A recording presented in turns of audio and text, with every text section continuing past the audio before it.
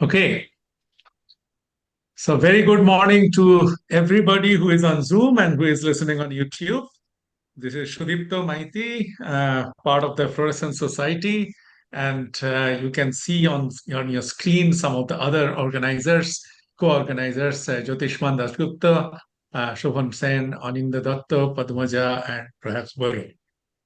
Before I introduce today's first speaker, let me say a little bit about what we are doing because you see that FCS 16 on the screen. So it's obviously the 16th year of something that we started in 2009. And it was a slightly bold experiment.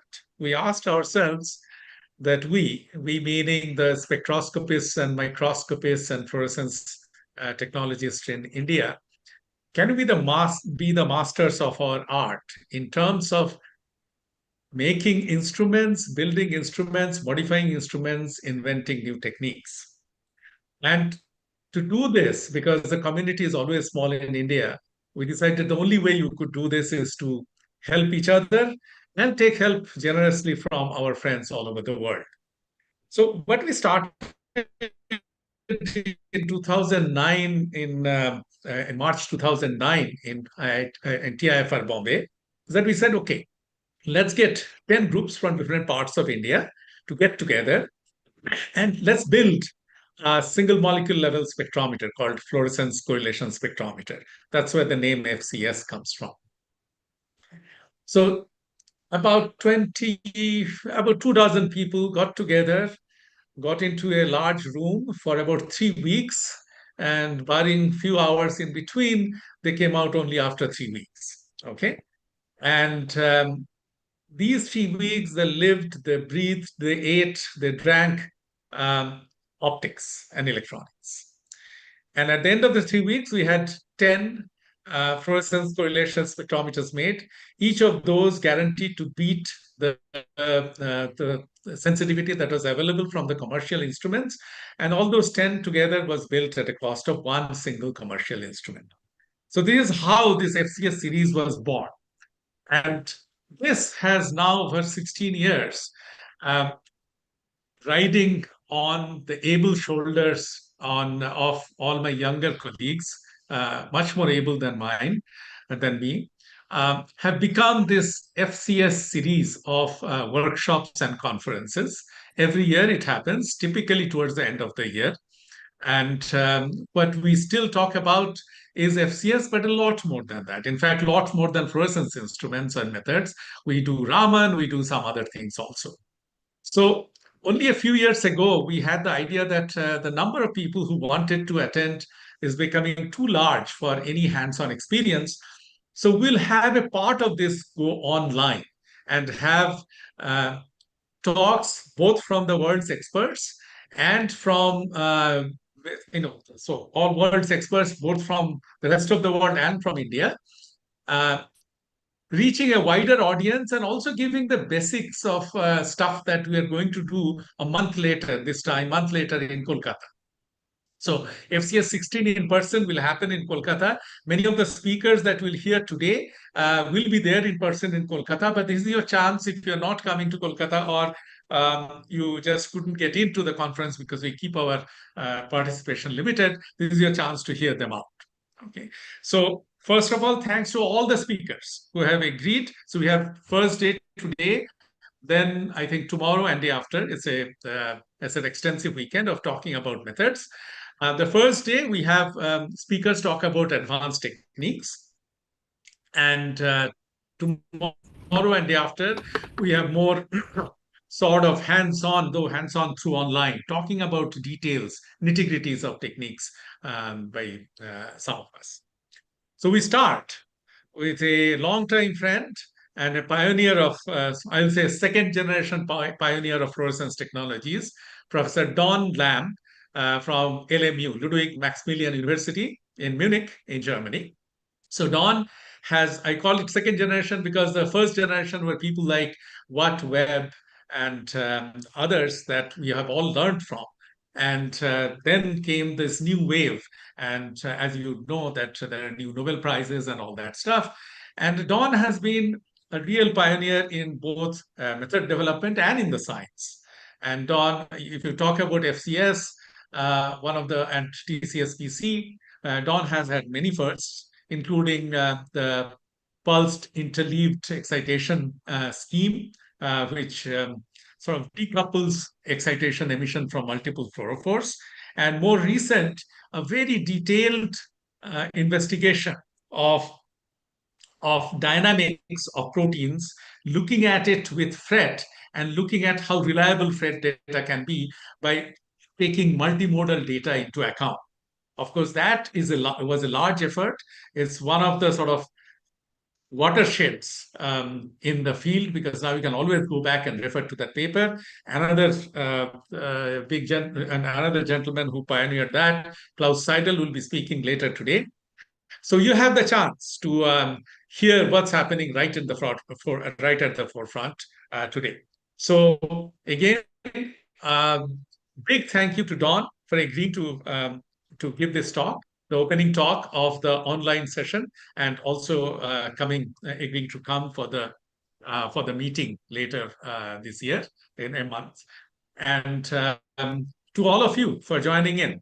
Let's keep chatting with each other so that we can enrich each other's knowledge and the little nuances of experiments without which you'll be stuck for a year, with which you are done by the end of the day. So we have to keep exchanging our ideas, keep talking to each other, keep learning from each other in order that we can make new discoveries. So again, a hearty welcome to all of you.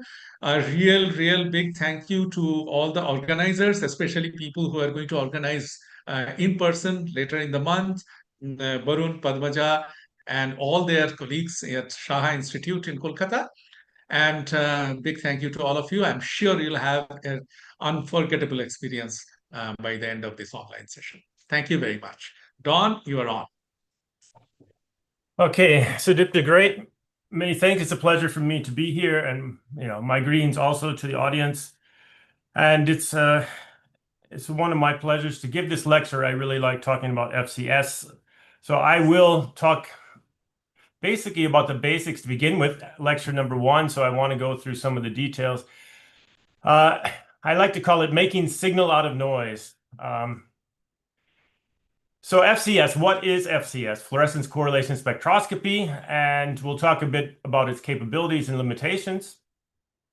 Fluorescence is the first name. It's the property of a molecule to, after optical excitation, spontaneously emit light upon transition from the electronic excited singlet state to the ground state. The phenomenon we know, one of the Einstein coefficients, so we excite a molecule, it relaxes to the lowest energy level of the excited state. When it goes back, it gives off a photon, and this is what we measure.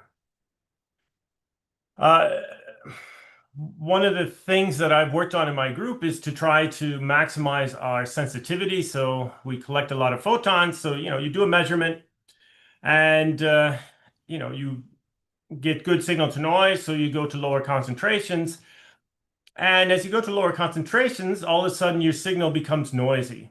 And you check the stability of the laser, you check the stability of the optics, etc. And it turns out when you get down to the single molecule level, the noise is not coming from the instrumentation. The noise is coming from the sample itself. So back in the 1800s, a man named Brown investigated the motion of organelles that were expelled from pollen. And it looks something like the video that's shown here, taken from YouTube. So you lysate pollen cells, these organelles come out, and when they looked at them underneath the microscope, it would look like they're jiggling and moving around. And this was described theoretically by Einstein, the equipartition theorem, the fact that you have thermal energy exchanging with the environment, and the molecules are jiggling around looking as if they are alive. The very first, what I would call fluctuation experiment, but the first, well, let me go back. So what we're measuring is the actual fluctuations in the number of molecules within the focus of our laser. So typically, and this was done by Rudolf Riegler in the beginning of the 90s, I think he put fluorescence correlation spectroscopy, coupled it with confocal microscope, so you have a very tight focus volume on the order of a femtoliter or less. And if you look with nanomolar concentration, how many molecules you have, the number of molecules will start to fluctuate. It will follow what we call a Poissonian process. The statistics are shown here. And now I just lost my screen. Good. The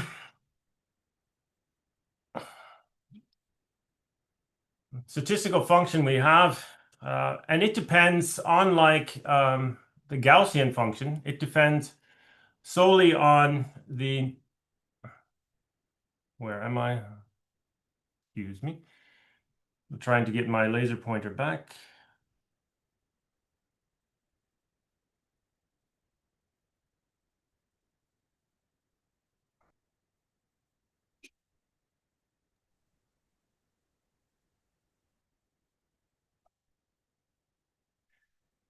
Okay, well, you see the mouse. So Poissonian has one parameter, right? A Gaussian, many people are used to, or they know. They have, you have your peak position, you have your width. Poissonian only just has the average number as the parameter, and then you can calculate the probability of n events given the average value to the nth power each to minus the average over n factorial. An event is considered to be Poissonian if there are three parameters that are fulfilled. One is the number of changes on non-overlapping intervals are independent. The probability of exactly one change occurring in a sufficiently short interval of a particular length is lambda times h. And the probability, so the longer the interval, the linear increase in the time or that a change happens. And the probability of two or more changes happening in a sufficiently short interval is zero. I like to talk about, perhaps then if you look at the number of people in a cafe, if you're looking at the number of people within a cafe in the morning, or you look at them in the afternoon, not considering the workers, you go far enough away that the intervals are not overlapping. The people in that cafe are different. Things are independent of each other. And okay, you have an average flux rate, the average number of people coming into the cafe, the average leaving. And that gives you a particular value. And then you can say, okay, within a 10-minute interval or 1-minute interval, I can calculate linearly the probability of that happening. And if we go to a short enough window, then no two people are going to enter the cafe at the same time. I'm going to stop sharing for a second and come back.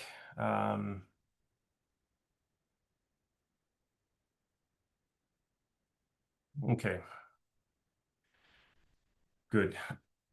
So these are the parameters that define whether a Poissonian process takes place or not. And excuse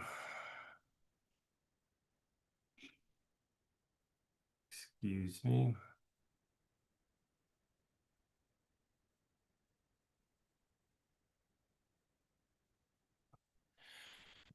The thing about the Poissonian process is that the width of a Poissonian distribution, so to say, or the variance is equal to the average value. And that will become important when we look later into the FCS experiments. So this is the first measurements that were done that I would say applications of correlation spectroscopy. They weren't using fluorescence. Was done in 1911, where Jano with his student was measuring the number of gold particles within his microscope as a function of time. And so he had a metronome going. He would count the number of particles, and it should look something like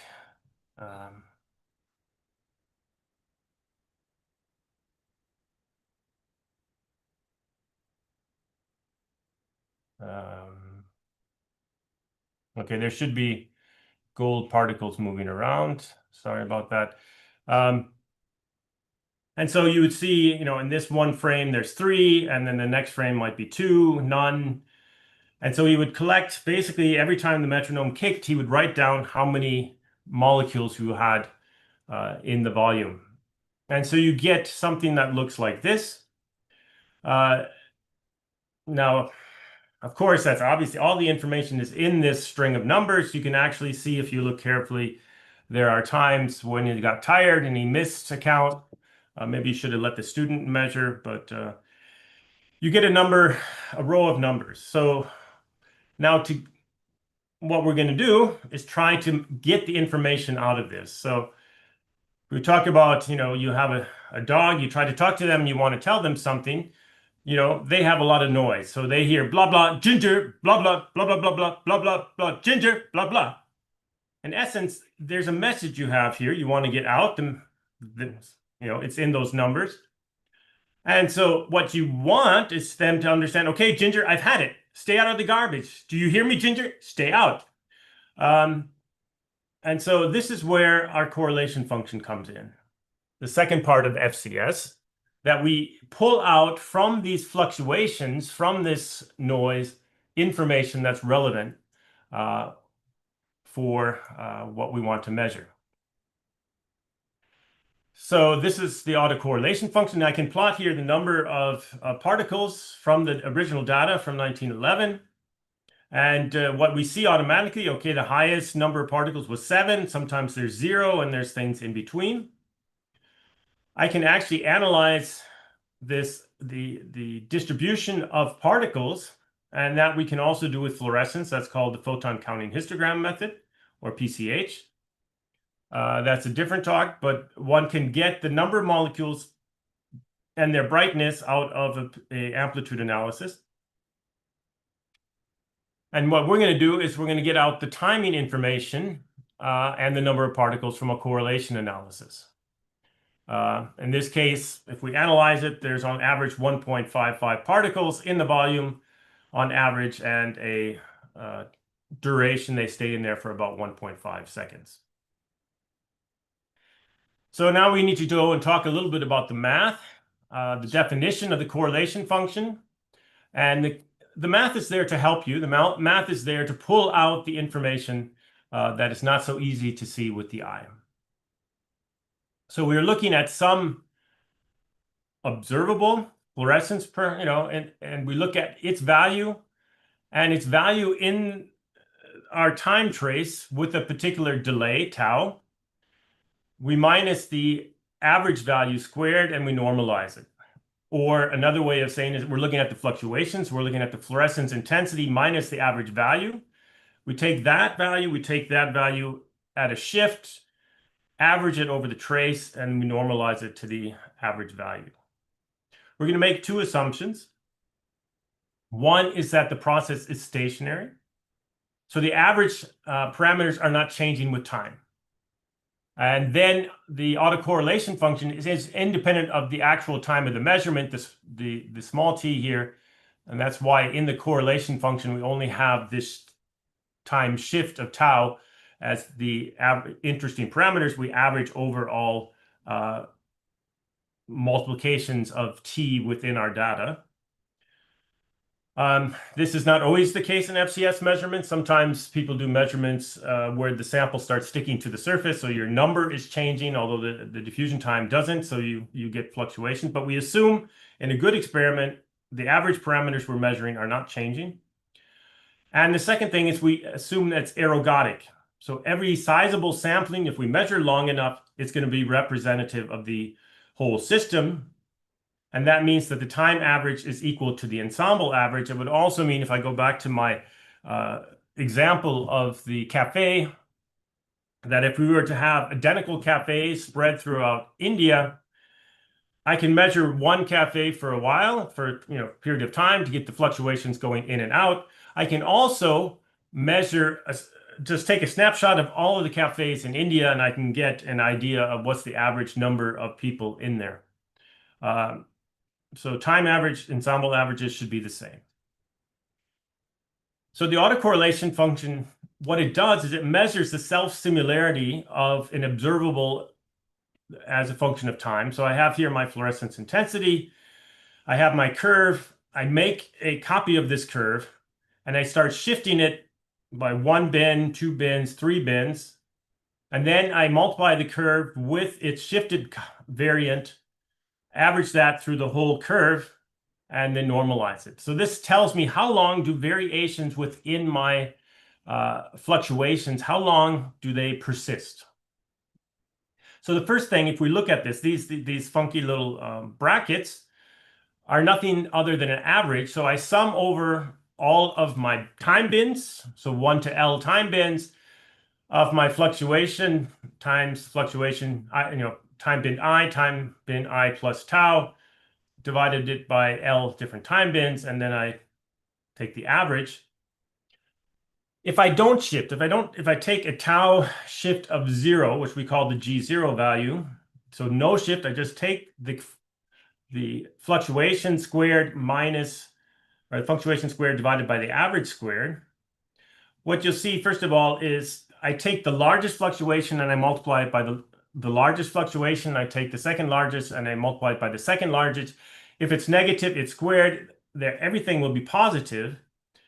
A shift of tau equals 0 gives me the maximum value I can get. Whereas if tau starts moving, some of these fluctuations one may be positive, one is negative, and so the fluctuations here can be less than 0. So G0 gives me my maximum value. And not only that, if I sort of rewrite this, I'm summing up here over my fluorescent values, or what I measure minus the average value squared, summed over all parameters. You've seen this before in mathematics. This is the definition of the variance. So we get the variance on the top. The bottom gives us the average value squared. And now, as we discussed for a Poissonian process, the variance is equal to the average number.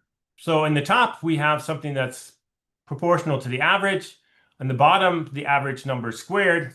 And hence, this G0 value gives us 1 over the number of particles in our volume. And it's a little bit intuitively, you can imagine if you're in a cafe and there's one other person in there and a third one comes in, that's a fairly large fluctuation in the number. If you're in a cafe with 100 people and one comes in, it's a small fluctuation. And so the amplitude of our fluctuation depends upon how many particles we have.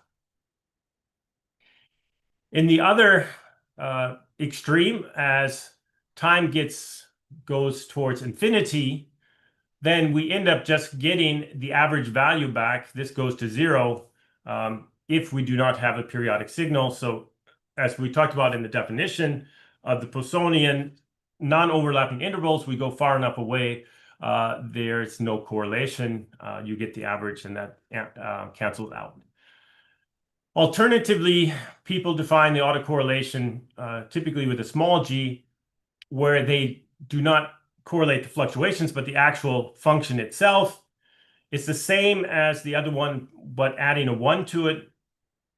So the correlation decays to 1 instead of to 0. And in this case, we can interpret this autocorrelation function as the proportionality of, or probability of, detecting a photon with a delay tau when we've detected a photon at t equals 0. So it converts the autocorrelation into a probability. So let's talk about just freely diffusing molecules right now. And how do we calculate this fluorescence intensity? So we just go through now a little bit of math, but in the essence, you get the equation, what's important, and also we'll describe what things are important in the end.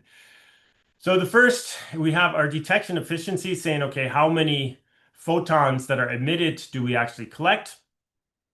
We have an effective quantum yield that depends upon the quantum yield of the dye and its absorption probability, right? So a dye can have a very high quantum yield, but if you don't excite it, the absorption cross-section is low, it's very dim. You'd like to have a good product or brightness of those two together. So detection efficiency and quantum yield give you effectively the brightness of the molecule. Then we have a function that describes the, what we call here probe volume. One, it depends upon the laser intensity. And it's here to the nth power because you can do 2-photon excitation, you can do 3-photon excitation. We do most typically just single-photon excitation. So we just take the intensity of the laser profile. Then that's coupled with the detection efficiency, and often these two together, the intensity times the detection efficiency for a confocal system is treated as a 3-dimensional Gaussian. We'll get to that in a minute. And then there's a question of the extent of the sample. That is what basically determines, I mean, typically, if you're just measuring a solution, the solution is infinitely large compared to this product of your laser intensity and detection efficiency. But oftentimes people like to measure on membranes, which means just you have a very small layer in the middle of your excitation and detection volume where you actually have a sample, where you actually get fluorescent signal, and everything outside is zero that you include in quasi in this sample extent.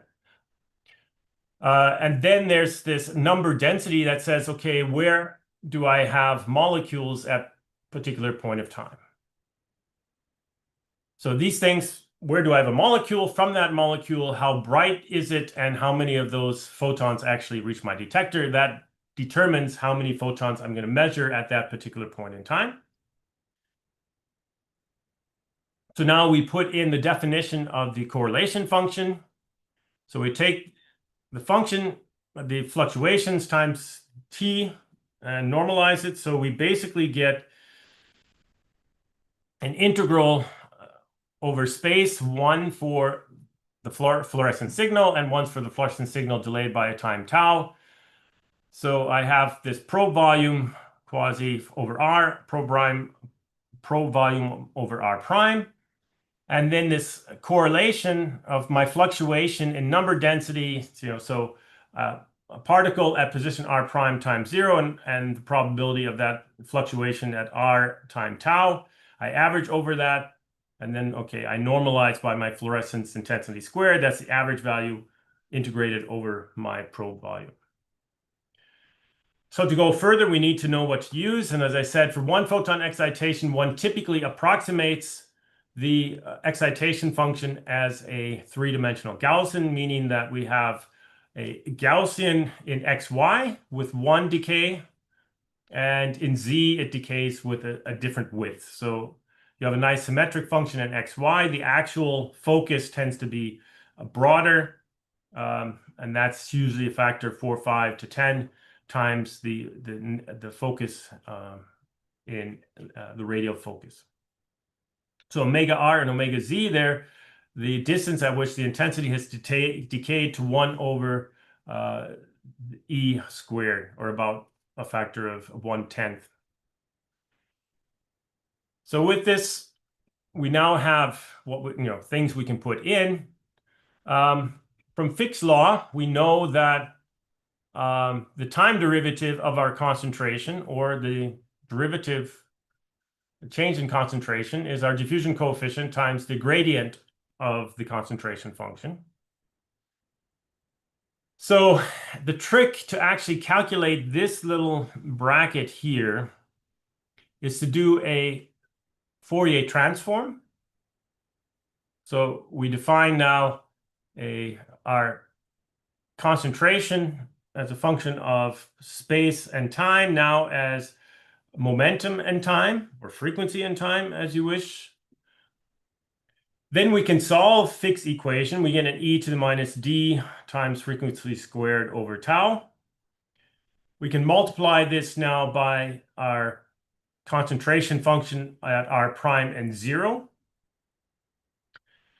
We do the inverse Fourier transform to convert here rho back into a space. So we now have an integral over R double prime. And why do we do this whole exercise? Just to let you know, now we have time dependence in the exponent here.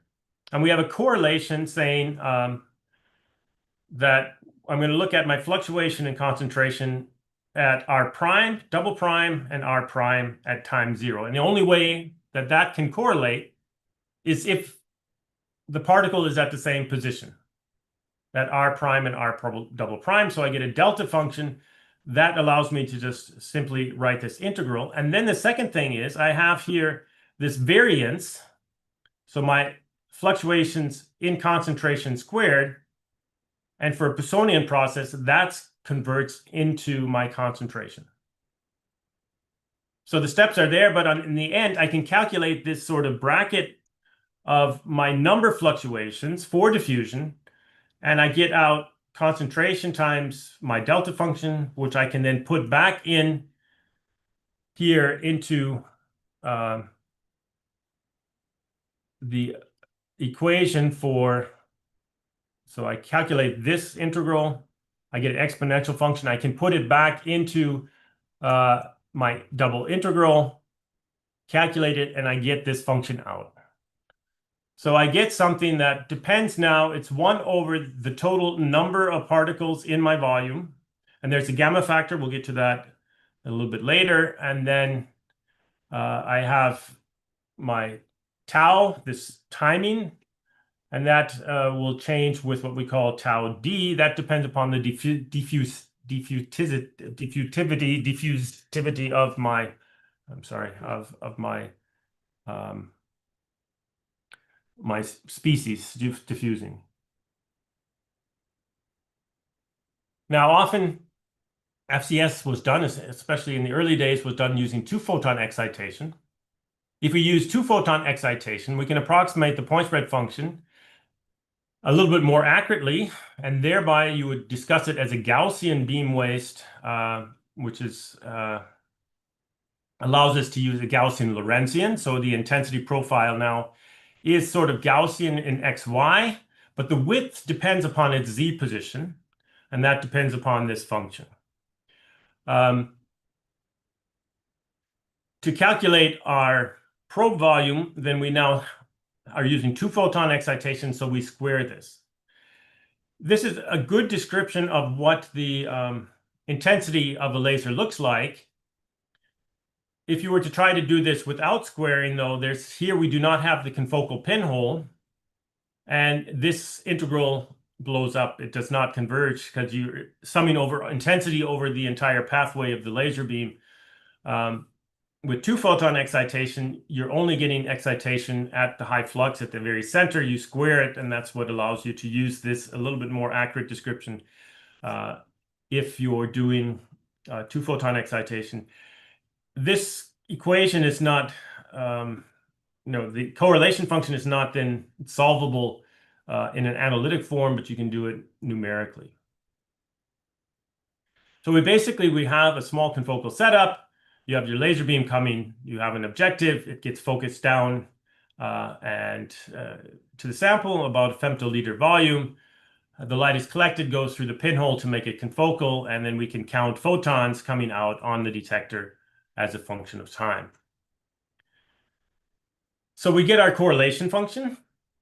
We can analyze the correlation function, and we can fit it. So now you can see the fit here to the data. This is diffusion of about 230 picomolar of rhodamine 6G, just diffusing around in solution. The G0 value, as we talked about, per definition, is here the variance divided by the average value squared. And since that's proportional, the variance is proportional to the average number, we get the average over average squared, or 1 over n. There's a geometrical factor, gamma. So this amplitude of the fluctuation, that tells us how many molecules we have in the volume. And then there's the decay time. If it was just two-dimensional, the time at which the amplitude decays by a factor of 2 would be this tau d. Good, we have some additional term by the third component, but it's roughly about the decay time to 1/2 of the amplitude. And that gives us our diffusion coefficient. So we get omega r squared over 4d. For 1-photon excitation, if you have 2-photon excitation, that changes to omega r squared over 8d. In this case, it's about 125 microseconds. If we have our diffusion time and we know the size of our volume, then we can calculate the diffusion coefficient So omega R of 456 nanometer gives us 415 micrometers squared for rhodamine 6G. And in this particular case, we have on average about 0.085 molecules in our volume. So there's this gamma factor. The gamma factor actually depends upon the shape of the correlation of your excitation function or the probe volume. It's important if you want to calculate brightnesses, or if you're talking about brightnesses, what it means, right? So you can imagine, let's take a particle and we'll nail it down into the very center of our point spread function. So our number density is basically going to be a delta function at the center, at R. And at this point, if we put this back in the equation, our fluorescence intensity, which is now what we're going to define as the molecular brightness, that will depend upon detection efficiency, effective quantum yield, and the intensity of the laser. We now have molecules freely diffusing in solution. We can say, okay, we have our average number. Well, you have the average number of molecules. We have our average fluorescence intensity. Number is concentration times some sort of effective volume. So I can define my effective volume for a 3D Gaussian as pi over 2 to the 3/2 omega R squared omega Z. I need to find somehow, okay, what is a volume? I mean, in essence, I'm looking for something that represents a closed volume. The Gaussian, of course, decays over an infinite distances. I mean, there's still a value, although it's pretty much close to zero. But how do I define it? And so what I say is, okay, what volumes gives me the same average intensity at the maximum value that corresponds to the average over my normal function. So if I now define epsilon as basically the average counting, intensity divided by my average number from FCS, I get this function saying that allows me to determine what this gamma factor is. And if I have a delta function, a function that's like the experiment I tried to show earlier, where you're just looking at gold beads, it's 1 if you see it and 0 if it's out. It's basically, if it's in the volume, it has 1 value, outside not, you get a gamma factor of 1.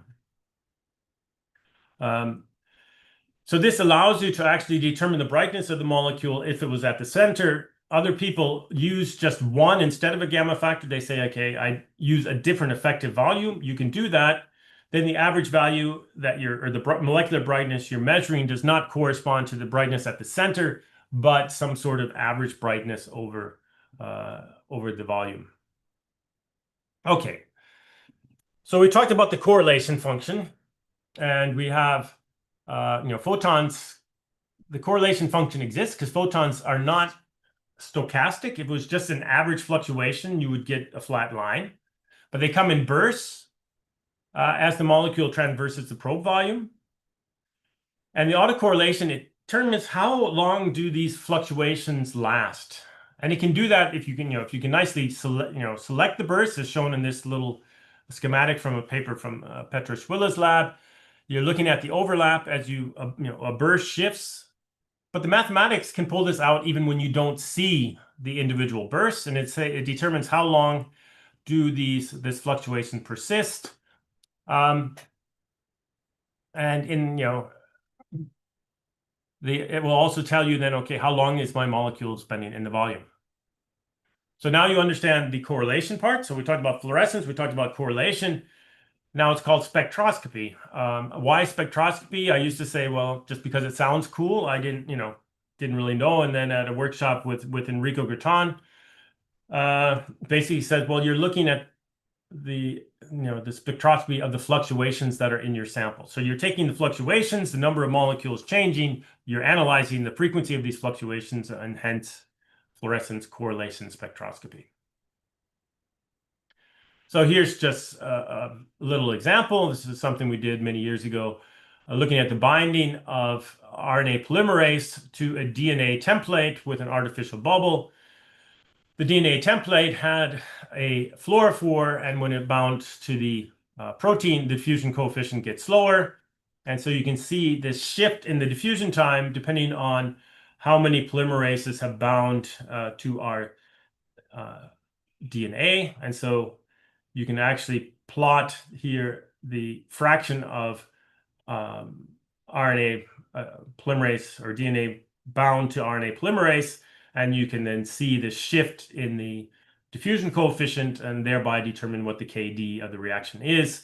In this case, it's a little bit difficult at lower concentrations because sample was disappearing on the surface, and so, but yeah, it was about 10 nanomolar binding affinity. So we can easily measure a reaction here. It's good for looking at sizes of molecules, and thereby you can do a lot of things. Now, what about signal to noise in an FCS experiment? So if you want to talk about signal to noise, there's two different limits. The first one is the high intensity limit. If you're measuring sort of beads, sometimes one likes to test things out using fluorescent bead samples. One may get to the high intensity limit, or when we're measuring sometimes viruses, the signal is bright. And in that case, the FCS will be basically that signal to noise is dominated by the uncertainty of the number of fluctuations that you measure. So your signal to noise will depend solely on how long you're measuring over the time scale of the correlation to the 1/2. And the only way that you can improve things is to measure longer. In reality, we're always usually in the low intensity limit. We never have enough photons. And so our uncertainty is dominated by the number of photons. So our signal to noise, well, the signal is going to, how bright is each molecule? And so our intensity and the amplitude of the correlation, which is gamma over n. And okay, how long we measure, that determines the signal to noise. Our intensity is the brightness times the average of number of molecules. So our signal to noise depends upon how long we measure to the square root, the brightness of the molecules, and this gamma function or geometry factor. So the only possibilities to improve signal to noise are to measure longer, increase the brightness. Changing the geometry is typically a little bit difficult. The signal to noise, in theory, is independent of sample concentration. So, if you're doing fluorescence spectroscopy sometimes and you're measuring an emission spectrum and your signal doesn't look good, well, you can measure longer, or you can increase the concentration, you get better signal to noise. In FCS, if you double the concentration, well, you get more photons. The noise gets maybe a little bit less, but the amplitude drops also, and the signal to noise does not change under ideal conditions. In reality, the concentration limits are somewhere between 100 to 200 nanomolar is the maximum intensity, down to about 1 picomolar. There are exceptions in all cases, but the idea here is the maximum concentration. What limits us here tends to be detector saturation. We're using detectors that do single photon counting. They can go up to count rates on the order of 1 to 10 megahertz. And if you go above that, they melt, and then your advisor is out a lot of money, and you're not, is not very happy.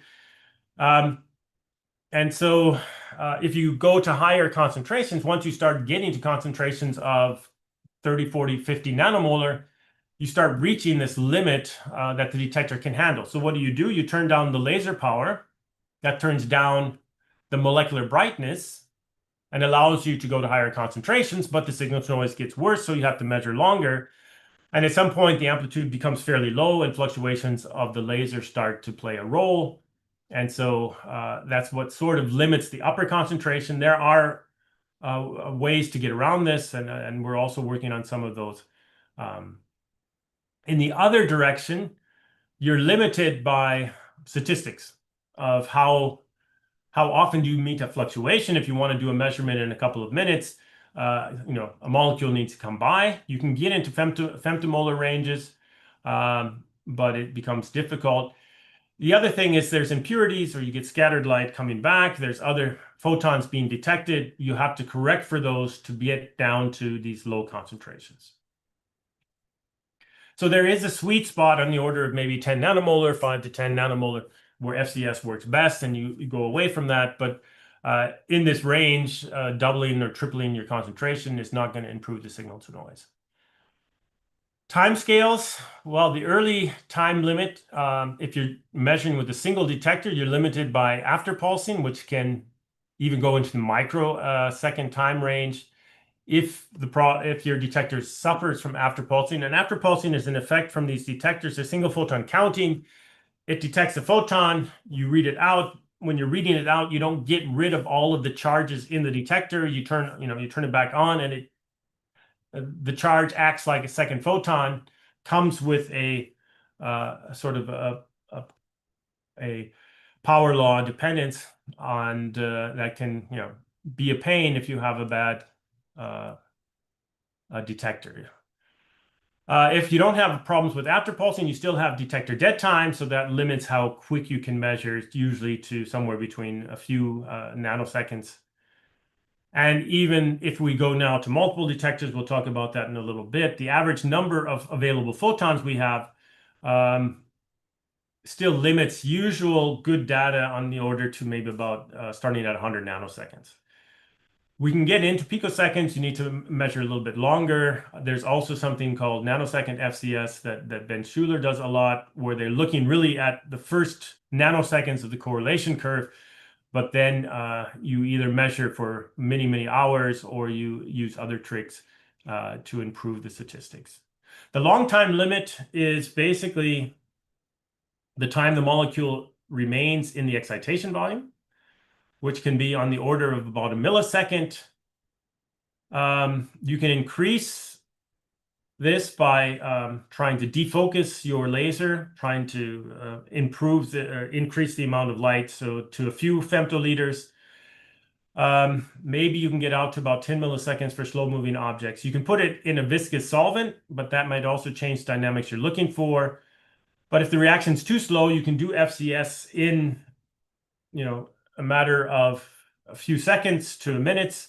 So if you have slow changes, you can just watch it as a function of time. Now, what I like to say about fluorescence correlation spectroscopy, is a great method because if it fluctuates, you'll see it. It's also a dangerous method because if it fluctuates, you'll see it. And so you have to make sure that what you're looking at is the fluctuations you want to see. So anything that causes a fluctuation on your fluorescent signal will show up in the correlation function. So if we can take, an example of a molecule going through the excitation volume, or going to the cafe, and now if you go to the restroom in the cafe, the security cameras don't see you. You blink, you disappear until you come back. So the number of molecules in the cafe are changing, and so you get blinking. Here we get a transition from the singlet state to the triplet state. Triplet state is much longer lived. When the molecule is in the triplet state, it's not re-excited by the laser, and so the molecule becomes dark for a while. And so this blinking process will show up. And so it actually ends up becoming an additional term, 1 plus the fraction of molecules in the triplet state over 1 minus the fraction e to the t over the tau t, or the triplet state lifetime. So you can actually measure the triplet state lifetime when this is happening. And so there's a number of processes one can actually measure in the end with FCS. If your sample is sensitive, or your instrument is sensitive to the polarization, so you're using polarized light for excitation, and your detection is polarization sensitive, you can actually see rotational diffusion of molecules. Then you can have triplet state dynamics, you can have kinetics, and then there's translational diffusion, which is what we started talking about. If you go here into the actual short times, you can get what's called anti-bunching. And so if we go back to our definition, so what's happening here? We're saying, okay, I see at time t0 a photon. What's the probability of detecting another photon? Well, if the molecule enters my volume and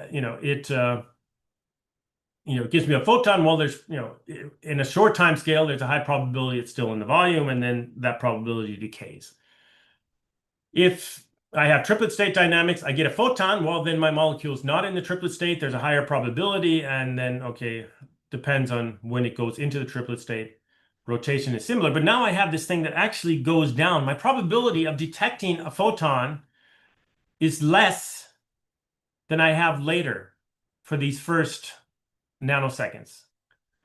And this is actually a term called anti-bunching. We're talking here, the bunching term, when a molecule goes through my volume, I get a bunch of photons. I get a burst of photons.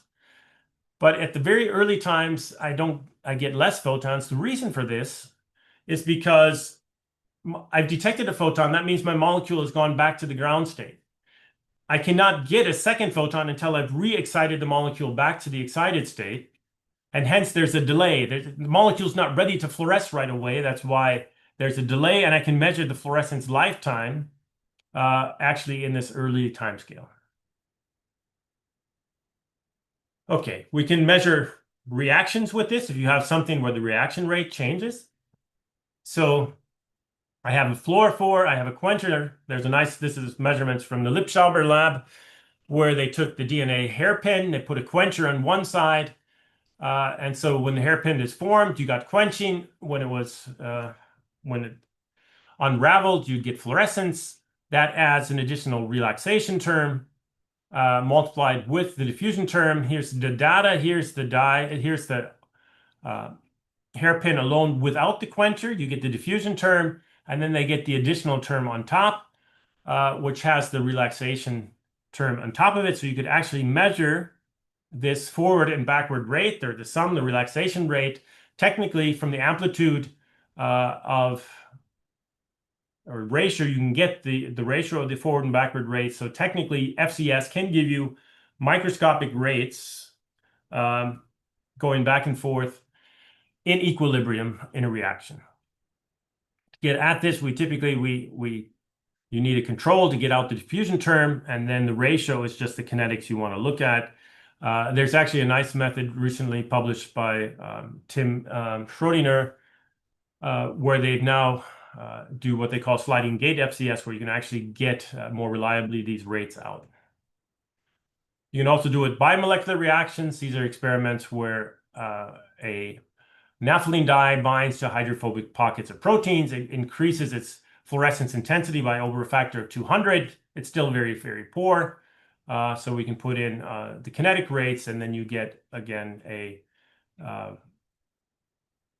autocorrelation function that has the diffusion term and an additional term due to the kinetics that's changing the fluorescence intensity. If we have multiple species and do the mathematics, what actually happens if I have two species, what do I measure is I'll measure the diffusion function of one species, the pure species, multiplied by its fractional intensity, and the second species multiplied by its fractional intensities. And if it's more than that, then I sum them up, right? So I'm calculating the correlation is dependent on this square. I take the intensity times the intensity shifted with time. And so the weighting I get is this fractional intensity squared, right? So if I do an experiment with background, I have scattered light, etc., then I have usually a lot of background molecules. So N is large. They're very weak in intensity, but the amplitude of the second term I can ignore. But I do have then this still intensity of my signal. There's a fraction coming from signal. There's a fraction coming from my background. And so what I measure will be the right diffusion coefficient, but the amplitude is weighted by the fractional intensity squared. And so what I get is the right correlation function. Amplitude is reduced by the square of the fractional intensity. So half of my intensity is signal, half is background. Fraction is 0.5, fraction squared is 0.25. I get 1/4 the amplitude, or I'll think I have 4 times as many molecules that are 1/4 as bright when I have background. Good. Everything I talked about so far was just with one channel. And we can actually do correlation between two channels. So there's different ways of doing this. So the first way of doing it is just putting in a 50% beam splitter, where just randomly half the photons go to the first detector, half go to the second detector. And I can then correlate these two. These are good for calculating, getting rid of detector effects and looking at the fast processes. So when I'm correlating detector 1 and detector 2, dead time effects of photon 1 of detector 1 do not affect detector 2 and vice versa. That's good for fast correlation. And so what you see then is you can nicely get this anti-bunching term. How far it dips also tells you how many molecules you have in it. So you can very nicely look at quick interactions. You can look at chain dynamics, as I said, with nanosecond FCS that Ben Schuler looks at. If you have pulse excitation, you nicely see this probability of excitation going up. The probability of getting photons correlates with when the laser's there and it decays. But in the middle, there's actually a drop because one photon's been detected already. The molecule's not ready to excite. Another molecule in the volume might. So that's why this amplitude depends on how many molecules are in the volume.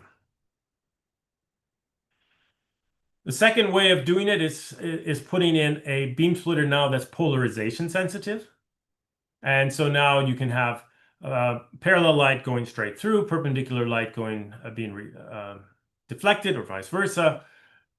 So now your detectors are sensitive to the polarization of the emitted light, which determines on the the directionality of the dipole moment. So here's actual data with GFP. And so you can actually see here a difference. If I take parallel versus perpendicular or perpendicular versus parallel, I see the rotational term, but it's not symmetric anymore. So if I take channel 1 versus channel 2, then I can go here in positive delays. If photon comes first in 2 versus 1, so going the other way around, I have the other side. Now, this is not symmetrical. Why is that? Well, the fact is the process depends on excitation and emission of a photon. So if I detect parallel versus perpendicular, I'm parallel, so I can easily excite. I emit. I'm parallel, so I can again excite again, and then it rotates and emits in the perpendicular channel. If I do perpendicular times parallel, well, first I have to be parallel to excite. It rotates to emit, then it has to go parallel again to excite, and then it gives off the photon. That's why this correlation function is not symmetric. But you can sort of add them together to get the average information. What's typically done, or what's done very often, and this is what Petroswila is known for, is putting in a polarizing or a dichroic mirror. So now you put one color photons to channel 1, a second photons to channel 2, and then you get, you can do cross correlation of two different labeled species. And so that's very good for looking at interactions. So you now have a function now that's proportional to the number of double labeled molecules, inversely proportional to the total number of green and total number of red. So in essence, you can now look at, if we separate, one color would be the men channel and the second color the women channel, we can actually look at the number of couples going to the cafe because they come and leave the cafe at the same time. So here's an experiment. It's originally published by Petroswila. We did the experiment in my lab. So this is the cross correlation of a DNA. I think it's a 40 base pair DNA. It has its two labels on the very end. And so the DNA diffuses in and out. It gives a nice cross correlation amplitude. We add now an exonuclease that cuts it up. The total concentration of fluorophore stays the same, but now as the DNA gets shredded, the dyes will diffuse independently. And so what happens is, since the total concentration stays the same, we just see this number going down, down, down until it stops here at about 12%. And then, okay, one can think about, okay, what's happening here? Did my exonuclease die, or is there a fraction of DNA that's just super strong and doesn't let itself get cut, or what's going on? And what's going on is something called spectral crosstalk. What I said is FCS is a great measurement because if it correlates, you'll see it.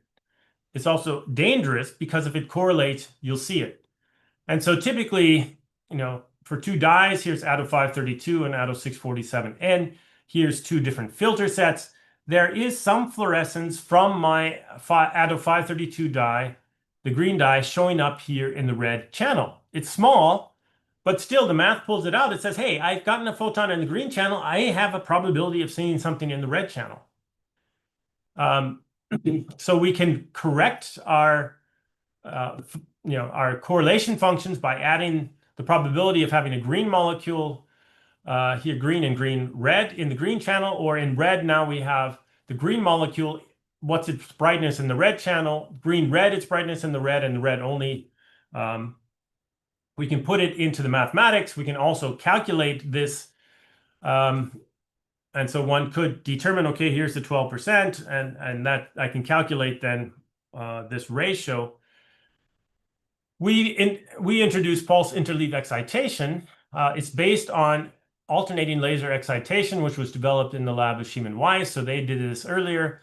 I saw a presentation or a poster by Achilles Kapinides at the Biophysical Society introducing ALEX for single molecule FRED experiments. I thought, actually, this would be really cool for FCS because we can actually get rid of this spectral crosstalk. And so basically you use pulse lasers. You have one laser, the green laser pulse. Here you'll get your green intensity. In the other channel, you would have direct excitation of the acceptor. You could have crosstalk, and you also have FRED if there's FRET going on. And then you come with the red laser, you choose the wavelength so it does not excite green, and then you get your red fluorescence. And so by doing this, we can now basically look when all these photons come. We define now a green excitation, a red excitation, so we get this spectrum coming up, light in the green and red channels after green excitation, red only after red excitation. Sample looks like, or the setup looks like this. So now we can do cross correlation. These are two dyes, freely diffusing. If we take the data set, we analyze it as you would do a normal FCS measurement, you get this cross correlation due to spectral cross. Excuse me, Don. Yeah. Sorry to interrupt. We have 5 minutes more. Right. I'll be done in a second. And if I now take the information that I have excitation only, I take photons after green excitation from my green channel and photons after red excitation from my red channel, I get here the red curve. And if you're very critical and you look at the red curve, you could actually say, oh, it looks like it's going a little bit negative. You're true, because in that case, we were using electronics that had to determine between channel 1 and channel 2 that actually added dead time effects, an anti-correlated signal. If we synchronize them, we can actually totally get rid of this. So we can get rid of crosstalk using pi, and that's what I'm known for. And that's basically as far as I'm going to get. So, and I can take questions. All right. Thanks a lot, Don. For those who came late, let me introduce myself. I'm Anindya Datta. I'm one of the people who are involved with Fluorescence Society, which is really some friends working together for the purpose that Professor Maiti talked about. Thank you, Don. As always, this was a very nice, brilliant presentation. And the range that you covered is really impressive. I'm sure that there are questions from the audience. I'll request the audience to please raise your hands so that we can take the questions in an orderly fashion. Or you can also type in the message book.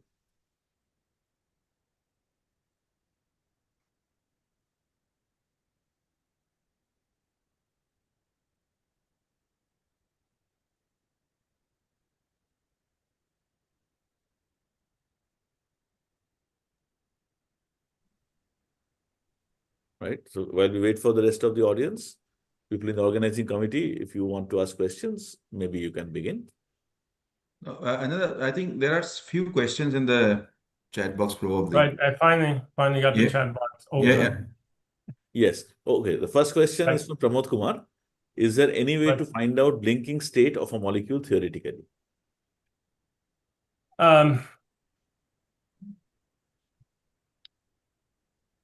To theoretically calculate the triplet, I mean, if you know the energy levels, but to the rate of the interstitium crossing, you know, to calculate that theoretically, I'm not aware of. Also, the fact, I mean, there's a lot of tricks to figure out whether you have blinking or other changes going on. You can add sort of oxygen scavengers that deplete the blinking rate quickly. So there's things you can do to investigate it. I guess I'm not aware of being able to theoretically calculate what the blinking rate or rate you could probably, if you know the triplet state energetics, you could calculate the rate or the lifetime of the triplet state, but probably not the intersystem crossing. If you know everything theoretically, you could calculate it, but in reality, as experimentalists, we have ways of determining whether it's blinking or other effects like cis-trans isomerizations that lead to the fluorescence decay. Like I said, one of them is adding oxygen scavengers well, actually, if you remove oxygen, the triplet state lives longer. If you add reducing agents, it actually quenches it faster. Good. I guess think second question, right? Can you explain the conversion equation from GC to GD and what it physically means? maybe Shubham, you can unmute and ask the question. So what exactly your question is? Yeah, I guess I'm trying to figure out what's meant by GC and GD. Yeah, so me too. Shubham, would you like to unmute and ask the question? Actually, there is a one equation, there where it shows GC, this conversion between on the Are you talking about the DNA strands? yeah. Yeah.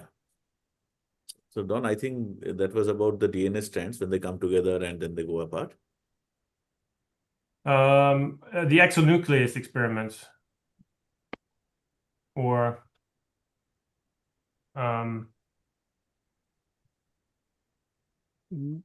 these experiments, or I think maybe in the next slide.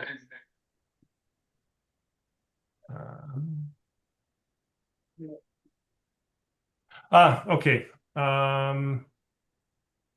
Do you mean this one, or this one? This one. Okay.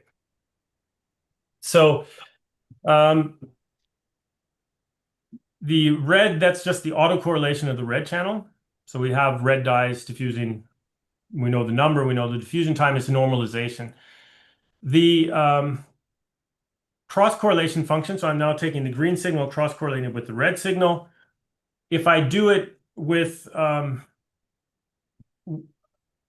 if I do this now, and I have electronics, so I have only one card that tells me when my photon's coming. And it has to tell me whether I have photons coming from channel 1 or from channel 2. And the card has dead time. So if a photon arrives in green, it registers it, but then there's a dead time until photons can be registered again. Which means if I have a higher than average signal in the green channel, there's a higher than average probability that my red channel will have a red photon arrives during the dead time of my card. And so I lose it. And vice versa, if red is above average, I have a higher than average probability that my green photon is lost. And that's what leads to this anti-correlated signal. So I'm doing a normal measurement. I have, I have focus in my laser, confocal volume, photons are detected. They split now between two detectors, but electronically, the electronics has to count whether it's coming from the channel 1 or channel 2. In the second case, I have two cards. These two cards are synchronized, but there's only one card for channel 1 and there's a second card for channel 2. So this dead time effect is no longer interacting. And so that's why I get rid of this effect. Does that clarify what I mean? Are you answered? All right. The next question is from Shankaran. Right. Shankaran, if you want, you can unmute and ask your question. The question is, how did the variance and average n become same? I don't think it became same. No, this is the property of the Poissonian distribution. Yeah. The Poissonian has this property, right? The Poissonian, when I go back to that was slide somewhere.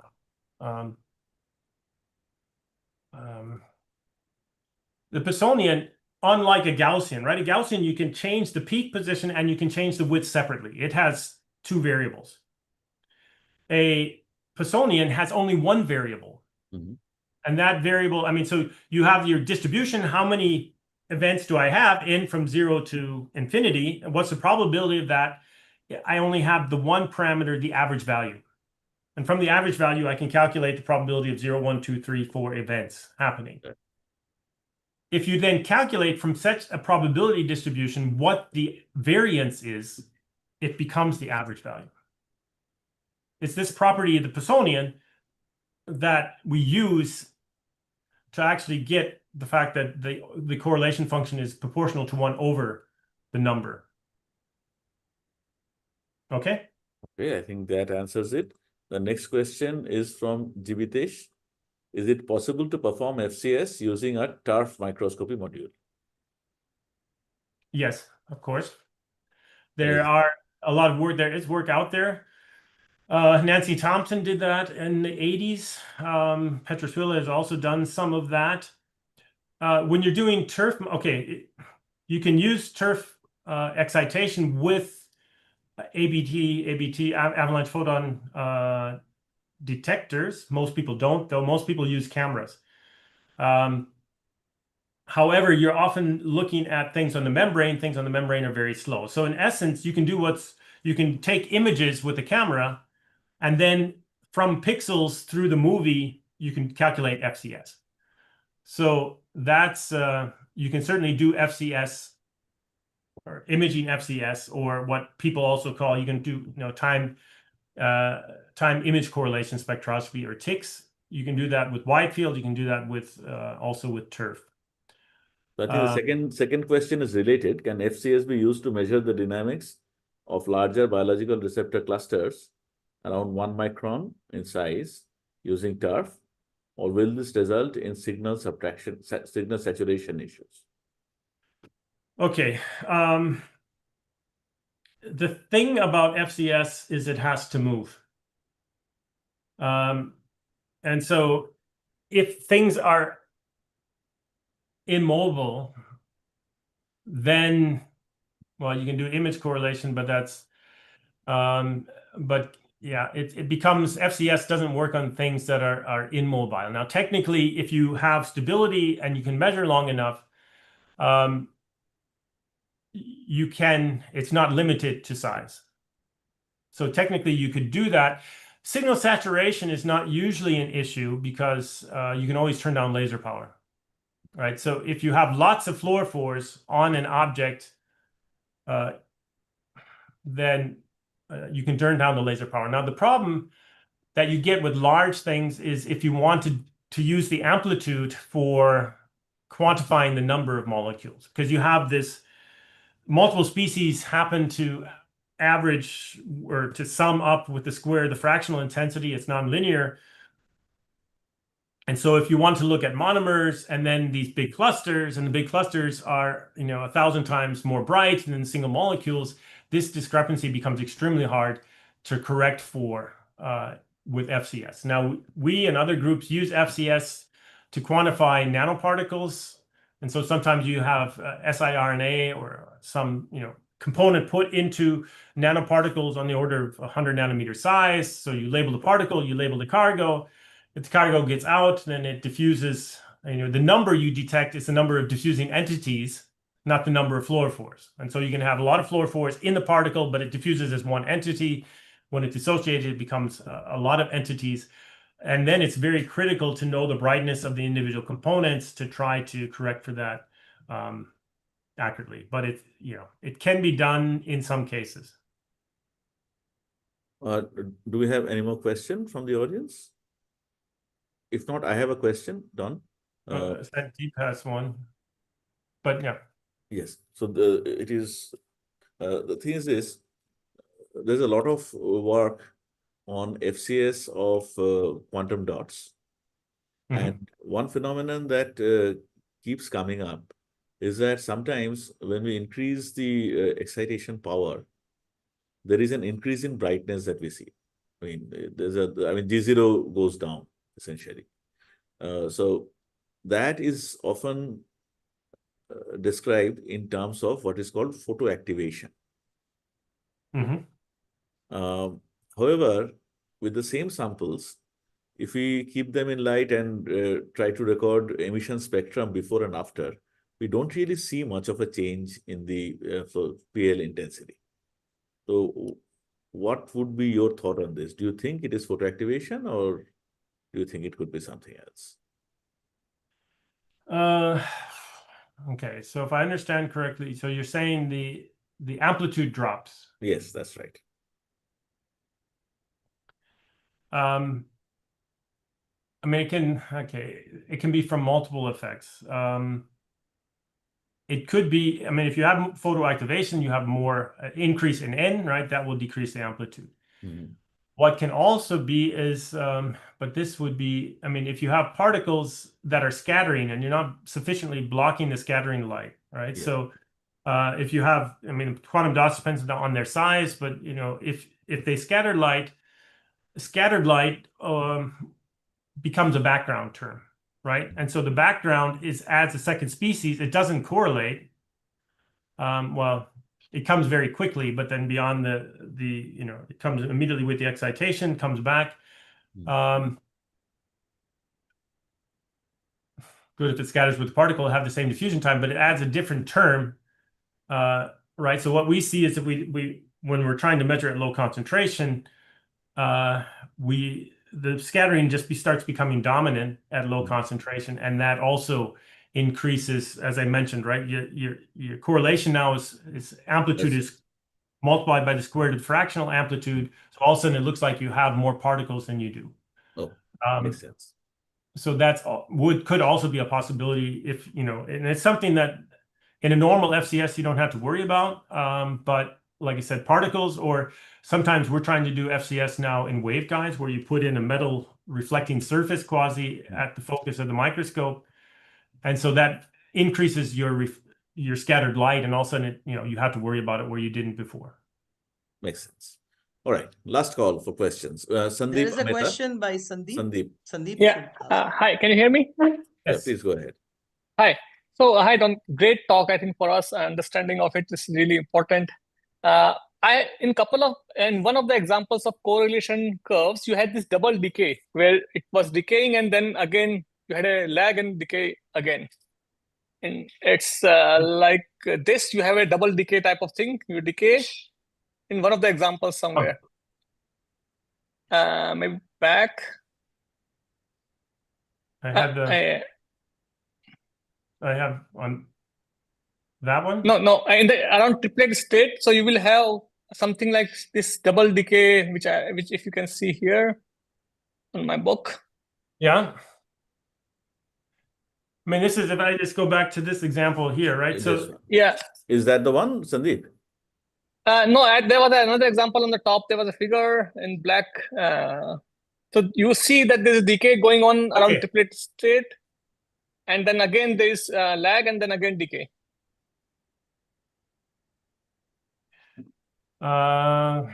Maybe the polarization dependent. I think he's talking about the kinetic rate. Yeah, exactly at that point of time.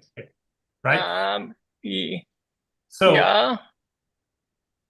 If this is the one you meant, no. So the this measurement has, there's two different measurements here. The first one has both the kinetics of, it's basically blinking by quenching when the hairpin forms, and when it dissociates, it unblinks, coupled with diffusion.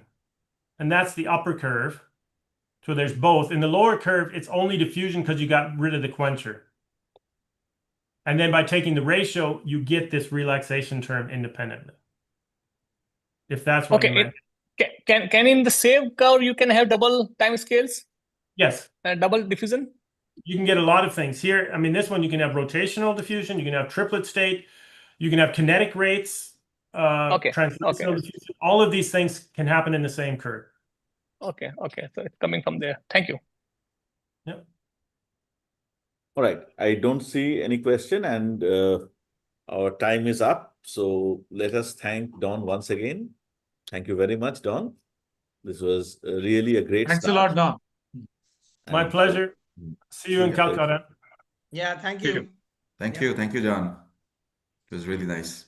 And we look forward to meeting you in person in Kolkata.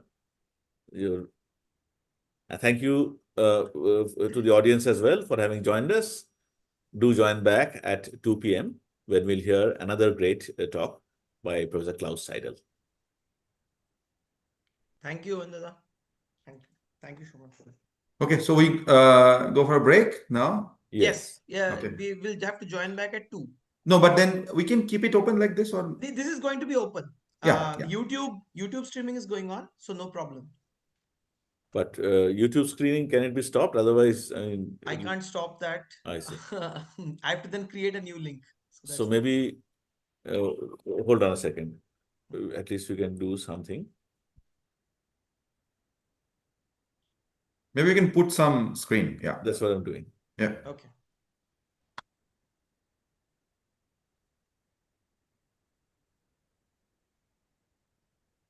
So he's writing something and sharing. We'll be back after a break. That's the point. Okay, Padmaja, thank you.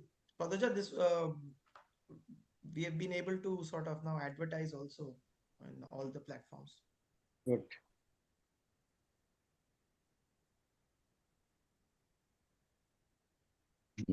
That's not so good. That's okay. Full screen, huh? That's okay. Yeah, perfect. All right. Perfect. Chalo. Yeah. See. Thank you. Okay. Thank you, JD. Thank you.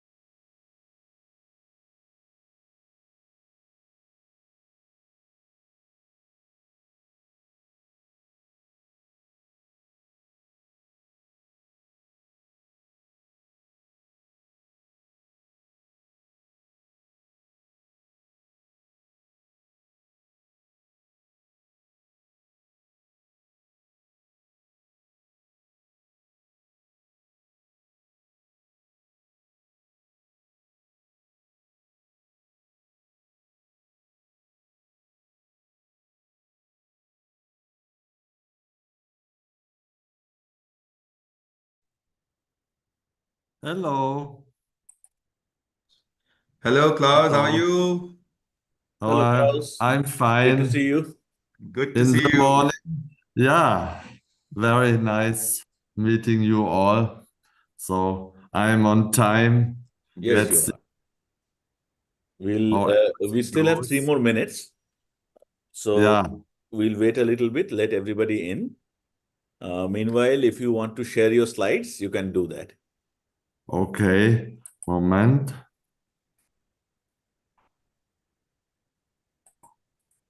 Let's see. Let's say moment I have to do share the slides. Okay. Because yeah, here it goes. Moment. So. Freigeben. Now it's working. So here we go. Can you see my slide? Yes, we can. Can you go to presentation mode, please? Yes, moment. Here we go. Can you see it? Yeah, all Yes. set. All set. Okay, then I stop if Yes. you wish, or No, yes, never change a running horse.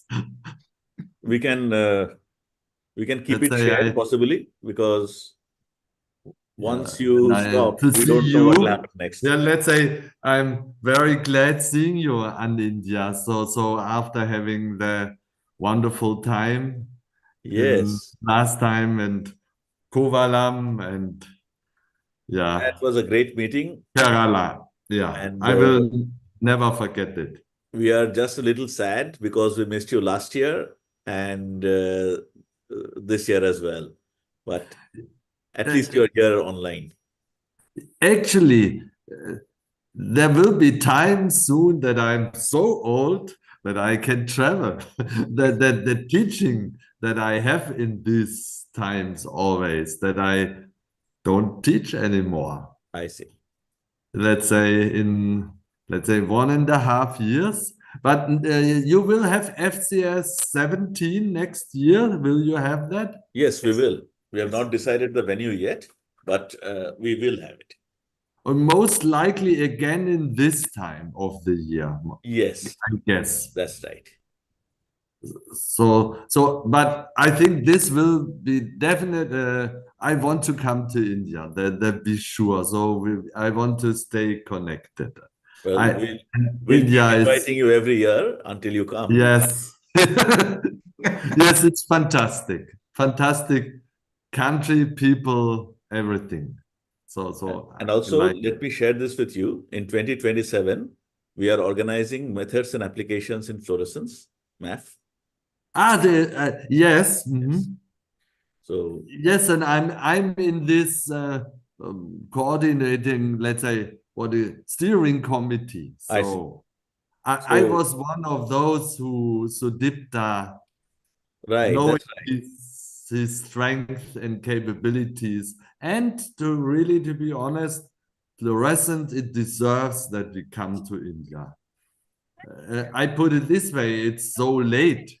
We should have So come. you should definitely come. Yes, usually. So this is then you will see which time of the year you will do it. What That's is right. best, and I think you wanted to close to Mumbai, not so far away, somewhere a little bit Macau or some Portuguese. Goa. We are Goa. doing it in Goa. Goa. Goa. That was some. I Yes. know Macau is in China, Yes, but Macau also is in China. Portuguese. Yes, That we are doing it in Goa. Right now, we are in the process of finalizing the venue. So once that is done, and that should not be more than a couple of months, we will send out the invites and do block your calendar. yeah. But even before that, do join us next year for FCS 17. Yeah, that's I hope. So I try to have in this talk a kind of mix Okay. of something for the students that I don't off the sky all the time, and so that they understand what I'm and why I'm doing this, and then I do some applications which are then I think advanced. that would be a great way to do it, because and we have time, so no problem at all. Okay, shall we start now? I see Yes, please. Can you please 9:32 share your slides? And again. even though you don't really need an introduction to this audience, I will Yes. I Okay. will say something very, very briefly. So, okay, so let's see whether this goes away somewhere. No, because in WebEx they go This is to great. the end, but Great. this I think dialogue. this is absolutely fine. So I'll get started. Okay. Welcome back to the second session of this online curtain raiser of FCS 16. We are delighted to have among us our old friend and well-wisher, Professor Klaus Seidel from Düsseldorf. As most of us in this audience may know, that Professor Seidel is really somebody who has made his mark on the field of using fluorescence techniques, especially fluorescence macroscopic techniques, in unraveling problems of structural biology. He is one of the pioneers of the single molecule FRET technique, and he has really shown us how to do it. He has made significant contributions in advancement of fluorescence correlation spectroscopy. We heard about FCS from Don just before lunch. And what the absolutely new and unique contribution of Klaus to the field is this multiparameter fluorescence detection, which is an unbelievably great tool to get intricate insights into supramolecular complexes, into biomolecular systems, and so on and so forth. Of course, to do all this, many times one cannot rely upon probes that are already there. So a significant amount of activity of Professor Seidel's group has gone into developing new fluorescent probes. So Klaus, once again, thank you very much for having joining us. The floor is yours. Okay, thank you, Anindya, and thank you, the other organizers of FCS 16, for giving me the opportunity to present the work on single molecule FRET. And I try to put this in a broader context, and I also want to tell you how many techniques you can apply. And you see already from this slide that you see spot. That means this could be an image. How can you relate this to an image? You see it here that we want to combine imaging with single molecules with single molecule spectroscopy. And then we'll give you some examples here. And my philosophy is, let's say, influenced by Theodor Förster for sure, Gregorio Weber, and the FCS community, let's say, represented by Rudolf Riegler, Watt Webb, and Elliot Ailson. And they taught me that every photon counts in each parameter matters. And the parameters of fluorescence are, as you know, can you see my mouse somehow? Do you see that?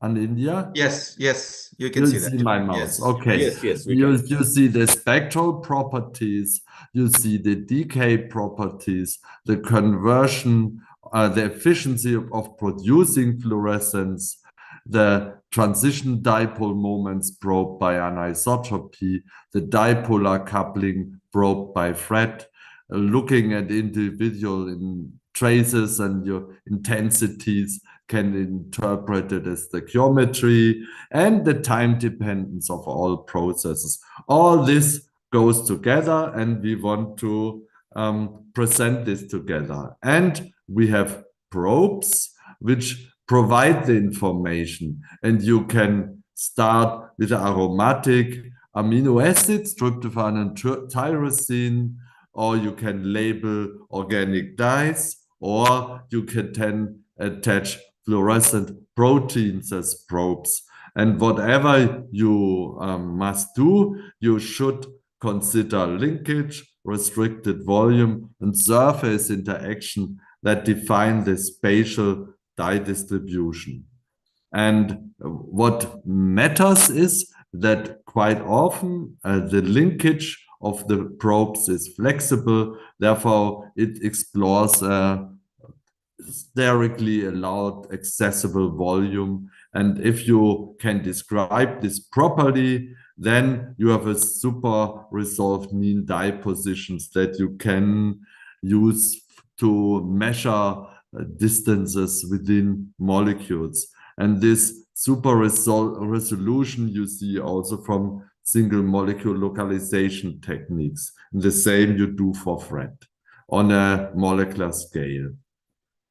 And I think what while you have a pair of dyes where to probe their dipolar coupling and Fred, the dyes, as you indicated here, have an accessible volume indicated by the mesh that network that I showed you, and the linker allows that is flexible enough that the dye can diffuse within this volume. And by that, you see that the dye can also get into contact with quenching sites. It explores the polarity of the environment. That means you can explore local structure by spectral changes, quenching. You can measure proximities to other segments where you have the quencher, the accessibility of local sites. You can measure the mobility of the dyes, and in terms of via fluorescence anisotropy and polarization of the fluorescence, that allows you to deduce order parameters like local flexibility, and all the articles cited to the site help you to find more details. But you can also analyze with these techniques global structure, not only local.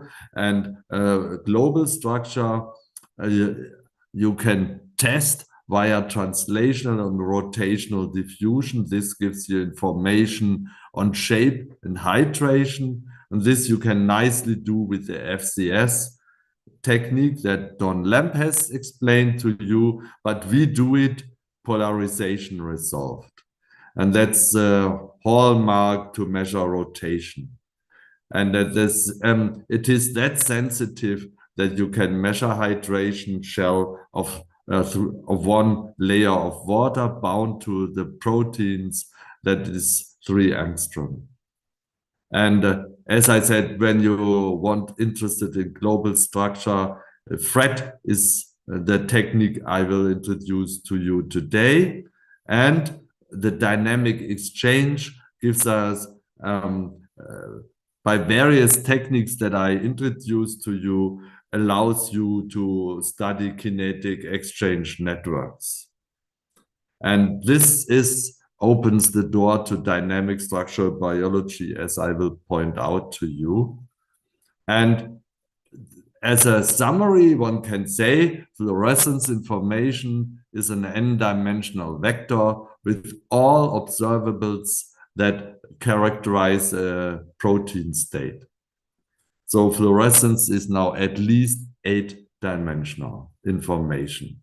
And the way we measure them is that we build a microscope where you have various pulsed lasers, and that they are in addition linear polarized, and we have one laser which excites the fluorophore in the confocal volume element that is freely diffusing like in FCS, and but one big difference, FCS observation volumes are usually used with a diffraction limited spot. That means they are very small. And we do the opposite, and therefore the dwell times of the molecules are short. And we want to study the molecule as long as possible. Our observation volumes are 5 to 10 times larger than diffraction limit, so that the observation time gets longer and we can collect more photons. And with this, we collect the photons and then spatially filter as always. But then we just have like a gate. We sort for polarization, we sort for spectral window. You can do it in 2, in 3 colors. And what is important, you have then each detector duplicate in parallel and perpendicular polarization. This is also nice because now you can have higher count rates and anisotropy information, and you overcome the dead time of the detectors. And then you have a smart electronics which registers time over hours, picosecond resolution. You can get it, it's described in these articles, and you can get it from PicoQuant and Becker and Hickel, and we have both instruments. And that allows you to do full correlation spectroscopy from, let's say, picoseconds to seconds, 12 orders of magnitude in time. And I think this is the first complete full FCS curve to my best knowledge. That was the measured 2005. At the same time, for each burst, you can obtain polarization resolved decay histograms on the nanosecond scale to measure fluorescence lifetime, time resolved anisotropy in all spectral channels. So we are ready to study action of these molecules. And Don Lamb has a wonderful molecule. You count single molecules, and whenever you have one, it diffuses in, and then you get more and more molecules and build up a histogram. So it's like fishing. Each fish you judge, each single molecule judge, and you determine all parameters of fluorescence burst after burst, and then you histogram it. And from that way, you could say you have a one-dimensional histogram. Let's see what you can do with this. And since my topic is today FRET, then I shortly want to summarize what is the essence of FRET, because FRET is referred to as a spectroscopic ruler. Why this? Because you have, like in all other techniques, you have dipolar coupling between these two dipoles. And that means the transition dipoles, to be correct. And this is the famous Förster equation, where the donor-acceptor distance is to the inverse 6 power. And it is displayed as together with the system constant that I will explain next, the so-called Förster radius. And that defines the distance in units of the Förster radius. And this process is, in a way, I have to say, you have it in all techniques. You have in NMR, the nuclear Overhauser effect, which is dipolar coupling of nuclear spins.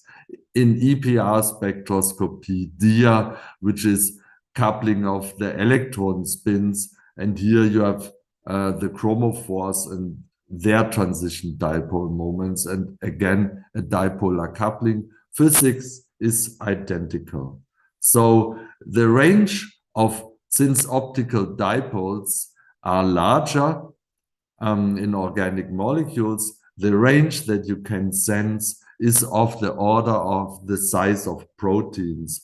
So you can go to 10 or 12 nanometer in distance. What are the system-specific constant, the Förster radius? And when you look in Förster's book, you find that that there are conversion constant, and then you have refractive index, J, the spectral overlap of the dyes, the fluorescence quantum yield of the donor dye, and the dipole orientation factor kappa square. And this is, so how do you deal with them? Do you know them? And the answer is not always exactly, but you can do good approximations for the refractive index. For the spectral overlap integral, that means that the energy levels of donor and acceptor must match. This is the resonance condition. That is the blue area here. This you can measure in any fluorescence spectrometer. And you have the fluorescence quantum yield of the donor. That means this you can determine also in spectrometers carefully. But to be aware, that's the donor fluorescence quantum yield without acceptor, and that is specific for each dye in each environment. So it's not fully easy to measure, but you can do it, and I prefer to kick it out and define a reduced Förster radius without the dye localization specific fluorescence quantum yield.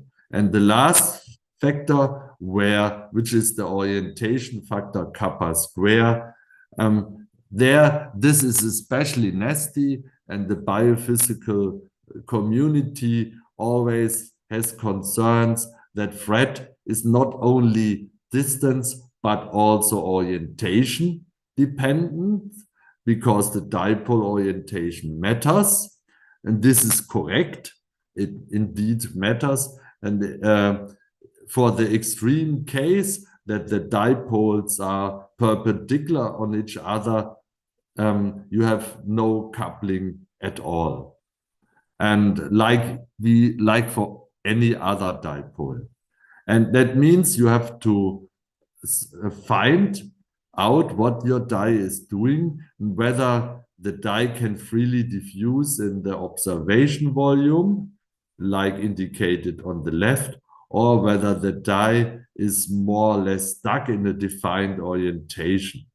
And the nice thing is that as analytical solution exists, that when the dye is mobile and you average over all orientations of both dyes, then you can get an orientation factor of 2/3.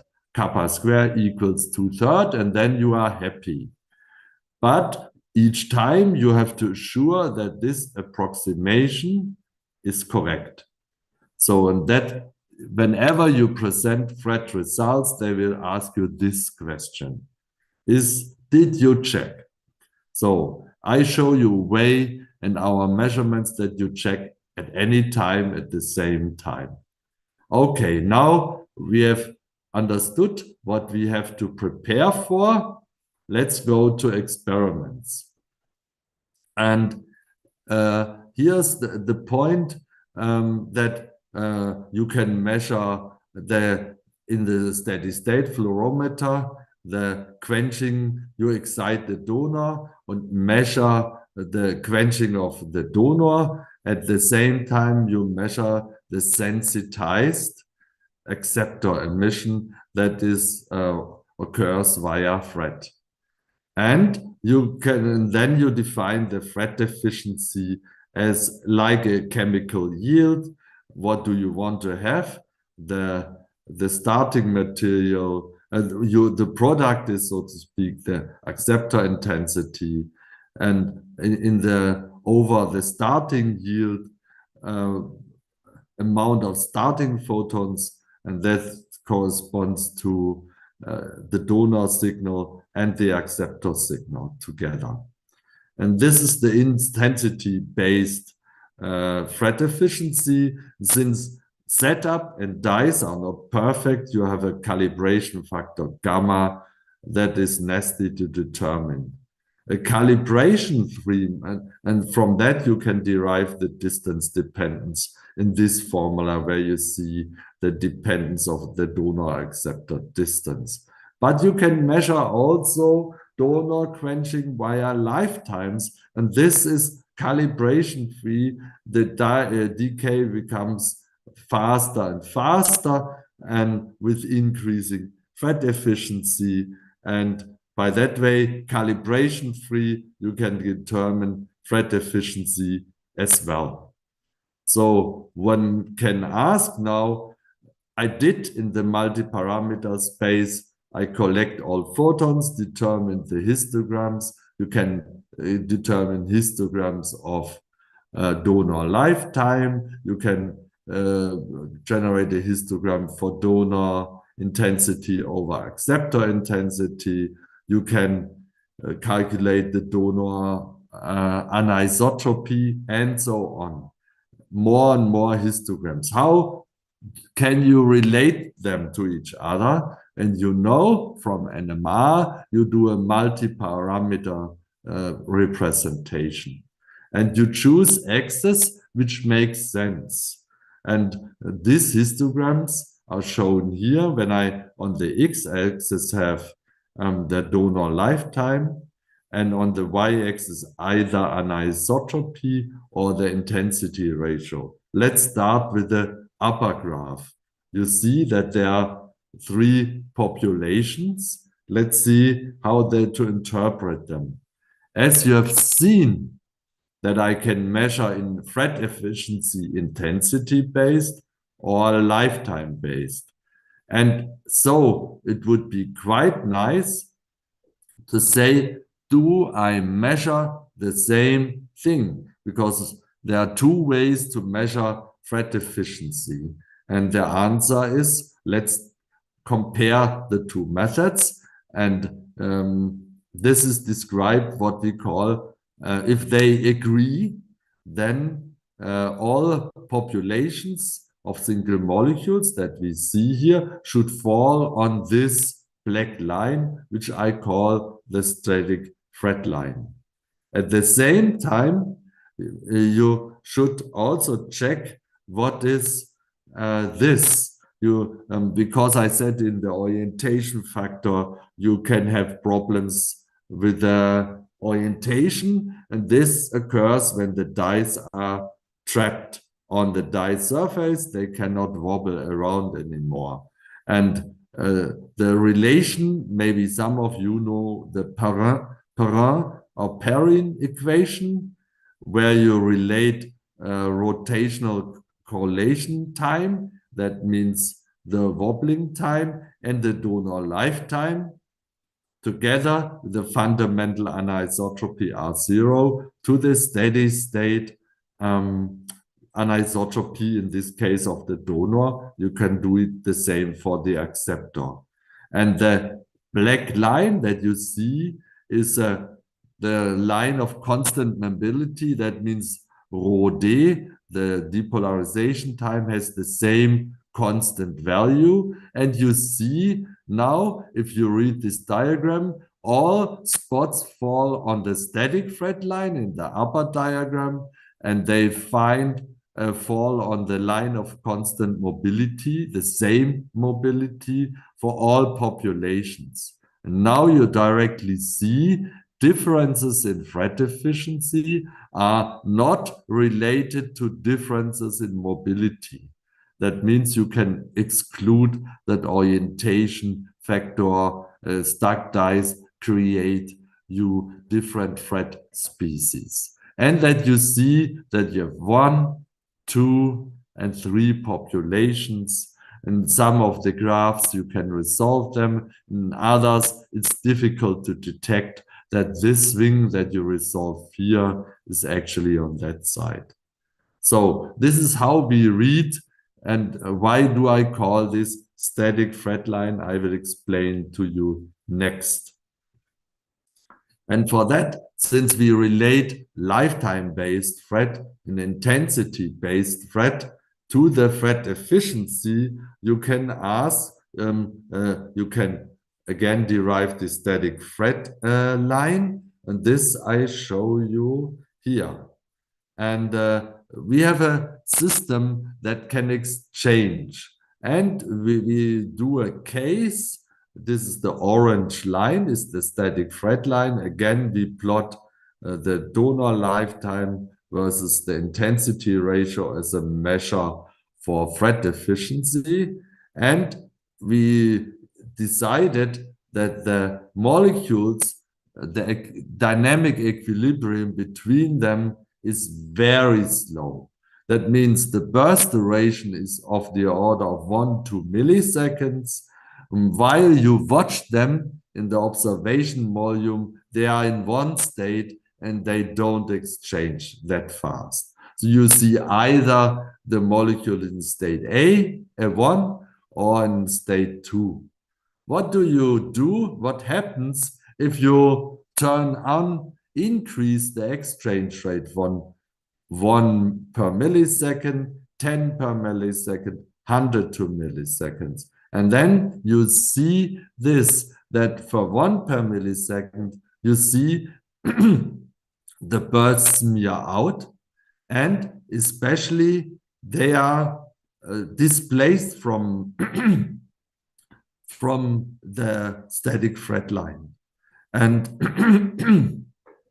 this tells you that now the histogram is not sharp anymore as in the slow case, but gets super broad. Because during the observation, the molecule changes its properties. If you speed it up, then this exchange that is much faster, so that the exchange, that you do not have one or no exchange, you have 10 exchanges per second. And if you do it even faster, then you have a very narrow peak. And this is then another dynamically averaged species. This phenomenon is, maybe as you are chemists, many of you are known from NMR spectroscopy, relaxation dispersion. And that means this fluorescence parameter could be also a chemical shift instead. And then you have the NMR peaks first defined and then smeared out and then defined in the middle. And the fret efficiency formalism is here exactly the same. And the mathematics with the Bessel function to describe this is identical. There are no differences. And we have special papers in Journal of Phys Chem where we have extensively show you this theory for that, why that happens. The nice thing is that we exploit now here is the following, that we can detect the two states. We avoid averaging. We have nanosecond resolution. We get by proper analysis, what we call photon distribution analysis, we can derive from this smeared signal the originating states and the fret efficiency of state 1 and 2. We can determine the fractions and the rate constant. And everything is shown by this shift of the peak away from the dynamic, from the static fret line towards what we call red line, the dynamic fret line. And the fact that the static fret line does not describe your system, that tells you immediately that you have a dynamics without directly measuring it by FCS. There's no, at this step, no need for it. So you see it directly after 10 minutes after your experiment. This analysis is finished and you finished and you immediately see it. This is, I think, a very, very important tool. And since fluorescence is not blind in the time range of nanoseconds to milliseconds. So I want to give you an example. And the example is that we look at the protein that is well studied in the world and belongs to the most extensively studied proteins by all techniques, T for lysozyme. And it's a prototype of in biochemistry for an enzyme which has two subdomains, the N-terminal subdomain and the Z-terminal subdomain, which are connected by a helix C, which is like a isolated alpha helix, which connects the two subunits, and the cleft in between here, the substrate, which are peptidoglycans. And there have been more than 500 crystal structures, decades of MD simulations, NMR simulations, and all together they found that this system has they find two structural states. But if you, as a chemist, have to describe this reaction scheme completely, then you would actually say you have the enzyme that binds substrate, then you have this in the encounter complex. In the encounter complex, the reaction takes place and you form the product complex. And then you have to have a release step to release the product again from the enzyme. That means, and then the enzyme is in the excited state and it has to relax to the other state. That means actually you would expect 3 states, but for many enzymes, this at least 3 states. But for most enzymes, and this is not the case. So what is now correct, Michael? Is meant simple or chemically complete? For that, we made a Fred study. So in that way that we mapped these proteins with dye pairs on each side at the N-terminal subdomain and the Z-terminal subdomain. And this you can display in this circular plot where you can map the individual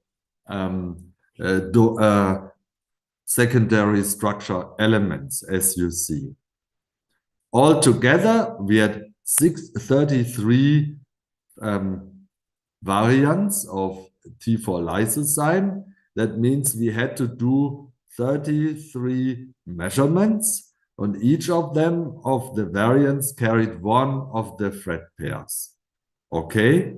And then we analyzed this whole set together of 33 experiments. What type of experiments can you do?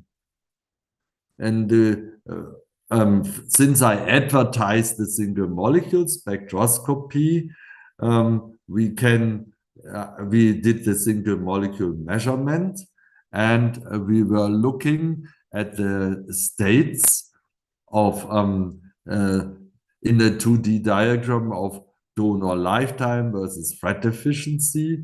The static Fred line is here, and we see that our system is not on the static Fred line, which corresponds to the known conformer 2 and known conformer 1. They are both open and closed, like for all other enzymes, but we see a broad smear, which is completely unexpected.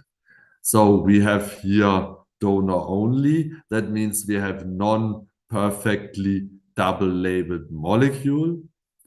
This we identify, and as known, you know that dyes can bleach quickly in a single molecule experiment. Then you see a mix of the Fred state with a state where the acceptor is bleached. And this is this gray line. If you have only photo bleaching heavily, then while the molecule is observed, then you would observe the smear along that line.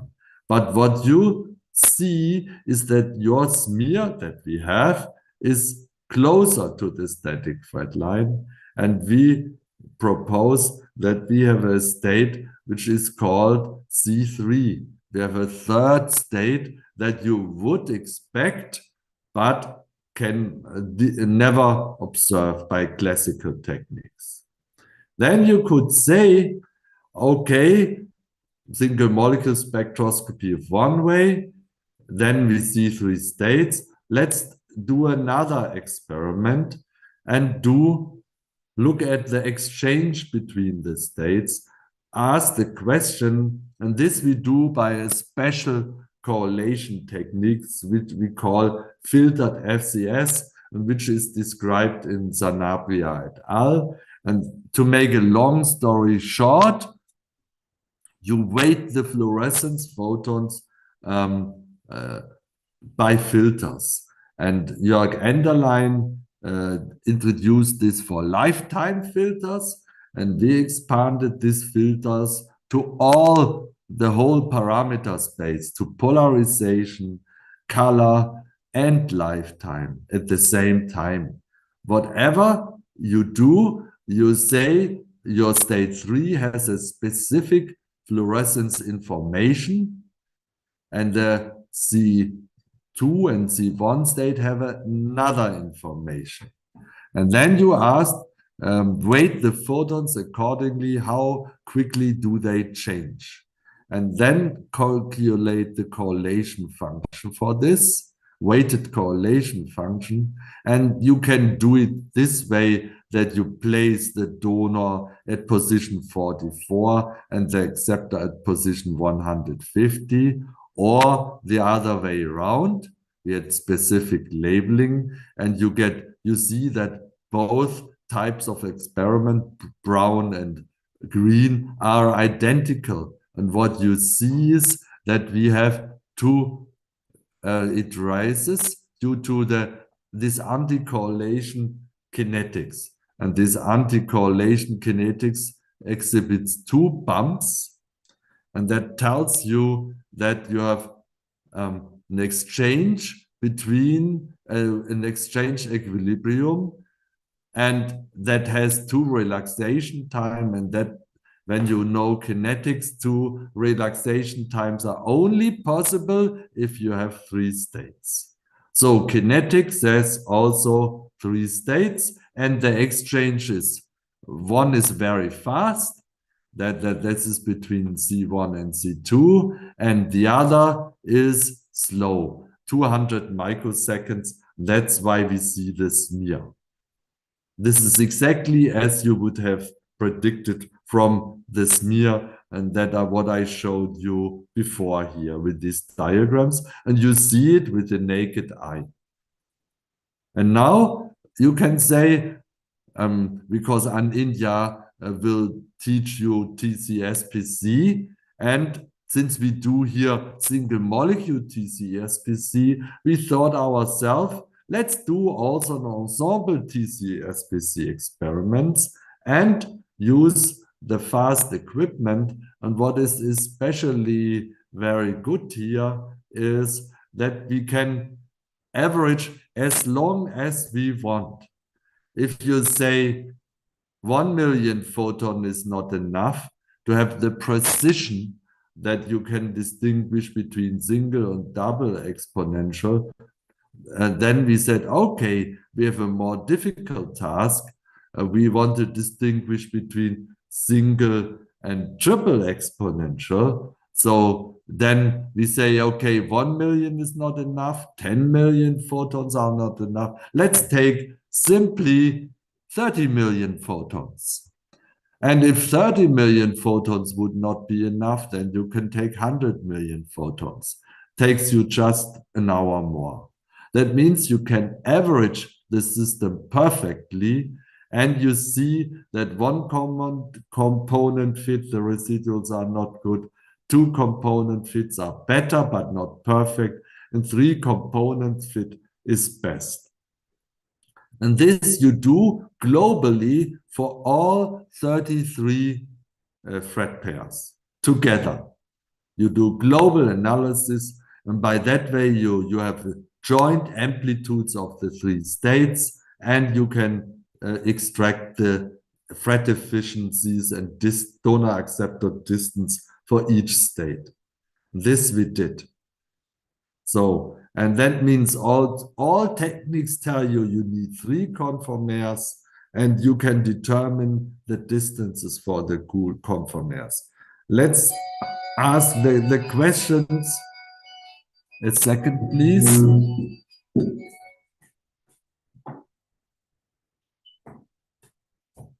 So there is a point that we can say that we have here now the determined distances. So we have 3 sets of distances for each thread pair. And then we can ask the set 1 is very best described by the known conformer C1, which is already in the PDB. The set for the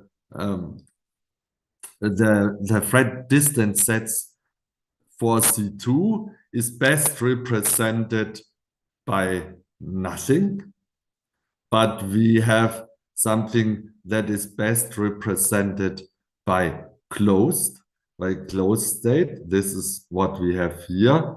And the set for the distance conformation 3 is not described by any known model. So that means we can say we have detected a new state where for the most carefully studied system in the world.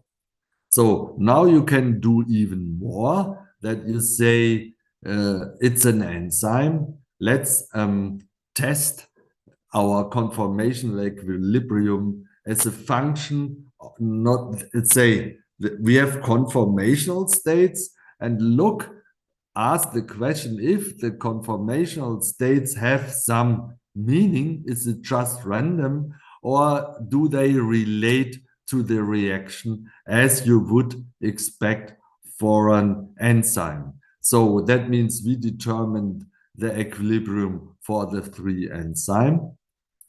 We determined the equilibrium and population for the enzyme with a substrate. We produced for that a special variant that can bind the substrate but not process.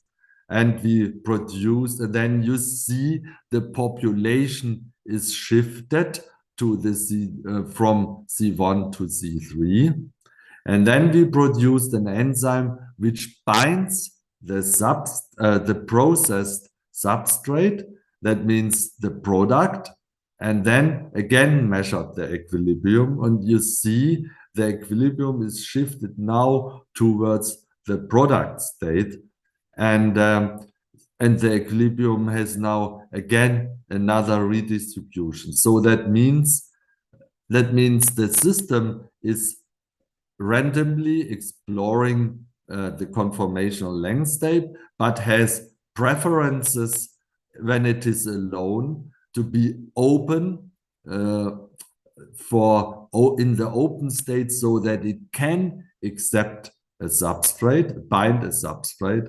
Once a substrate has bound, it's preferentially closed, but not since the reaction has not taken place. When the reaction has taken place, then it's closed. Each state has a preference. Why don't we say everything is in Z1 when it's free, everything in this in Z2, like we draw here, and in the ES state, in the EP state, reaction state, everything is closed. Why don't we have this situation? Because it has to work at room temperature, and the thermal energy drives the equilibrium. And if it would be only preferentially in one state, then this enzyme could never work at room temperature, because this equilibrium processing is run at room temperature. That means we have a new hidden state that we can find, and that we can say that prove now that 3 states are needed. So, and this, when we look at molecules, we never found single states. And this is just a summary of systems that we have studied where we never found a single state, but more and many relaxation times. So that means we mean that it's time for dynamic structural biology. And then we thought, can you do that reproducible all over the world? And the answer is yes, you can do that. And so we did this in a FRET challenge with 19 labs. And there you define FRET efficiencies very accurately, inter-die distance with high precisions. Can you do that also for dynamics? And the answer is yes. The dynamic shift that we observe, even for a protein where you supposedly believe it is static, it is not. You see even supposedly rigid molecules, you measure conformational fluctuations, and FRET can measure fluctuations below 1 nanometer, and this repeatedly on the world. And how far can you go? And there are no limits. If you do careful planning, use prior knowledge, check the initial ensemble, select FRET pairs, all done by software which are informative. And if you don't find informative FRET pairs, then you get at this stage 3 the answer: don't do a FRET experiment. FRET is for this problem, cannot help you. This is also sometimes possible that FRET cannot help. But in this case, you find informative FRET pair. They displayed in this reaction circular plot where we probe this conformational ensemble such that we say one of the structures that is shown here is the one which describes the experiment and not any other. So, and you can even go in a way that you say none of the structures that is shown here is the right one. Our experiments is somewhere else. Then we can do guided MD simulations and we apply the FRET restraints as force.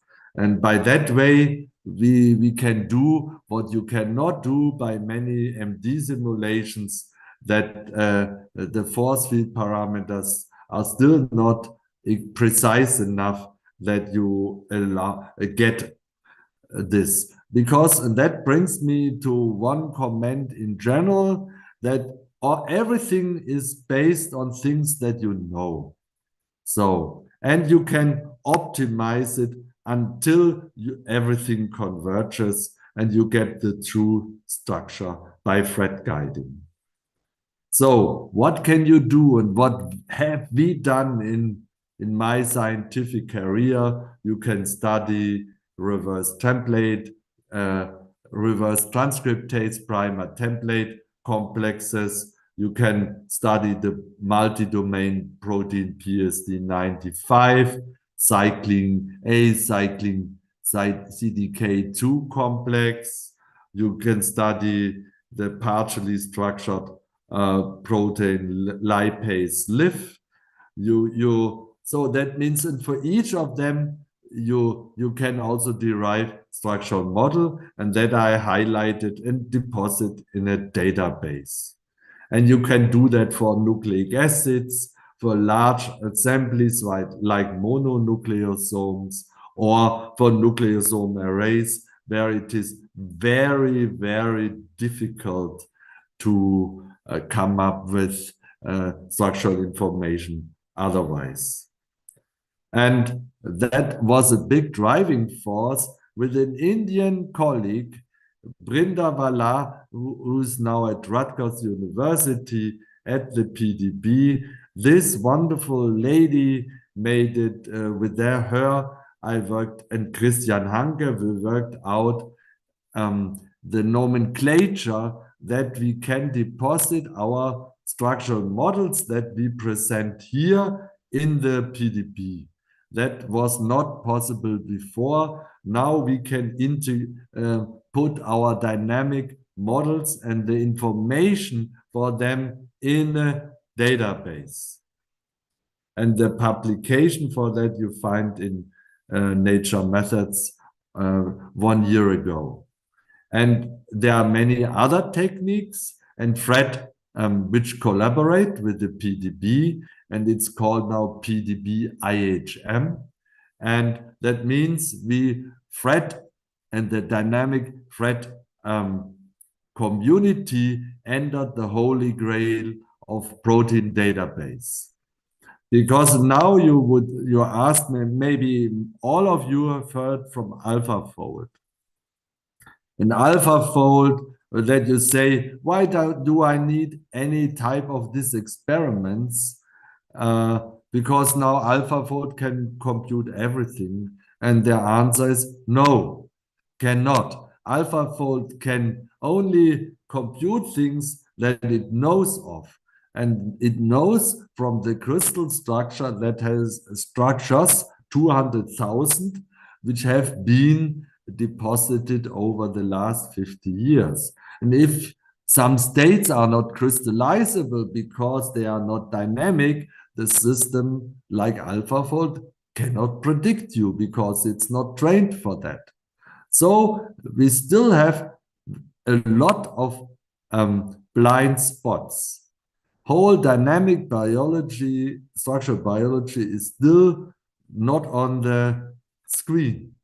So that means we have to do this for our data and trigger that we have integrated models that are multi-scale, multi-state, and time-ordered. We should deposit ensembles of macromolecular assemblies and provide the dynamic information. That means the rate constants that we have or relaxation times that we have resolved. And that helps to pave the way for AI applications in the next decades. So now I'm... excuse me, Klaus? Yes, 5 more now minutes. I'm over time already, right? Yeah, 5 more minutes is okay. 5 more minutes. So I simply want to say very shortly to give an outlook. Can you do more? Yes. You can put a scanner in your microscope, and then instead of only watching single molecules, watching single objects and objects in an image. And this, now you have 11-dimensional microscopy. This is multi-parameter image spectroscopy. And everything is now a burst, which is indicated here, is then now a pixel. And you go from single molecule populations to pixel populations. And then you can do quantitative imaging. And this we did a long time, that you can work in live cells, look at cells, receptors. And here you have an example where we published the death cell receptor in Science Advances also last year. And what I wanted to show actually is that fluorescence allows you to combine optical and computational microscopy, as I've shown you for T-cell lysozymes, with optical microscopy on a larger scale. And what you would ultimately need is that you, from the optical microscopy, which is micrometer, and our single molecule spectroscopy on the angstrom level, you need super resolution microscopy to bridge make a connection. And you have heard many techniques where you also got the Nobel Prize for, and they all rely on particle averaging and optimization to beat the noise. And this is the same what we are doing as well. And can we do that with FRET and STAT, and let's say have a seamless imaging and at the same time dynamic biology? And the way how you can do this is that we simply introduce in this setup, where is it, a STAT beam, and everything else stays the same. So you can do that. You have such a microscope, and that allows you to do confocal imaging, STAT imaging. Then you can look at co-localization of the donor and acceptor dye. And when they get closer and closer, you cannot avoid that you have FRET. So what is actually different between imaging and FRET measurements? Actually not at all, but there's one important point. And one important point is the following, that you have an image of your object that you have immobilized, but the distance that you measure between the donor acceptor depends on the orientation of the object to the image plane. And if it is tilted, then you measure the projection. That means the distance A. And with FRET, you measure the hypotenuse, the C. That means you measure in this experiment two distances. This gives you the orientation and the height. So that means we can measure in 3D and compare this. I make that very quickly. This works very well. You have a localization precision of 0.4 to 0.5 nanometer and a distance resolution of test objects of below a nanometer. So we are ready, and we can do even more. We can measure FRET, and for that I jump out. I just do the final thing, that we study this protein. Moment. This is always nasty. That the HGBP1 and this protein we studied in single molecule FRET, and this I skip. But I want to say that this protein, everyone from us has it in our body, in the innate immune defense. And it's the first line of defense, and all the proteins attack the membranes of parasites, viruses, and bacteria. So, and then by that way, it's well folded, but during that process, it's opening up. But nobody knew also in the database how that protein works. And we find out, to make a long story short, that it's quickly moving and fluctuating. And it's also a rich spectrum of motions. And it is by far not in a single state, as in the crystal structure. And you can plot motional spectra of this system. You find this in eLife.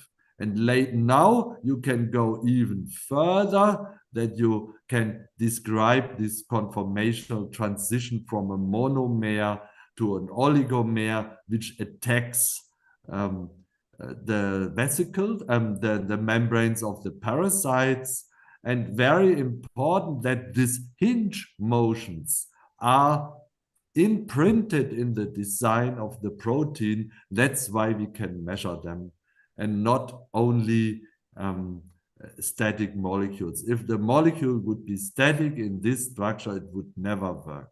So we need dynamics to understand function. This you can do in live cells. You can look at live cells with our image spectroscopy, and you can look at assemblies of the protein which are found when you do when this protein attacks the parasites, and you can do that strongly labeled. And now you reduce label concentration 1 to 10, 1 to 200, and then you see individual thread pairs in the fibrils.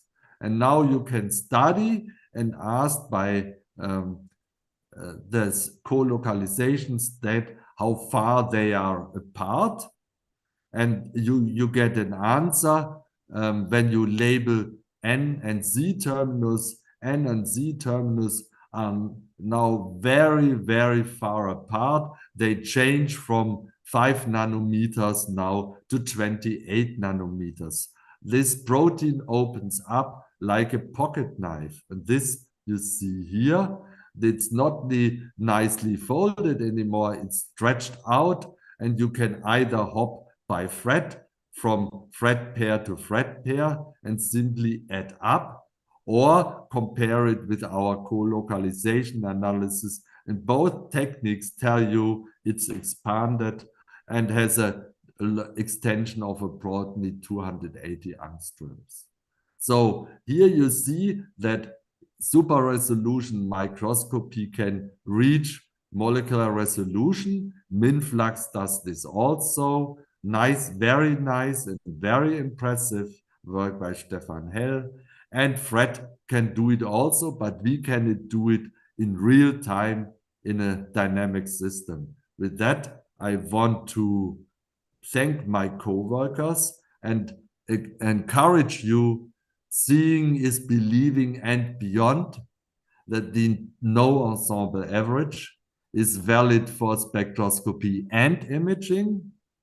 And since you are on a fascinating meeting, I want to tell you that we have also a meeting in Bavaria next autumn in Tutzing, close to Munich, the single molecule thread, the next 30 years. This is organized by Victoria Birkedahl, Don Lemp, and myself. And please consider coming. Thank you for your attention. Thank you, Klaus. It's fascinating as always. We have some questions. The first question is from Shankaran. He asks whether the fret efficiency calculated from the lifetime measurements differ from the steady-state measurements. If yes, why is it so, and which is more accurate? Steady-state measurements are dangerous.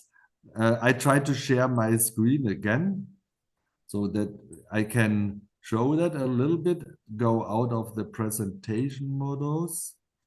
Now I can do it, and I try to put it here, and I try to sort my slides that I can quickly jump.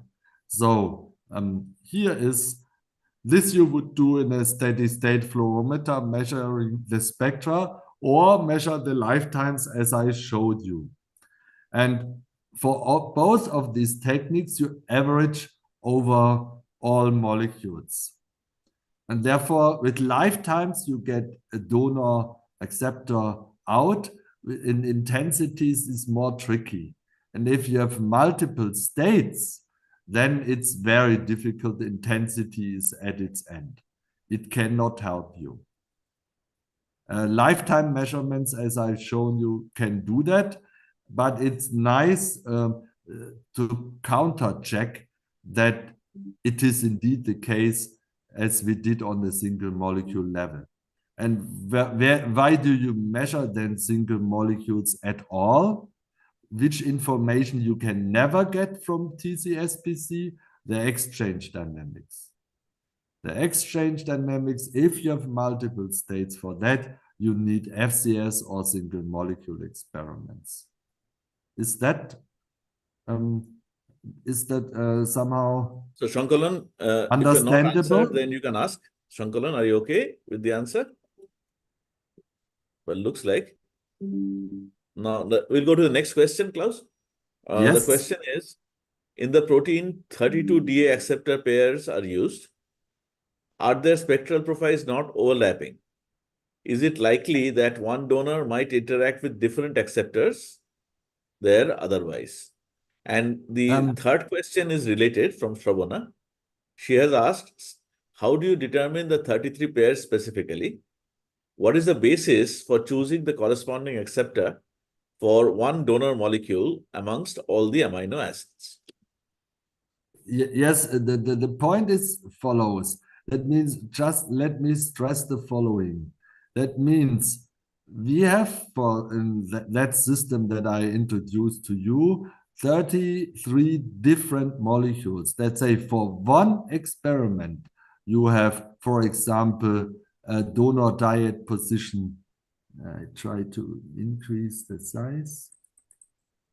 The die is at position 69, for example, as you see here. And then the acceptor die could be, for example, at position 190. That means you have for one molecule, for one sample, one donor die and one acceptor die, and no mix. And then for the next sample, you say, okay, you stay with the position 69 for the donor and test an acceptor at position 86. So that means you have a list as indicated. Each line represents one sample. Okay? And now it is clear, since the dyes are mobile, when they get very close to each other, let's say like sketched here, the sterically allowed volumes could overlap, but that would mean this is not good. This is not useful for many reasons. First, then you have die-die interactions, and the die and Förster theory does not work anymore. You have other theories. And second, the thread efficiency will be too high and unsensitive. In that range, you would be here, and the distance change, you are not sensitive to changes in distance along this in this region. And third, that we use dyes that are further apart, so that they are located such that they are around R0, that we are sensitive in a sensitive range of our ruler, and then they are in the protein that far apart that they cannot overlap with their accessible volumes. You have no die-die interaction which destroy and disturb thread, and everything is perfect. So this is the clever trick to search for die positions. And it is not so difficult, because you can, if you read this paper, Nature Communications, which is highlighted in red, then you can download our program. You can do everything, this search online, before you do any wet lab work. And then you find the best position, and everything is perfect for you. Further questions? Do you have further questions? Do we have more questions?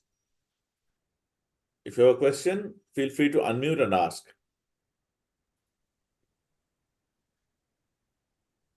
Okay, doesn't look like. Hi, Klaus. I have one Sorry. quick query. Hi, Klaus. It's just amazing stuff. The initial part that when you were showing that setup where you have many detectors, and you said that you are using a kind of a volume, confocal volume, which is larger than the diffraction limited spot, Yes, to increase the signal level, so that you can yes. actually have the different detectors. Now, what is the limit? That means effectively to have so many detectors simultaneously that you are having. What is the typical intensity level that you need to distribute so that you can still be doing that single molecule FRET experiments with the larger confocal volume? Very simple. Since I think everything, like in all single molecule experiments, it's the point of that you go the signal to background ratio that matters. So what is your background ratio? Raman signal of the solvent. Yeah. And the Raman of water, and that overlaps spectrally one of the bands with the fluorescence emission, and that you cannot avoid, so to speak. So the water molecules at some point will take over, but a nice thing is Raman signal is prompt. When you do time result detection, you can gate a little bit and detect what is background, and it is not fluorescence. And that is one limit. And just to give you practical numbers, if you take a rhodamine dye, rhodamine 6G, the diffraction limited spots, it has the translational diffusion times of 30 to 40 microseconds. Yes. And in our case, it has 200 to 250 microseconds. Microseconds, okay. So that means, and now PicoQuant has designed an instrument, their latest, where they offer this also. Yes. Because in the past, the volume was too small, and then their, I call it, photon collection efficiency was not as high as ours. The homemade ones. And everyone from India who is interested in this, we have a home built setup that you can build it, and we help you building it. You don't need to buy very expensive parts. The only thing that you need is an objective and the detectors and electronics. But the optical path, we can help you. And we have a working shopping list for you, what you have to do. Great. Thank you. Thank you, Klaus. Thank you very much. That's very much in the spirit Let's of say FCS low cost version, which has an equally high performance. Yeah. Thanks for that. Thank you. Do we have more questions? Padwaja, you got a question? Yes. Hi, class. Wonderful talk. Hi. So the information that we received related to spatial resolution or temporal resolution, is it going to be different for a system based on simple torque-based single molecule FRET versus polarized resolved single molecule FRET? I think polarized single molecule FRET is really, I think, the best, because whenever you get the question, do you have problems with your dice? That can sometimes be. Then you directly see in this diagram, no.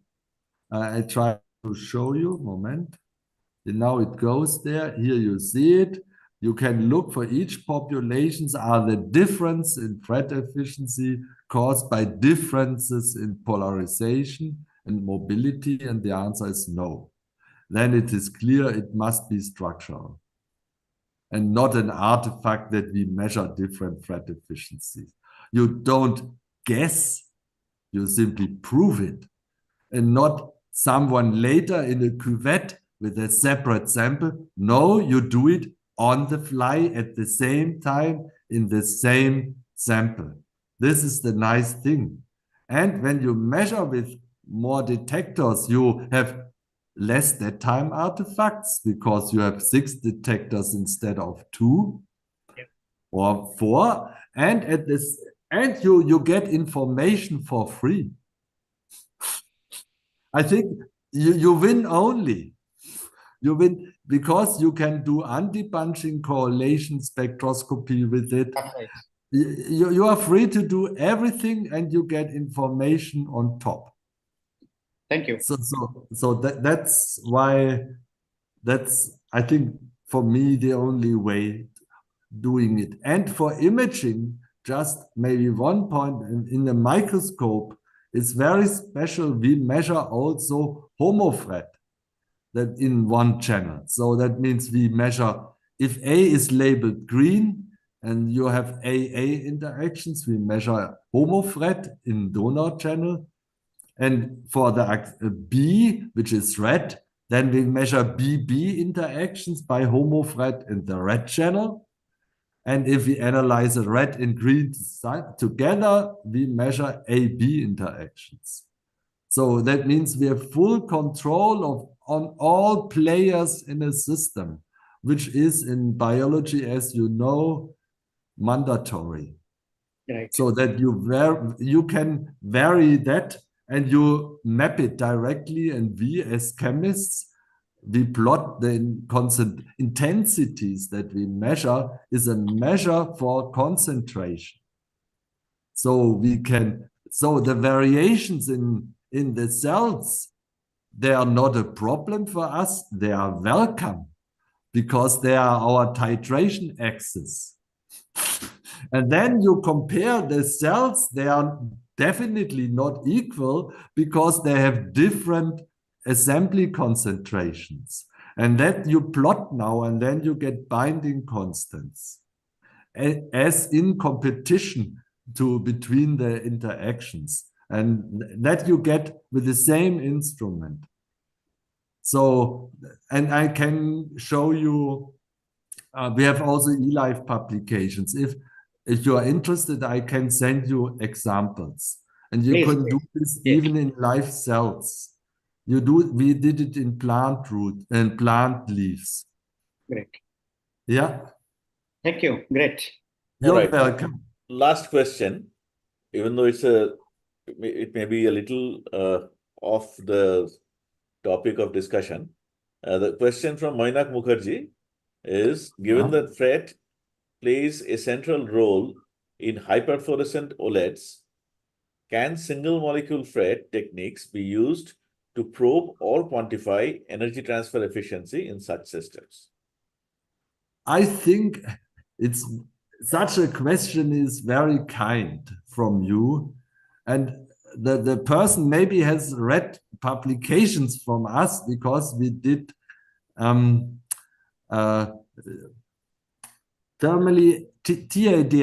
thermally activated delay fluorescence, that is for OLEDs. And because we had a research program, the last years, we did a lot in it. And the nice thing is that we do everything now by fluorescence and no transient absorption measurement, because there you have too high concentrations, too high power. And since we have TRDF, the triplet state, which is usually dark, is now detectable via its fluorescence. So that means we can do everything by fluorescence. So you could do that in OLEDs. And we work out the whole kinetic scheme of, let's say, the reverse intersystem crossing, coming up with the barriers. We do it as a function of temperature. Everything what Adachi did, we do now also in a very rigorous way. And combine it with Stern-Vollmer experiments, and FRET could be done also.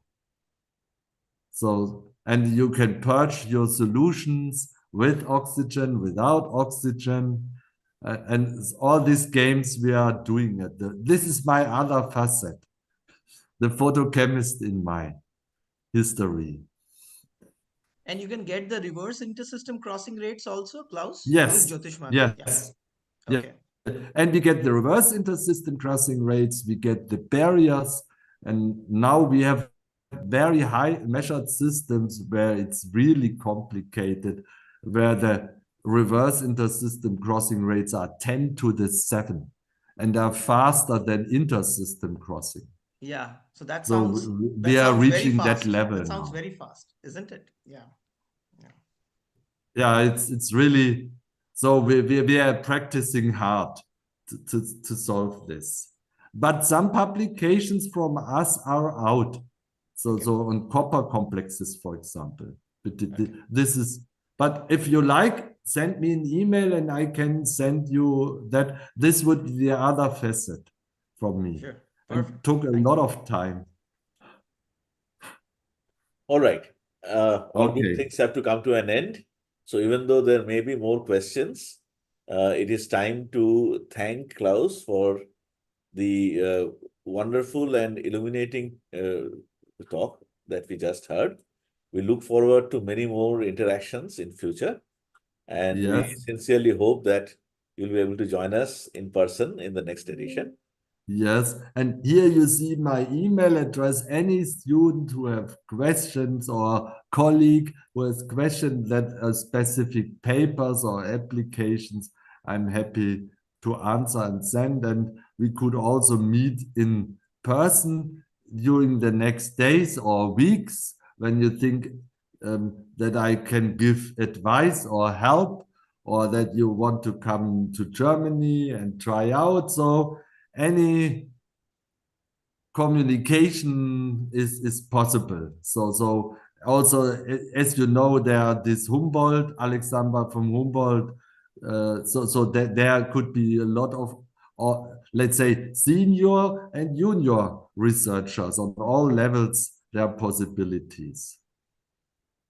All right. And I'm still That's great. active for some time. Good. Thanks. Then I wish you a successful meeting and thank you for your interest in my work. Thank you very much, Klaus. And I'm sure many of us will take advantage of your kind offer, and something good will come out of it. We'll take an ultra short break of 7 minutes, and we'll come back at 3:30 p.m.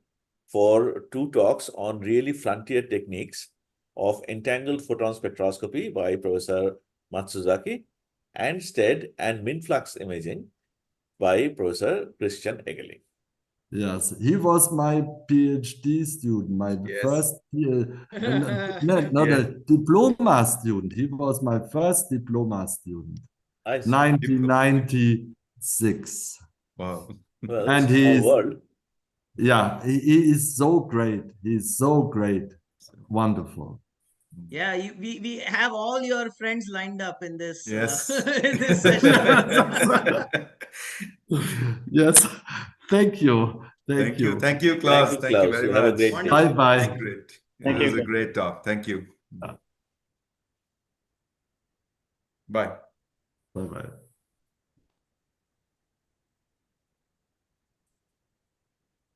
So Dr. Matsuzaki has joined, I think. He's joined? Just yes. Okay, great. Yeah, hi Koronobu. So so maybe we can test out the slide once if you can. Oh yeah, then I will share the screen now. That may be a good thing to do. All right, so Jyotishman, please take over from here. Sure, absolutely. Thank you, Ananda.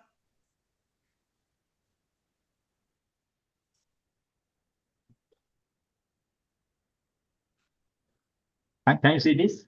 Yes, perfect. And if there are any movies, do you want to test it once? There's one movie yeah, okay, I can test this. I think it was this. Yeah, okay, working. Working? Okay, that's good. No problem. Yeah.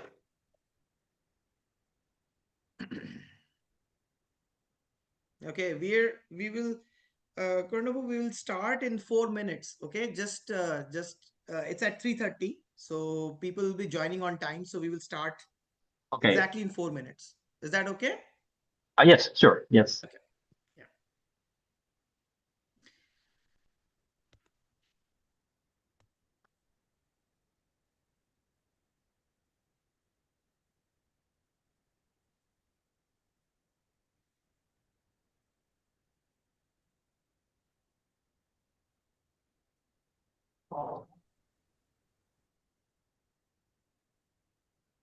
Does the second speaker want to also sharing?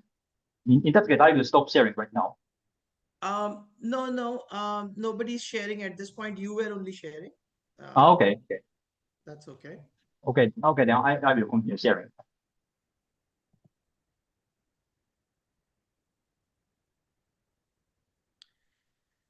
Yeah. So, just for everybody's sake, please do type in your questions in the chat box.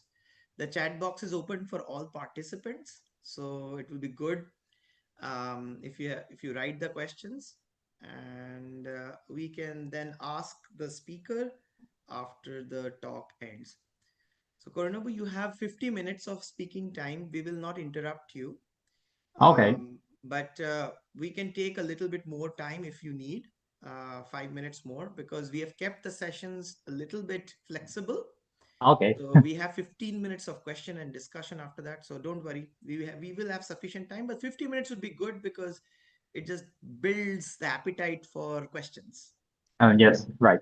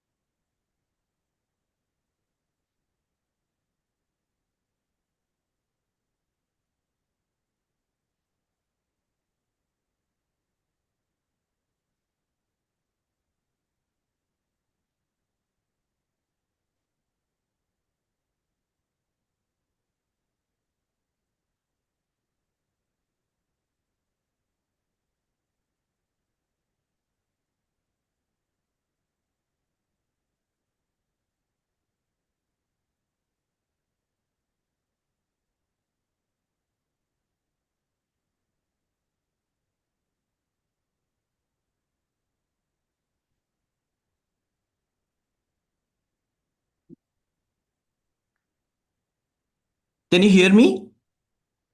Yes, I can hear you. Yes. Okay. I just changed microphone, so Yeah, now your sound is bigger. there. Yeah. One of my students pointed out that that they can't hear my voice, so that's one. Okay.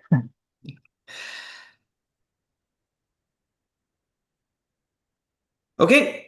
I think we can start. I guess we have a healthy audience of around 60 odd and at least 15-20 from YouTube, and people will be joining in. So thank you everyone for joining in today's curtain raiser for the FCS online workshop.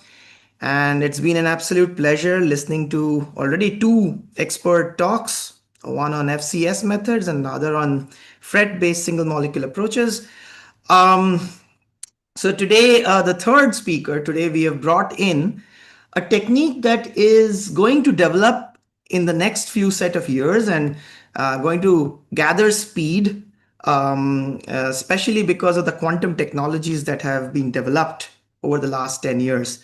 And we have an eminent expert, a rising star, if I may call, Dr. Korinobu Matsuzaki, who is a research scientist at the Riken Center for Advanced Photonics in Riken in Japan.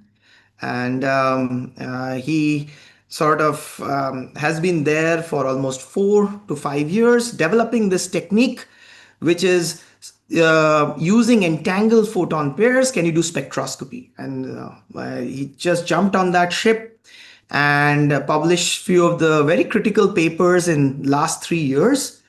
So just a little bit of a brief background for Dr. Matsuzaki.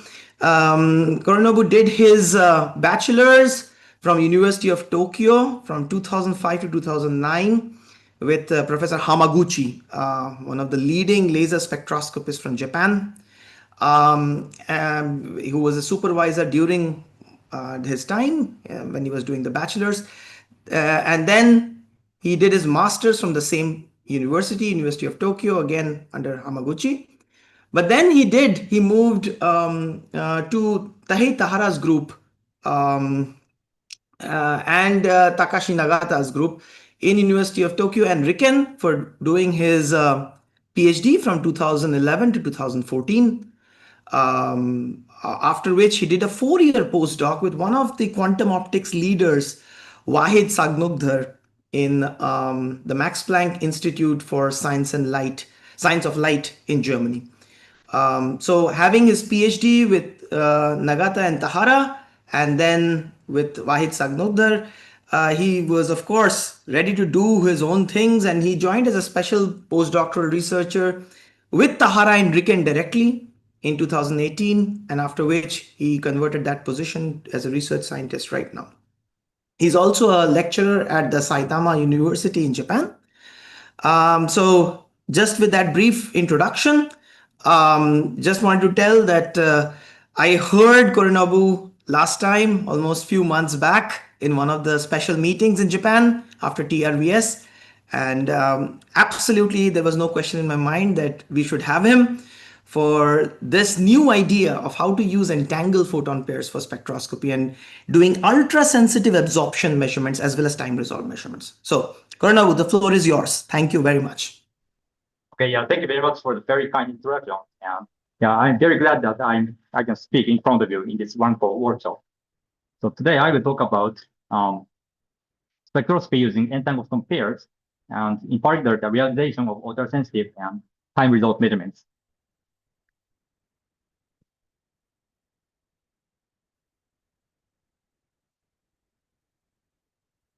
Okay, so there was a very thorough introduction already, but I prepared a slide, so anyway, I will go through the introduction again. So my name is Korinobu Matsuzaki. I'm Japanese, and I'm originally from the south part of Japan, and Fukuoka is my hometown. And when I joined university, and I moved to the Tokyo area, and for some time I was in Germany, but aside from that, I have been in Tokyo area. And during my research, I worked on various kinds of topics.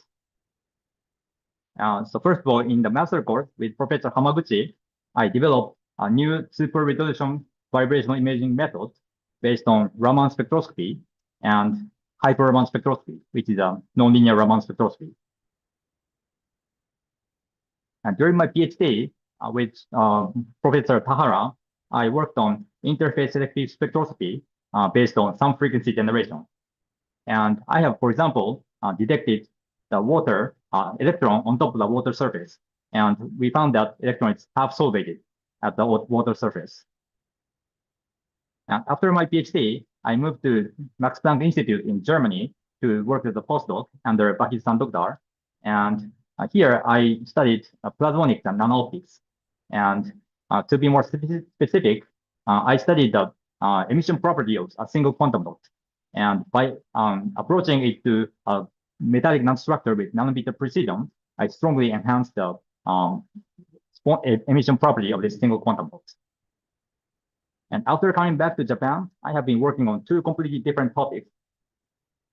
One is the ultra-fast spectroscopy, and the other is the quantum-enhanced spectroscopy. And today I will be talking about this quantum-enhanced spectroscopy. Okay, then I will start with a very general introduction. So if you look at the history of spectroscopy, we notice that the advances in spectroscopy have always been supported by the advent of new light sources. So in the very early days, sunlight or lamp have been used as a light source for spectroscopy. In 1960, with the invention of laser, there have been a significant breakthrough in spectroscopy. And in particular, with the invention of pulse laser, more sophisticated spectroscopy, such as nonlinear spectroscopy or time-resolved spectroscopy, became feasible. And even though this laser was such a revolutionary light source, we could say that this is not so different from sunlight or lamp in a sense that all of them are classified into classical light. In contrast to this classical light, there's another category of light called quantum light, which cannot be described by the classical electrodynamics. And entangled photon pairs is an example. Considering this history of spectroscopy, we can imagine that such a new light source may introduce another breakthrough in spectroscopy. Such spectroscopy using quantum light can be called quantum spectroscopy, and I'm interested in developing new techniques for this quantum spectroscopy. And today, I'll be talking about spectroscopy using entangled photon pairs as a light source. And if I understand correctly, there are a lot of students in the audience, so I will start by explaining what the quantum entanglement is. So this is a conceptual figure showing the entanglement of two strings. It's red string and blue string. And what I wanted to express with this figure is that in order to consider entanglement, we need to have at least two strings or two particles, like photons. And quantum mechanically, a state of a particle can be expressed something like this. So this is for one particle, and this is for another particle. And the A and B represent some particular states of the particles. So in case of photons, it can be, for example, horizontal or vertical polarization, or the wavelength, 500 nanometer, or anything else. So these are the one particle states. And in order to construct the two particle states, the easiest way is to simply multiply these two. And you end up with this state, large psi. And this large psi depends on particle 1 and particle 2. So clearly, this is a two particle state. And a notable property of this state prepared in this way is that this large psi can be expressed as a product of two one particle states, this psi 1 and psi 2. Now, what this means is that conceptually, this can be expressed something like this. So this is a state for two particles, but they exist independently, something like this. And in this kind of situation, we say that these are not entangled. And another way to construct a two particle state is something like this.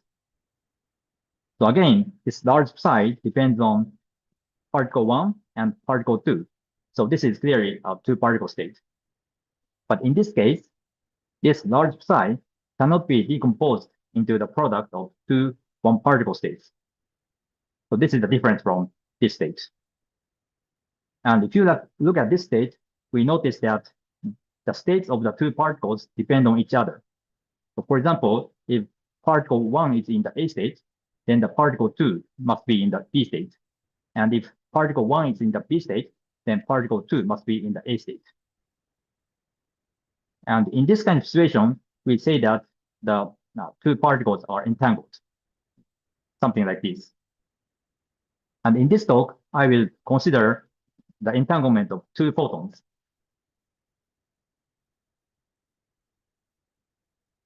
And experimentally, such entangled photon pairs can be generated by an optical process called spontaneous parametric conversion, SPDC. So in this process, we irradiate a laser onto a nonlinear crystal. And inside this crystal, a photon inside this laser splits into two photons. And the two photons generated in this manner are the entangled photon pairs. And these entangled photon pairs have three notable properties. First, as the name suggests, in this light source, two photons always exist as a pair. And second, because of the energy conservation, the frequency of these two photons are correlated. And third, because of the momentum conservation of this process, the emission direction of these two photons are also correlated. So for example, if one photon is emitted into this direction, the other photon needs to be emitted into the other direction. The unique properties of these entangled pairs can be utilized to realize a new kind of spectroscopy. Okay, so these are again entangled photon pairs. And if we split these photon pairs into the upper half and the lower half, then we notice that we can end up with two groups of photons containing exactly the same number of photons. And this property can be utilized to realize ultrasensitive spectroscopy. So this will be the first topic in my talk. Then if we look at each of these pairs, we notice that the two photons are temporally synchronized. So there's a time correlation between these two photons. And by using such kind of temporal correlations, we can realize time-resolved spectroscopy. This will be the second topic in my talk. Okay, then I will start with the first topic, ultrasensitive spectroscopy. And in this topic, I will basically talk with absorption spectroscopy. So I will start by introducing you to absorption spectroscopy. So as many of you probably already know, this is the most ubiquitous spectroscopic method. And this is used, for example, in pulse oximetry. So probably many of you experienced during the pandemic that if you put this small device onto your finger, this device can tell you the blood oxygen level, SpO2. And if this value is above 96, you are fine. If it is below 94, you can consider going to a doctor.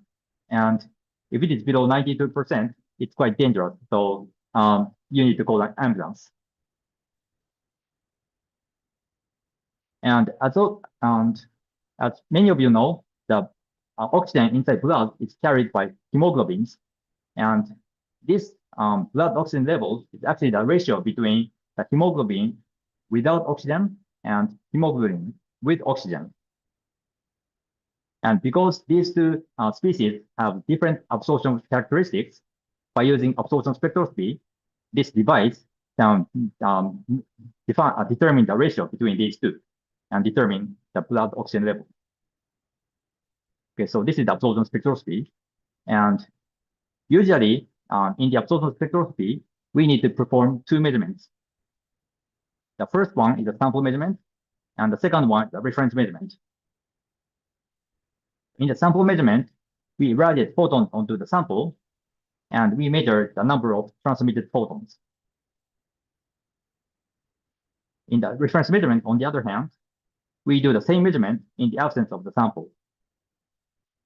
And by comparing the outcome of these two measurements, we can determine the absorption spectrum of this sample. In this measurement procedure, the assumption is that we use exactly the same numbers of photons for these two measurements. In reality, however, this is strictly speaking not possible because of the statistical fluctuation of the number of photons. And as a consequence of this experimental imperfection, the obtained absorption spectrum always contains a noise called shot noise.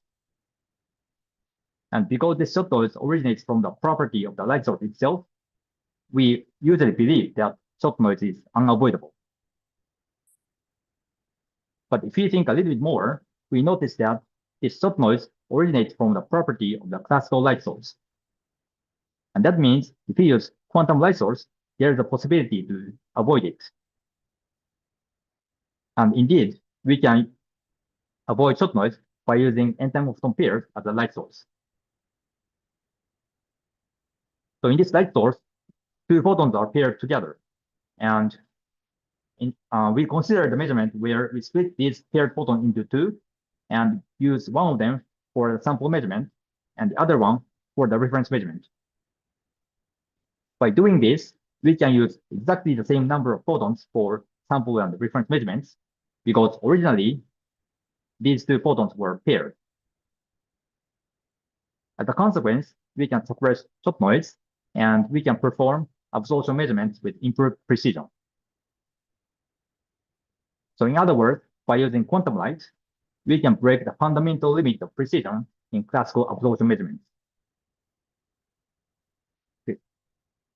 And to realize this idea, we constructed the optical setup like this. The light source was a CW laser at 266 nanometer. By focusing this laser into a nonlinear crystal, PBO, we generated entangled photon pairs by the spontaneous parametric unconverted process. The generated entangled photon pairs had a ring-shaped pattern like this. And because of the momentum conservation in this generation process, the paired photons appear on the opposite side of this ring. For example, here and here, or here and here. So this means if we split this ring into the upper half and lower half like this, then we can split the paired photons into each individual photon. And by using one of them for the sample measurement and the other for the reference measurement, we can realize absorption spectroscopy beyond the soft noise limit based on the principle I explained earlier. And experimentally, this is realized by this rectangular mirror here. By precisely adjusting the height of this mirror, we can reflect only the upper half of this ring and use it for the reference sample measurement. On the other hand, the lower half of the ring passes below this mirror, and it is used for the reference measurement. These two beams are dispersed by a prism, and then finally detected by this CCD camera. So these are the spectra of entangled photon pairs detected on this CCD camera. We see that they have a broad bandwidth covering the entire visible wavelength range.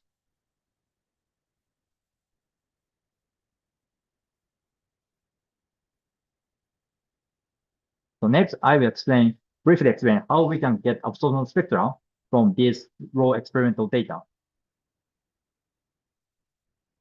So usually, in order to obtain absorption spectra, we can divide sample spectrum by a reference spectrum and then take a logarithm. And in the normal absorption spectroscopy, the sample and reference spectra are compared at the same frequency. But when we use entangled photon pairs as a light source, we need to consider the frequency correlation of the entangled photon pairs when evaluating this value. So for example, the sample spectrum at this frequency needs to be divided by the reference spectrum at this frequency. And the sample spectrum at this frequency needs to be divided by the reference spectrum at this frequency. So the absorption spectra I'm going to show from now on were obtained by following such a slightly complicated analysis procedure. Okay, now I move on to the experimental result. As the first experiment, I chose a simple dimolecule, rhodamine 6G. So these are 1,000 absorption spectra of rhodamine 6G measured by classical absorption spectroscopy. So in this image, you can see a lot of bumps, and these bumps correspond to the noise in the spectra. When we did the same measurement using entangled photon pairs, we obtained this result. By comparing these two, you can notice that the bumps are less in the quantum measurement, and the noise is smaller. To make it more quantitative, we evaluate the fluctuation of the absorbance and the peak of this absorption band. Okay, this is the result. In the classical measurement, the peak absorbance was fluctuating like this, with the standard deviation of 0.71 milliOD. On the other hand, when we use entangled photon pairs, the fluctuation was smaller, with a standard deviation of 0.48 milliOD, which is about 30% smaller than the classical measurements. We have also evaluated the noise at different wavelengths, and we normalize it by the stop noise. And this figure shows the result. So this black curve shows the noise in the classical measurement, and this green curve is the noise in the quantum measurement. And this black broken line shows the stop noise limit. And this result shows that in the classical measurement, the noise is approximately at the stop noise limit. But on the other hand, if we use entangled from pairs as a light source, we can suppress the noise by about 30% below the shock noise limit. This result experimentally demonstrates that we can suppress the noise by 30% below the shock noise limit by using entangled from pairs.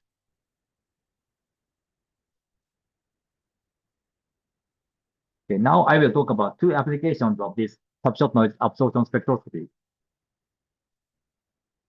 The first application is the concentration measurement.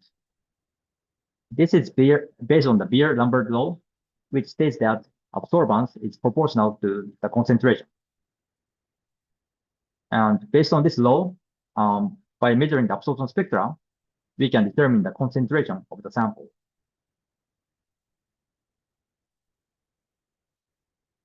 As a sample, we use the mixture of thiazole orange and TO and rhodamine 6G, R6G. And we prepared 3 samples with 3 different kinds of concentration combinations of these 2 species.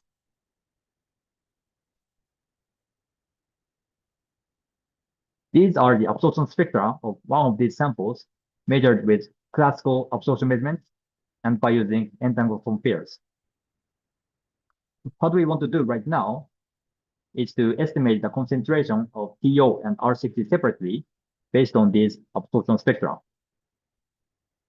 There are many ways to do this, but in the present study, we use deep learning to estimate the concentration. So in deep learning, the input data is processed by a neural network consisting of many neurons, and finally, we get some output. In our case, the input was 84 data points in our absorption spectra, and the output was the concentration of TO and R6D. So in this way, by using this neural network, we can obtain the concentration of these 2 species from absorption spectra. Of course, before doing this analysis, we need to train this neural network.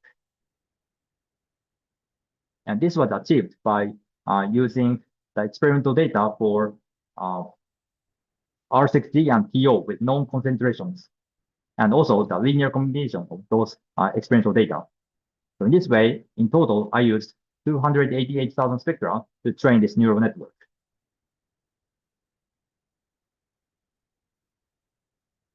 Okay, once the neural network is trained, we can use it to estimate the concentration from the absorption spectrum. Here, the precision of the estimated concentration is determined by the noise contained in the absorption spectra.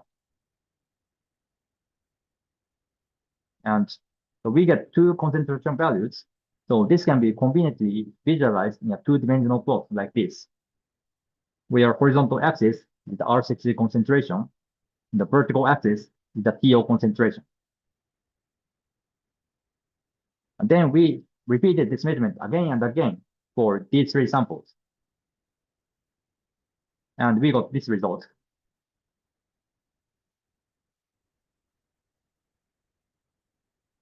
So in the classical measurement, it seemed as if we are simply getting random concentration values.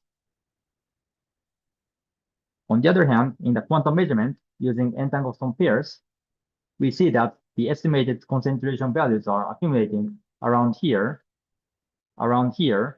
and around here. So we have summarized this data into a 2-dimensional plot like this. The black one is obtained from the classical measurement, green one from the quantum measurement using entangled from pairs, and these orange crosses are the concentration of these 3 samples. So we see that the 3 samples are not distinct at all in the classical measurement, but they are clearly distinguished in the quantum measurement using entangled from pairs. To make it clearer, we evaluated the horizontal cross-section along these red broken lines. And yeah, this is the result. In the classical measurement shown by this black curve, we can see that the 2 samples are not distinct at all. On the other hand, in the quantum measurement shown by this green curve, the two samples are clearly distinguished.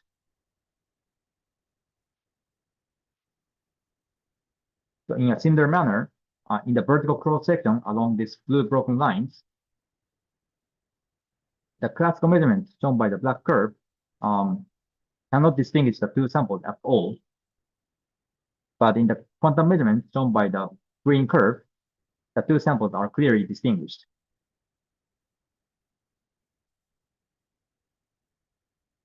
So these results show that the three samples can be resolved only with the quantum measurement using entangled some pairs, which demonstrates the quantum enhancement of the precision in the concentration measurement by the newly developed method.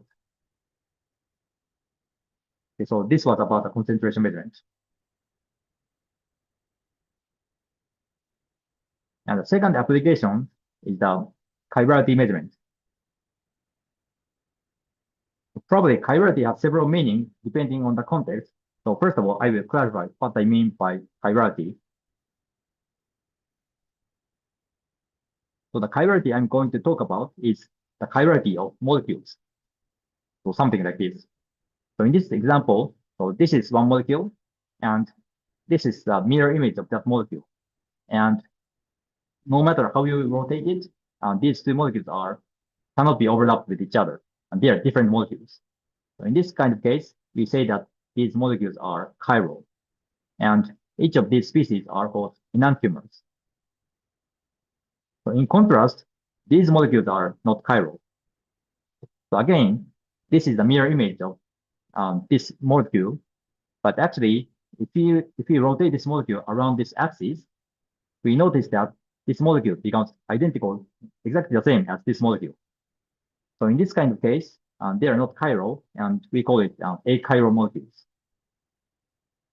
And this chirality is quite important, for example, in biology or medicine, because in some cases, so one of the enantiomers are useful as a medicine, but the other enantiomer is useless or even poisonous. So it is important to determine the chirality of the molecules.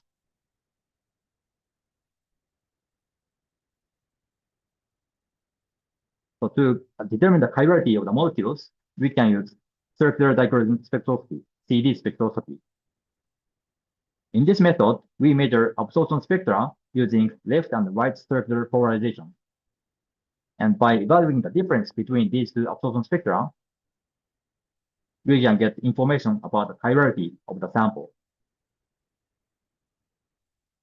So in order to realize this measurement, we made some modification to our setup using entangled some pairs. So more specifically, we introduced two quarter wave plates before and after the sample. The quarter wave plate before the sample converts linear polarization to circular polarization. And the quarter wave plate after the sample converts this circular polarization back to linear polarization. So in this way, we can evaluate the circular polarization dependence only of the sample. And these two quarter wave plates are computer controlled, so we can easily switch between left and right circular polarization.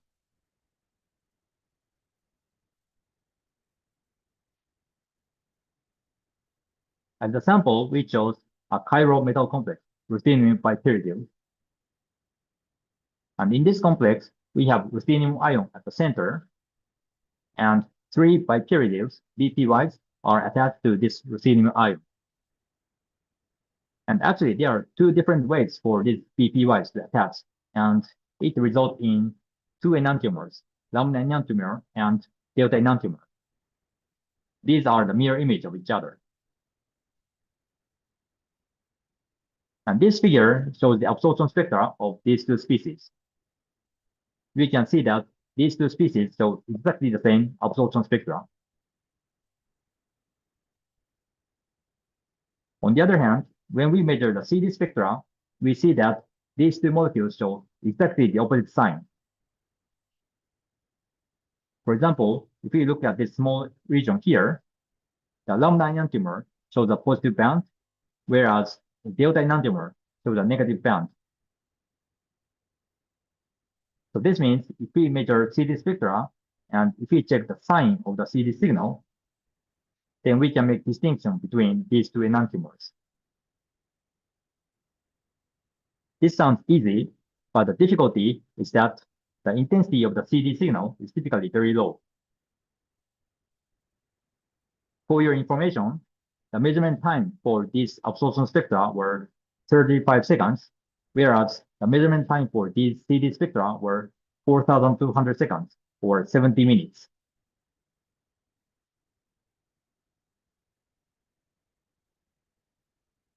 Okay, this is a CD spectrum of one of these enantiomers measured within 0.7 seconds. From this spectrum, it is not clear if it is lambda or delta because the noise is so large and the sign of the CD signal is unclear. In order to determine the chirality, we need to make the noise smaller by spectral averaging. By averaging 10 spectra, for example, the noise becomes smaller, as shown by this red shaded area. By repeating spectral averaging, the noise becomes smaller and smaller. And finally, after averaging 400 spectra, we see that the sign of the CD signal is positive, meaning that this sample is lambda enantiomer. And actually, this data was measured by classical CD measurements. By using entangled compares as the light source, we can perform the same measurement with lower noise level, which can facilitate the determination of the chirality. To make the comparison more quantitative, we evaluate the noise in each case and normalize it by the subnoise. And this is the result we got. The black one is the noise contained in the classical measurement, and we see that it is approximately at the subnoise limit. On the other hand, this red curve shows the noise in the quantum measurement using entangled compares, and the noise level is about 30% below the subnoise limit. So this result shows that by using entangled compares as a light source, we can suppress the noise below the subnoise limit, not only for absorption spectroscopy, but also for CD spectroscopy. And this result was for the lambda enantiomer, but of course, we can do the same measurement also for delta enantiomer. And this is the result. So in this case, the sign of the CD signal was negative, but otherwise we obtained a similar results. And also in this case, we were able to demonstrate the noise suppression by about 30% below the subnoise limit. So what I have shown so far is that if we average a huge amount of spectra, we can determine the chirality of the sample. But in practice, we want to determine the chirality with minimum number of spectral averaging. So the question here is, how many spectra do we actually need to average to determine the chirality? So to answer this question, we evaluate the noise in the classical measurement here and the quantum measurement here as the function of the averaging number, n.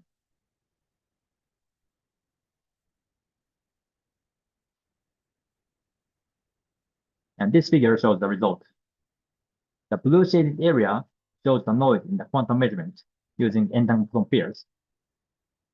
And this gray shaded area shows the noise in the classical measurement. And the horizontal axis shows the spectral averaging. Without the spectral averaging, the noise is large. But as we average the spectra, noise becomes smaller and smaller.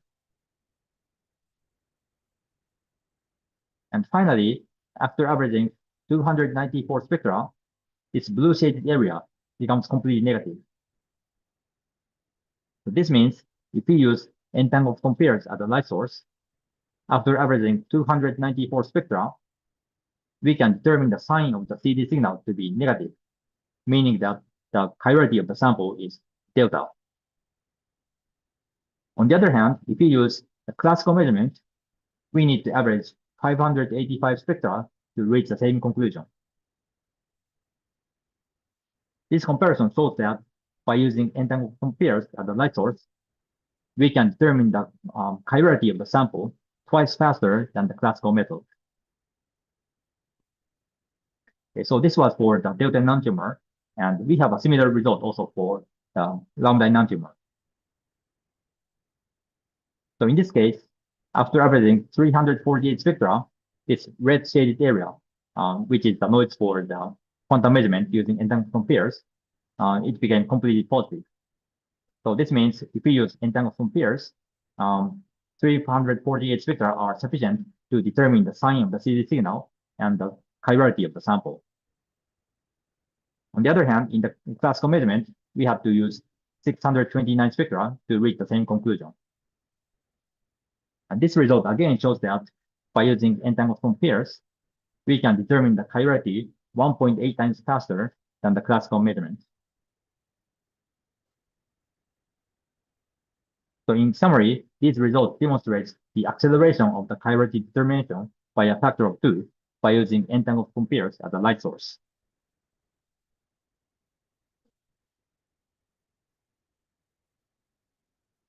Okay, so those were about the ultrasensitive spectroscopy. And now I will move on to the second topic, which is time result spectroscopy.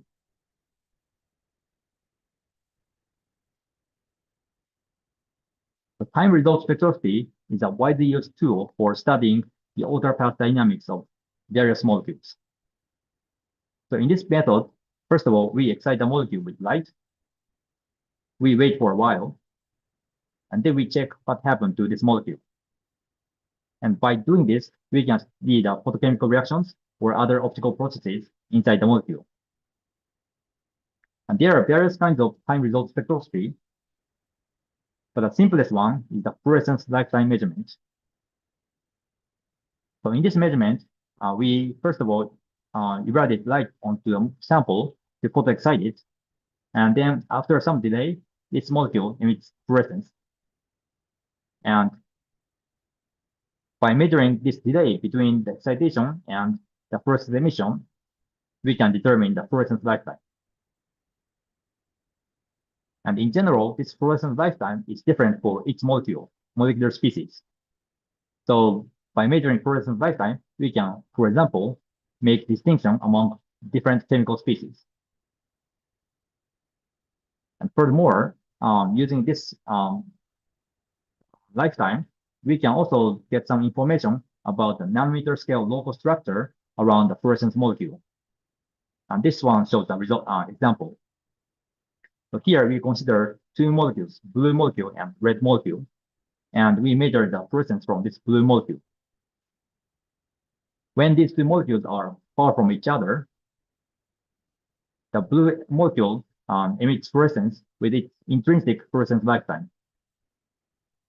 But when these two molecules come close together, there can be an energy transfer from blue molecule to red molecule. And this makes the lifetime of the fluorescence emission shorter. So this means by measuring the fluorescence lifetime, we can estimate the distance between these two molecules. Okay, so this is the fluorescence lifetime. And typically, we measure fluorescence lifetime in the following manner using a pulse laser. So first of all, we radiate the pulse laser onto the sample to photoexcite it. And then after a while, this molecule emits fluorescence. And by comparing this fluorescence emission with the reference pulse, we can determine the delay. We can determine how much this fluorescence emission is delayed from the excitation. So this means we can determine the fluorescence lifetime of this molecule. However, in this method, we use pulse laser, which has a very high peak intensity, and sometimes this can cause complication to the measurement. The one possible complication is the photo damage. When we irradiate such a light with high peak intensity, a fragile sample, like biological samples, there can be a photo damage to the sample. The second complication is the multiple excitation of the sample. And to illustrate it, I will talk about solar cells as an example. So in solar cell, when we irradiate light, we first of all generate extons. And when this exton splits into electron and a hole, we can convert light energy into electricity. And this is how the solar cells work. But when we use pulse laser as a light source, we can generate many extons simultaneously, and this may result in the unwanted interaction among these extons, and this might obscure the dynamics in the solar cells. So when these kinds of things happen, it is preferable to measure a person's lifetime without using a pulse laser.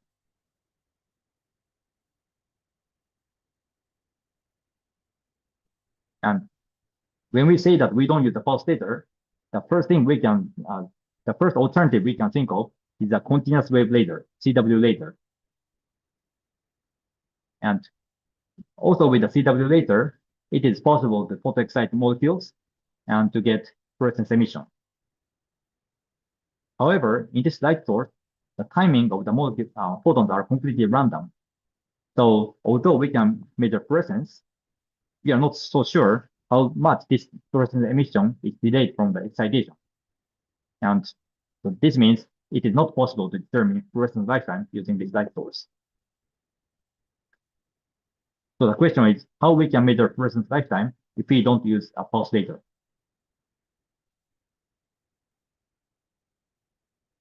And our idea is to convert CW laser to entangled photon pairs. And as I have already explained earlier, this can be accomplished by using an optical process called spontaneous parametric stun conversion, SPDC. So by irradiating CW laser onto a nonlinear crystal, one photon inside this crystal splits into two to become entangled photon pairs. So in this process, these two photons are generated simultaneously, and they are temporally correlated. And by utilizing the temporal correlation of these entangled photon pairs, we can perform fluorescence lifetime measurements.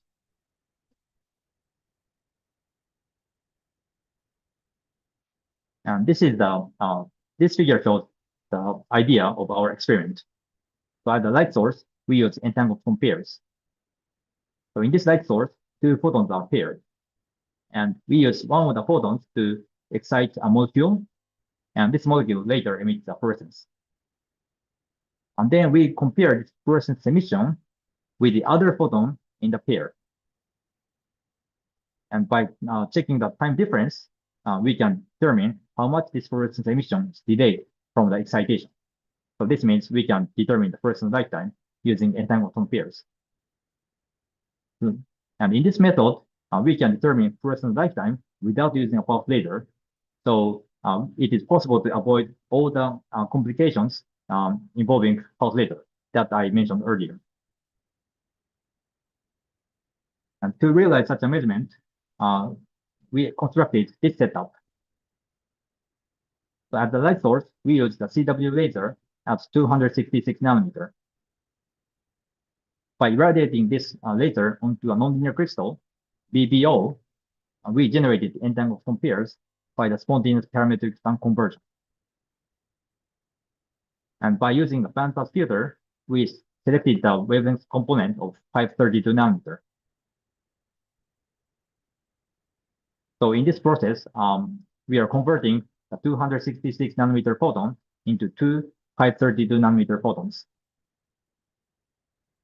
And one with the 532 nanometer photon is irradiated onto the sample to photoexcite it, and this sample emits fluorescence. On the other hand, the other 532 nanometer photon is used as a temporal reference. And by comparing the time difference between this temporal reference and the fluorescence photon, we can determine the fluorescence lifetime of this molecule.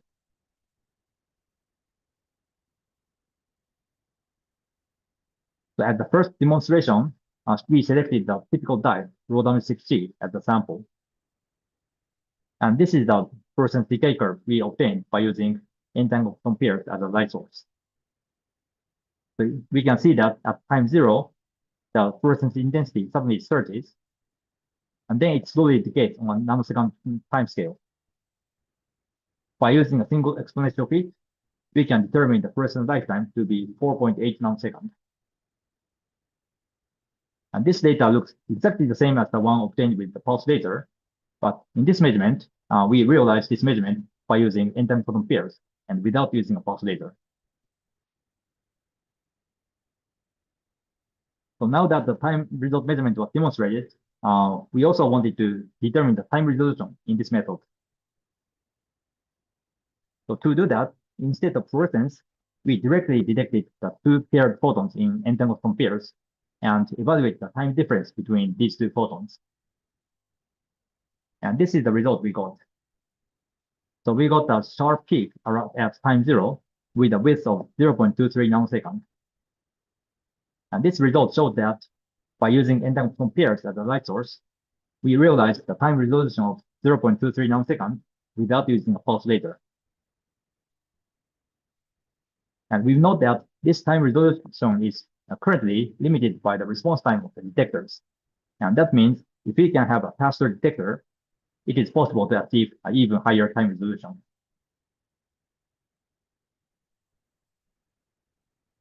And finally, I will give a brief overview about the various works done related to this work.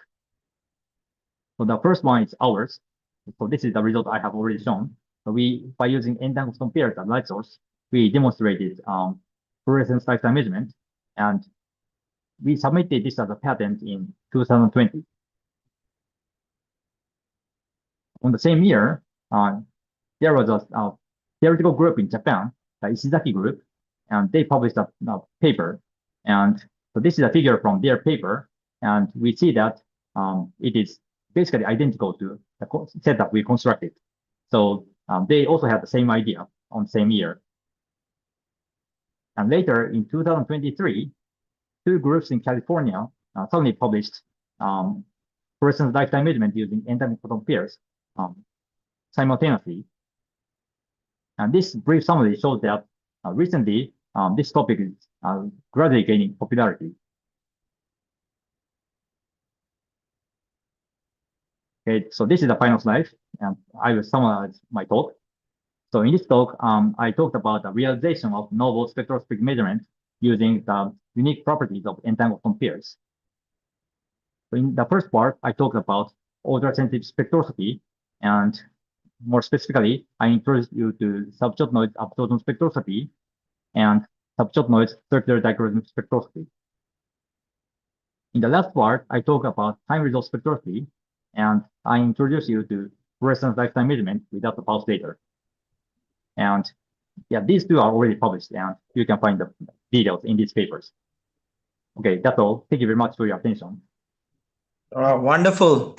Wonderful, Koronobu. Thank you. This was a fantastic talk. The clarity in the idea of entangled photon pairs to generate and then measure it for absorption and CD measurements, and then the last part, which is time resolved emission. So thank you. I think there were two questions. So first one is from Vishnu Santosh Kumar. So Vishnu's question is, when you showed the spatial ring pattern, why does the entangled beam look like a ring shape? So could you first elaborate on that? Okay. Maybe you can go back to the slide. Yeah. Yeah, I'm figuring out how to go back. Okay. I mean, maybe there's not so many slides.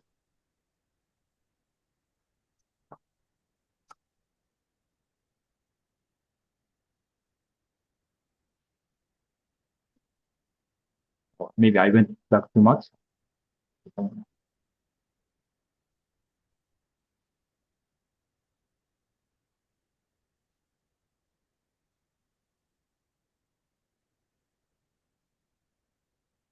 Okay, so basically this pattern is determined by the phase matching condition. And so as I have mentioned, in this process, the phase matching condition needs to be satisfied. So if one photon is emitted into this direction, the other photon needs to be emitted into the other direction. So that's a requirement. So That's right. Because of the phase matching condition, it imposes that those are the two photons that are entangled. Okay. Yes. So these are possible, and also these are possible. So Yeah. if we add up everything, it becomes a ring. Yeah. Okay, cool. There was another question by Shrestha. I think Shrestha, maybe you can ask that question about CPL. Yeah, I was just wondering, it's just a curiosity-driven question. Yes. If these measurements can be extended to CPL as well, like you've shown it for CD, circular dichroism. I was thinking about circularly polarized luminescence, the luminescence counterpart of CD. So yeah, using this light source, CPL is also possible, but I think you cannot enjoy the benefit of subshot noise measurement using CPL. So basically, this measurement measures the change in the original light intensity, and in that case, this measurement works. But in CPL, the new light is generated, and in that kind of case, our idea doesn't work. So my answer is, yeah, we can do CPL, but we cannot do it at the subshot noise level. Right. Very interesting. Right. Very right. Okay. Thank you very much. And is there, yes, so there is a question from Navendu. Navendu, you can ask the question by unmuting yourself, and then I can ask my question. Navendu? Oh, yes, thank you. It was very nice talk about this photon entanglement. I have a very naive question, probably, correct me if my understanding is correct. So when you produce these two photons by using, let's say, 266 nanometer lasers, are you limited by measuring, only few samples because you're producing two 532 nanometer beams, which is of two different polarizations? So will it be, this approach will be limited to only few specific samples of their absorption matching close to those photons, or you have sort of correlations that you can measure any range of absorptions? Yes. So currently, the measurement range is just a moment. Yeah, sure. Okay, wait, one more. Yeah, okay. So this is the spectrum of the entanglement pairs we used in this spectrum measurement. And currently, the measurement range is limited to this range, like 400 to 650 or something. And in principle, this can be extended by using, for example, different excited wavelength, or by using a different nonlinear crystal. I see. So, yeah, in principle, it can be extended to other wavelengths, but in the current setup at RIKEM that we have right now, we can only measure within this range.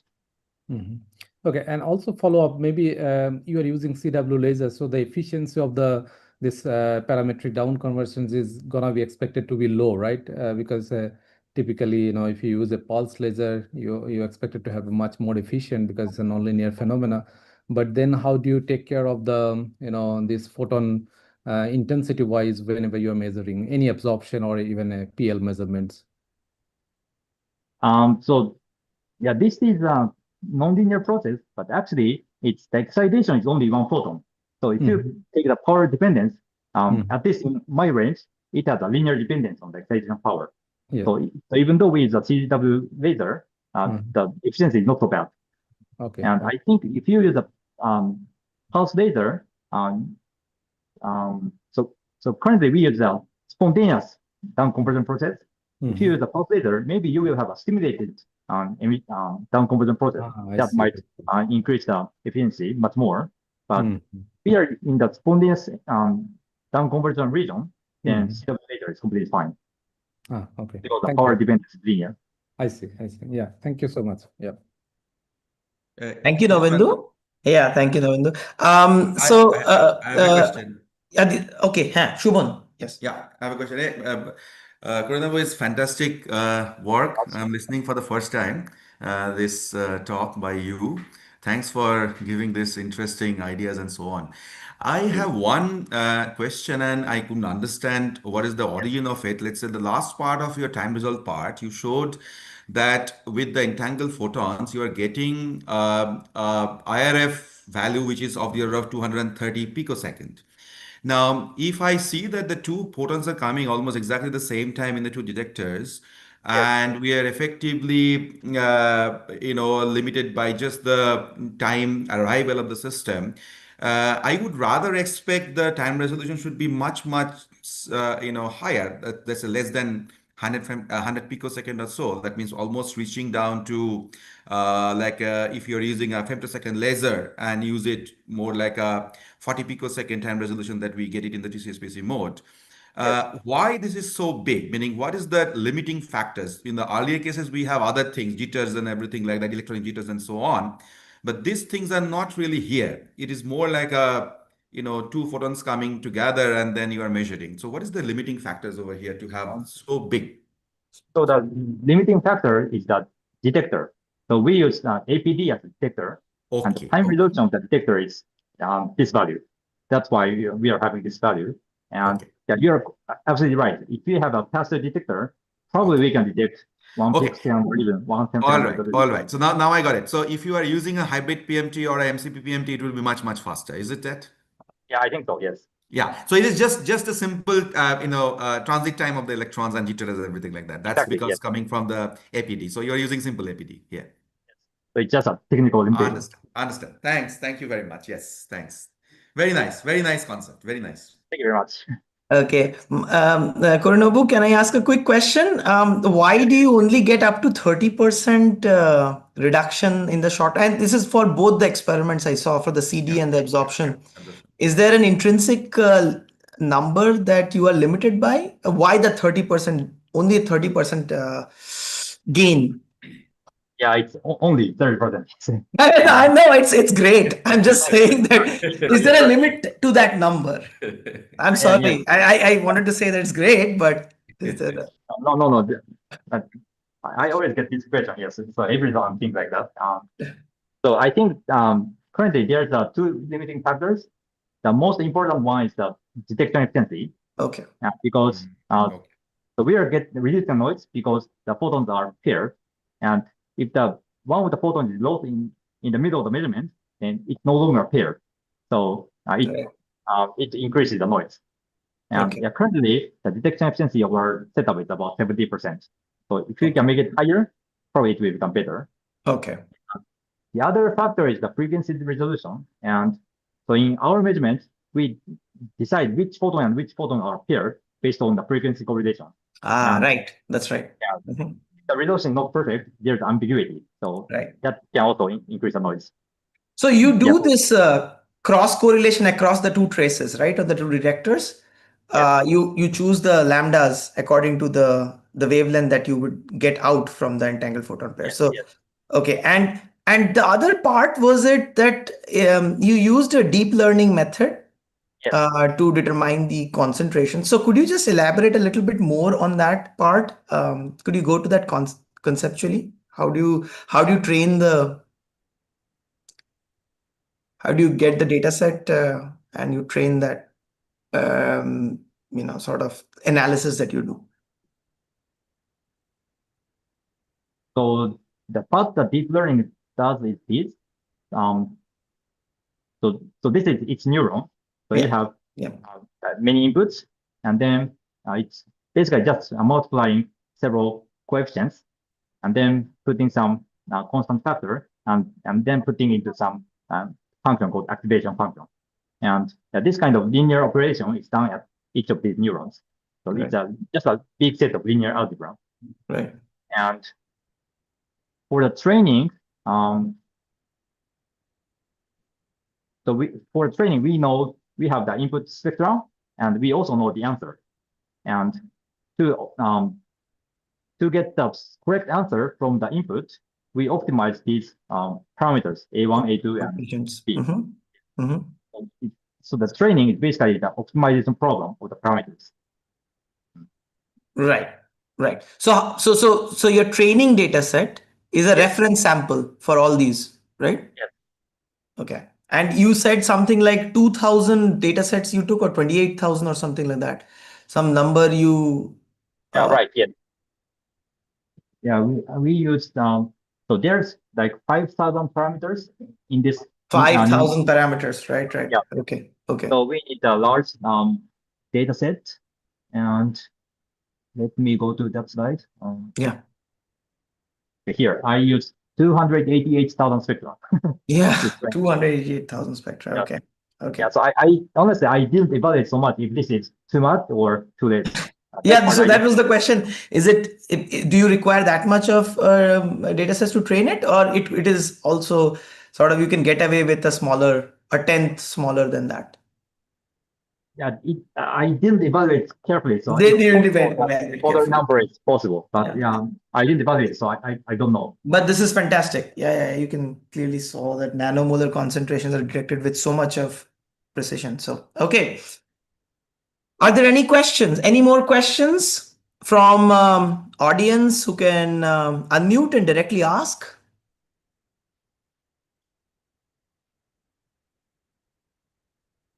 There aren't any YouTube questions yet. So, Karnavu, thank you very much for this wonderful presentation. Thank you very much. And unfortunately, you won't be here for the in-person, but we tremendously enjoyed your presentation. And I hope you can be in touch with us, and maybe next year you can come over for the That would be FCS great. Yes. in person. Yes, that would be great. Yeah. Thank you. Yeah, thank you very much for the invitation. Okay, so we will take a short break. The next talk is going to start at 4:45, and I will hand it over to Professor Shobhan Shen, who would introduce our next speaker, that is Christian Eglin. Yeah, Shobhan. Yeah, Christian is still not here, probably. This time. Huh? There is time, but Yeah. There is time. So anyway, we'll go for a small break. So Dr. Matsuzaki, it was a brilliant talk. Loved it. Thank you very much. Yeah. I've been wanting to learn about this technique for a while. Your talk answered most of the questions I had, or many of the things that I didn't understand. Thank you very much. And we Thank you very really much. look forward to meeting you in person and learning from you. That would be great. Yes, thank you very much. Yeah. All right, so we go for a break and come back at 4:45. Yes. Yeah. Go for a break. Okay, Where's the see you. man? See you, Matsuzaki-san. Yeah. Okay. Well, you can continue listening to our lectures. It will be good. Yeah. Absolutely. If you have the time, I know it's evening. It's evening in Yeah. Japan. It's 7:30 or 8 o'clock. I don't know what's the time. Yeah, it's 8 p.m. right now. 8 p.m. Yeah. So if you have other things to do, it's okay. But you can join anytime. There is a stimulated Raman imaging talk coming up later in the evening as well. So That's sounds interesting. Yeah. 8 o'clock is only early evening in Japan. Okay. All right. See you guys. Okay. See you. Okay. Thank you. See you.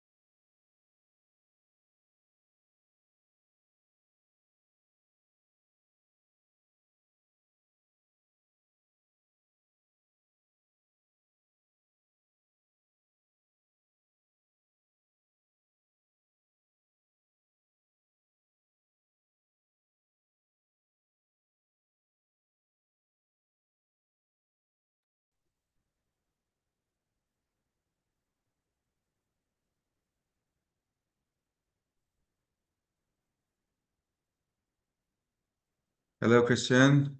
Hey, sorry. Hi. How are Sorry you? for the last minute No jump in. problem. We I had still another have, meeting. yeah, we just finished the earlier talk in 10 minutes back, so no problem. Yeah. Okay. Should I start off right away or Excuse me? should I start right away? No. I'll introduce and I'll introduce and everything. And please wait for a while. Okay. Let others join. People are still joining, actually. Few Okay. people have, because we had a break for 7-10 minutes. Yeah, that's People are fine. coming back. Yeah. Because we had now 4 lectures since morning. Yeah. Started with in the dawn with FCS, then Klaus talked about his all stuff of signal threat, and then we had Matsuzaki from Riken, and now you're the Yeah. fourth person coming in. He talked So about entangled. yes, entangled. That sounds interesting. If I would have time, I would have loved to listen to Yeah, it, but I it's didn't have the time to it's listen pretty to it. interesting. It's pretty interesting. Is very simple stuff, but then it's so powerful that they can do now the CD spectroscopy with that one simple absorption spectroscopy, even time resolved, we using this Yeah. continuous wave lasers. Yeah. That's interesting. Yeah. It's pretty We've done interesting. We have done some lifetime stuff as well with entangled photons, but at the end it was more complicated than the normal lifetime, so we went back to the normal lifetime. Normal lifetime. That's true. But yeah, maybe it probably will find many more applications in the long Exactly. Hey, we have to run. test this out, and then we will find the niches and so on. Yeah, So absolutely. let's That's see. the idea. That's the idea. Yeah. That's cool. Okay. Good. Okay, So so I think others are probably here, and maybe we can slowly start. Okay, Ananda, Jyotishman, you are all here. Shall we start now or wait for 1 or 2 minutes more? Okay, maybe they have not come back from the break, so maybe let's wait for 1 well, or 2 there are minutes. a lot of people in the Yes. Zoom, but we don't know whether they are actually present or not. Yeah. No, so we just had a break. So because the Matsuzaki actually finished the talk something around 4:30, 4 almost 4:40. So it's just 7 minutes, yeah. Okay. So we'll just start in a minute or so. Okay, I'll just send the message and everything. Yeah. Yeah, Sudipta has to travel exactly around this time. So that's why probably he will be absent here now. Okay. So, but yeah, we have a good crowd. In fact, many Yeah, people here around I see this. You have a lot of since people here beginning. joining. That's Sure. cool. It's pretty good. I think this is the first time that you are coming for FCS thing, no? Because you never I gave talks on this event on the before. online one. Before. The online one. Yeah. So you still haven't come in person. No, I So haven't come in person. It's always hard to find the time and so on, but I would love to come again. I only was on Gito Mayor's workshop once or yeah. twice. Yeah. So, Okay. but that was down there in Bangalore. So yes, that's the thing. So I think please come sometime. This year we are going to have it, as you know, next month in Kolkata. So that's the organizing But team that is the going to. problem why I couldn't join a couple of times is because it was in the middle of the lecturing period here, and then it's tough to take some time off. I mean, in India, you don't want to fly in and out the next day, yeah, and it's just like it's tough, and that's why it's difficult during that time. But hey, let's keep on trying, and it will work for sure.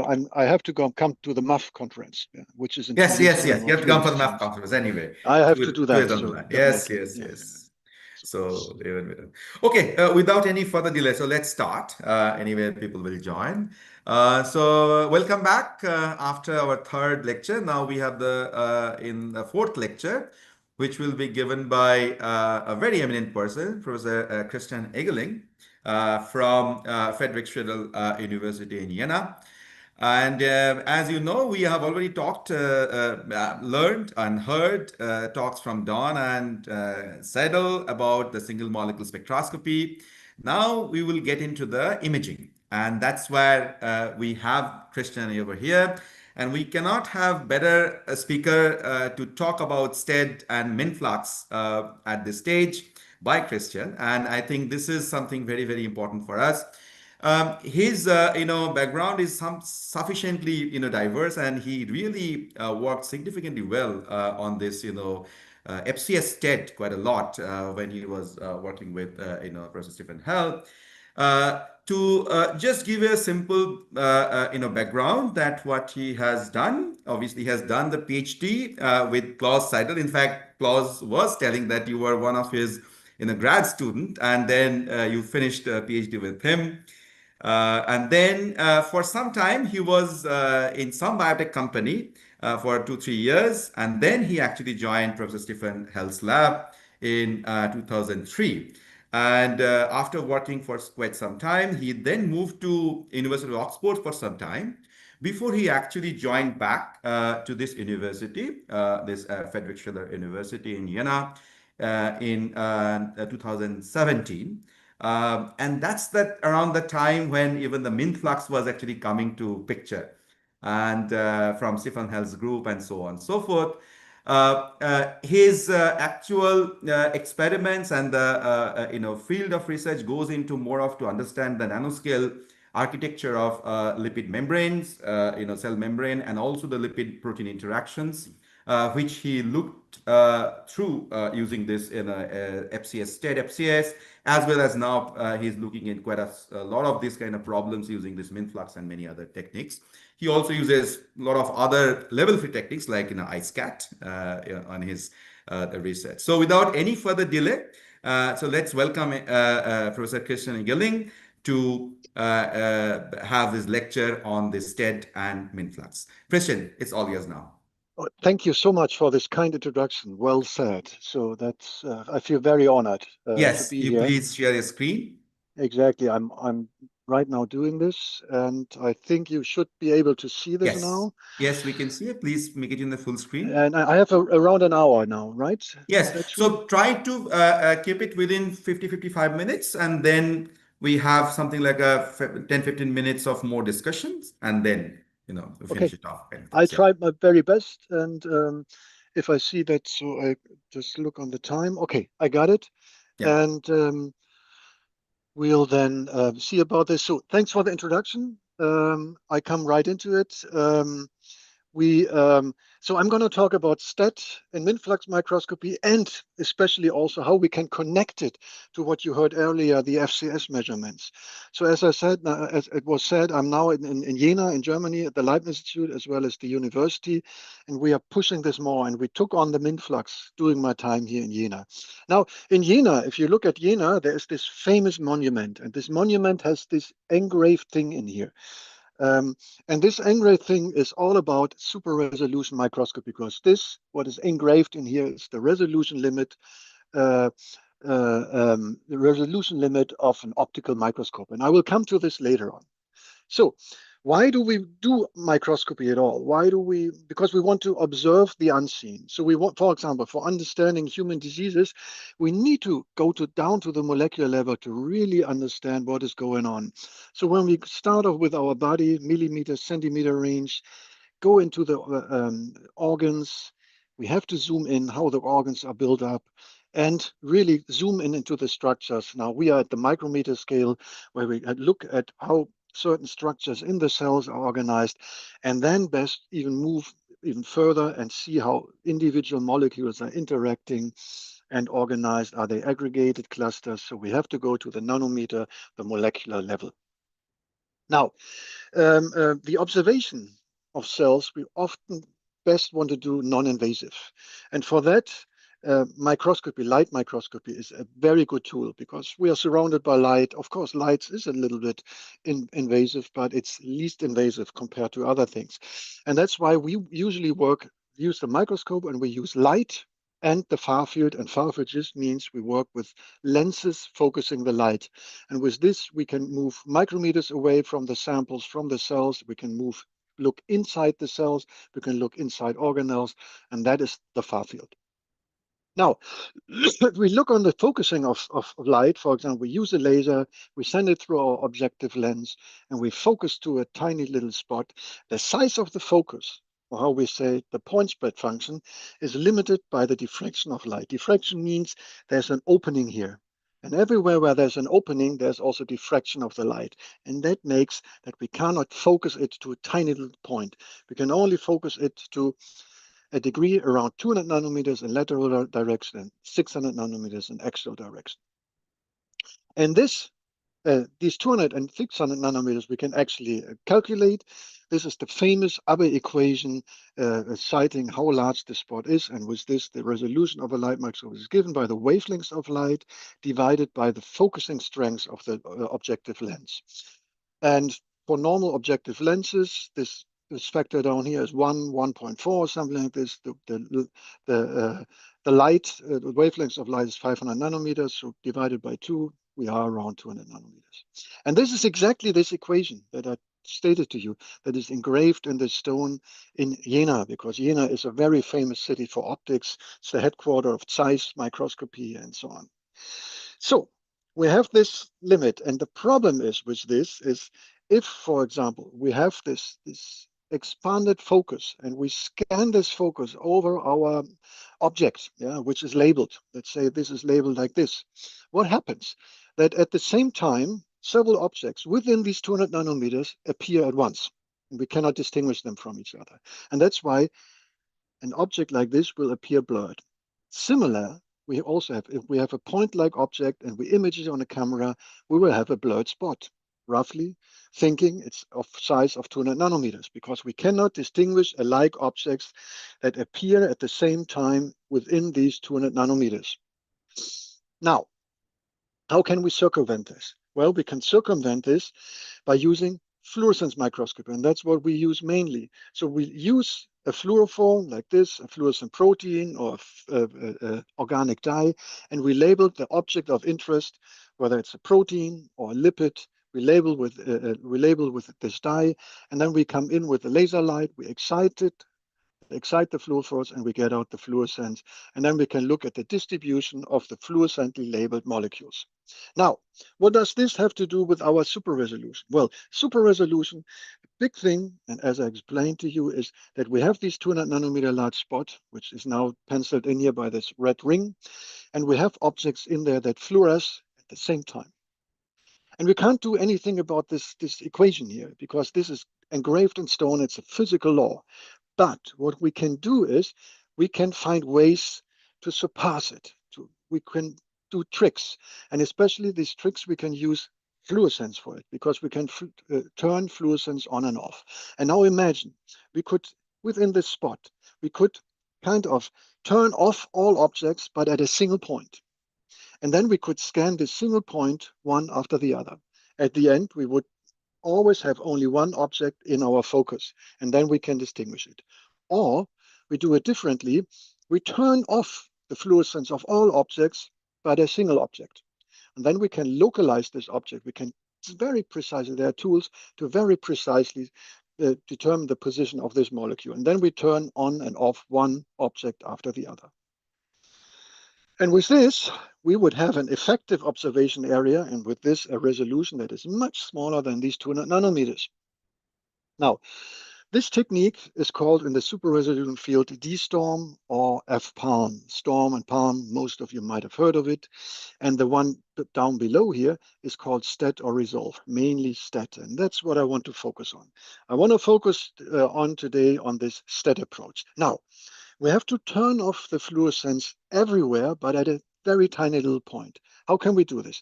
So if we go on back to this, imagine we would find a way to inhibit the fluorescence everywhere, but at the very focus center. With that, we would have an effective spot that is much smaller than these 200 nanometers. And that's exactly what STAT is doing. Now, STAT, we start off with a normal confocal microscope usually. So we have an excitation laser. We focus it to this 200 nanometer large spot.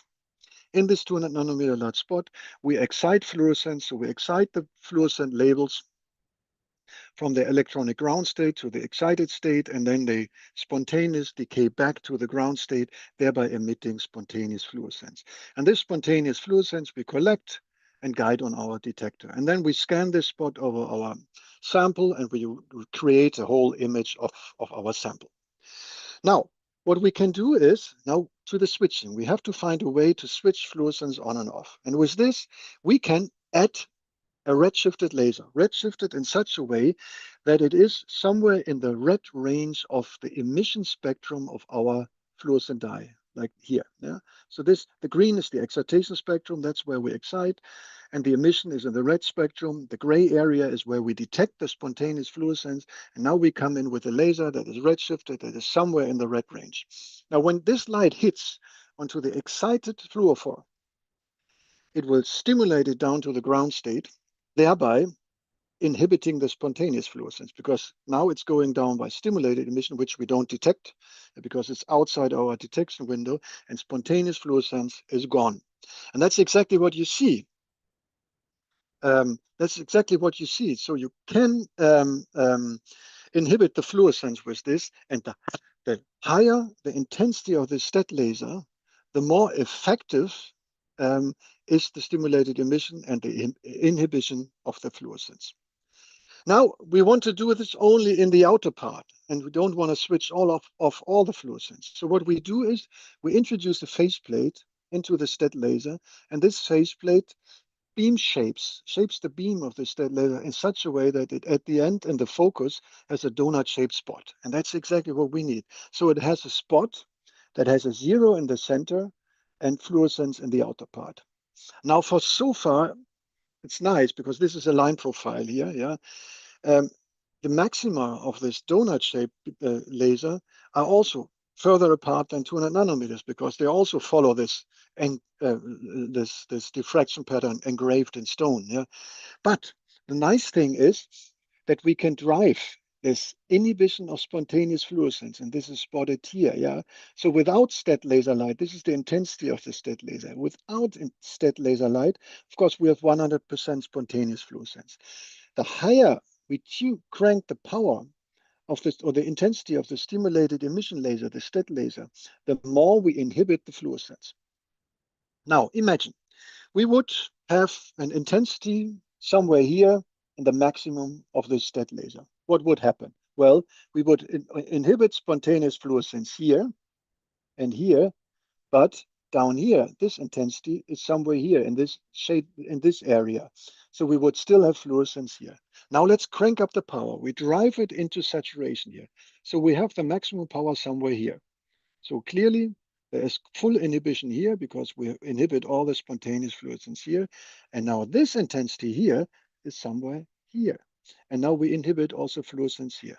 And that's the trick.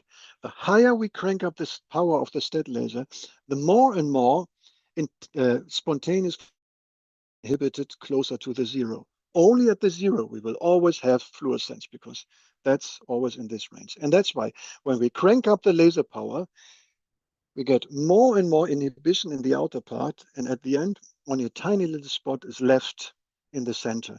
And that's why our effective scanning spot is now very, very small, and we can distinguish alike objects that are very close together.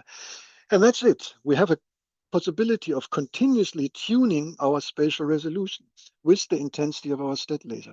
So if this is the diameter of our spot, yeah, of course, without STET laser, we have something around 200 nanometers. And when we crank up the laser power, this diameter, the effective scanning spot diameter, and with this, our resolution gets smaller and smaller.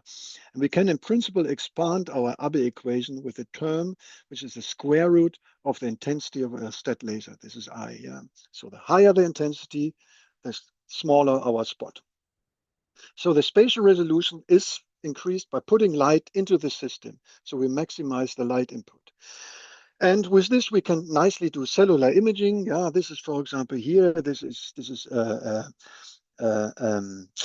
cytoskeleton of a T cell. Yeah, this is the normal. Upper left is the normal confocal recording, and with STET, we nicely have a better resolution. Yeah, so STET is possible for live cells.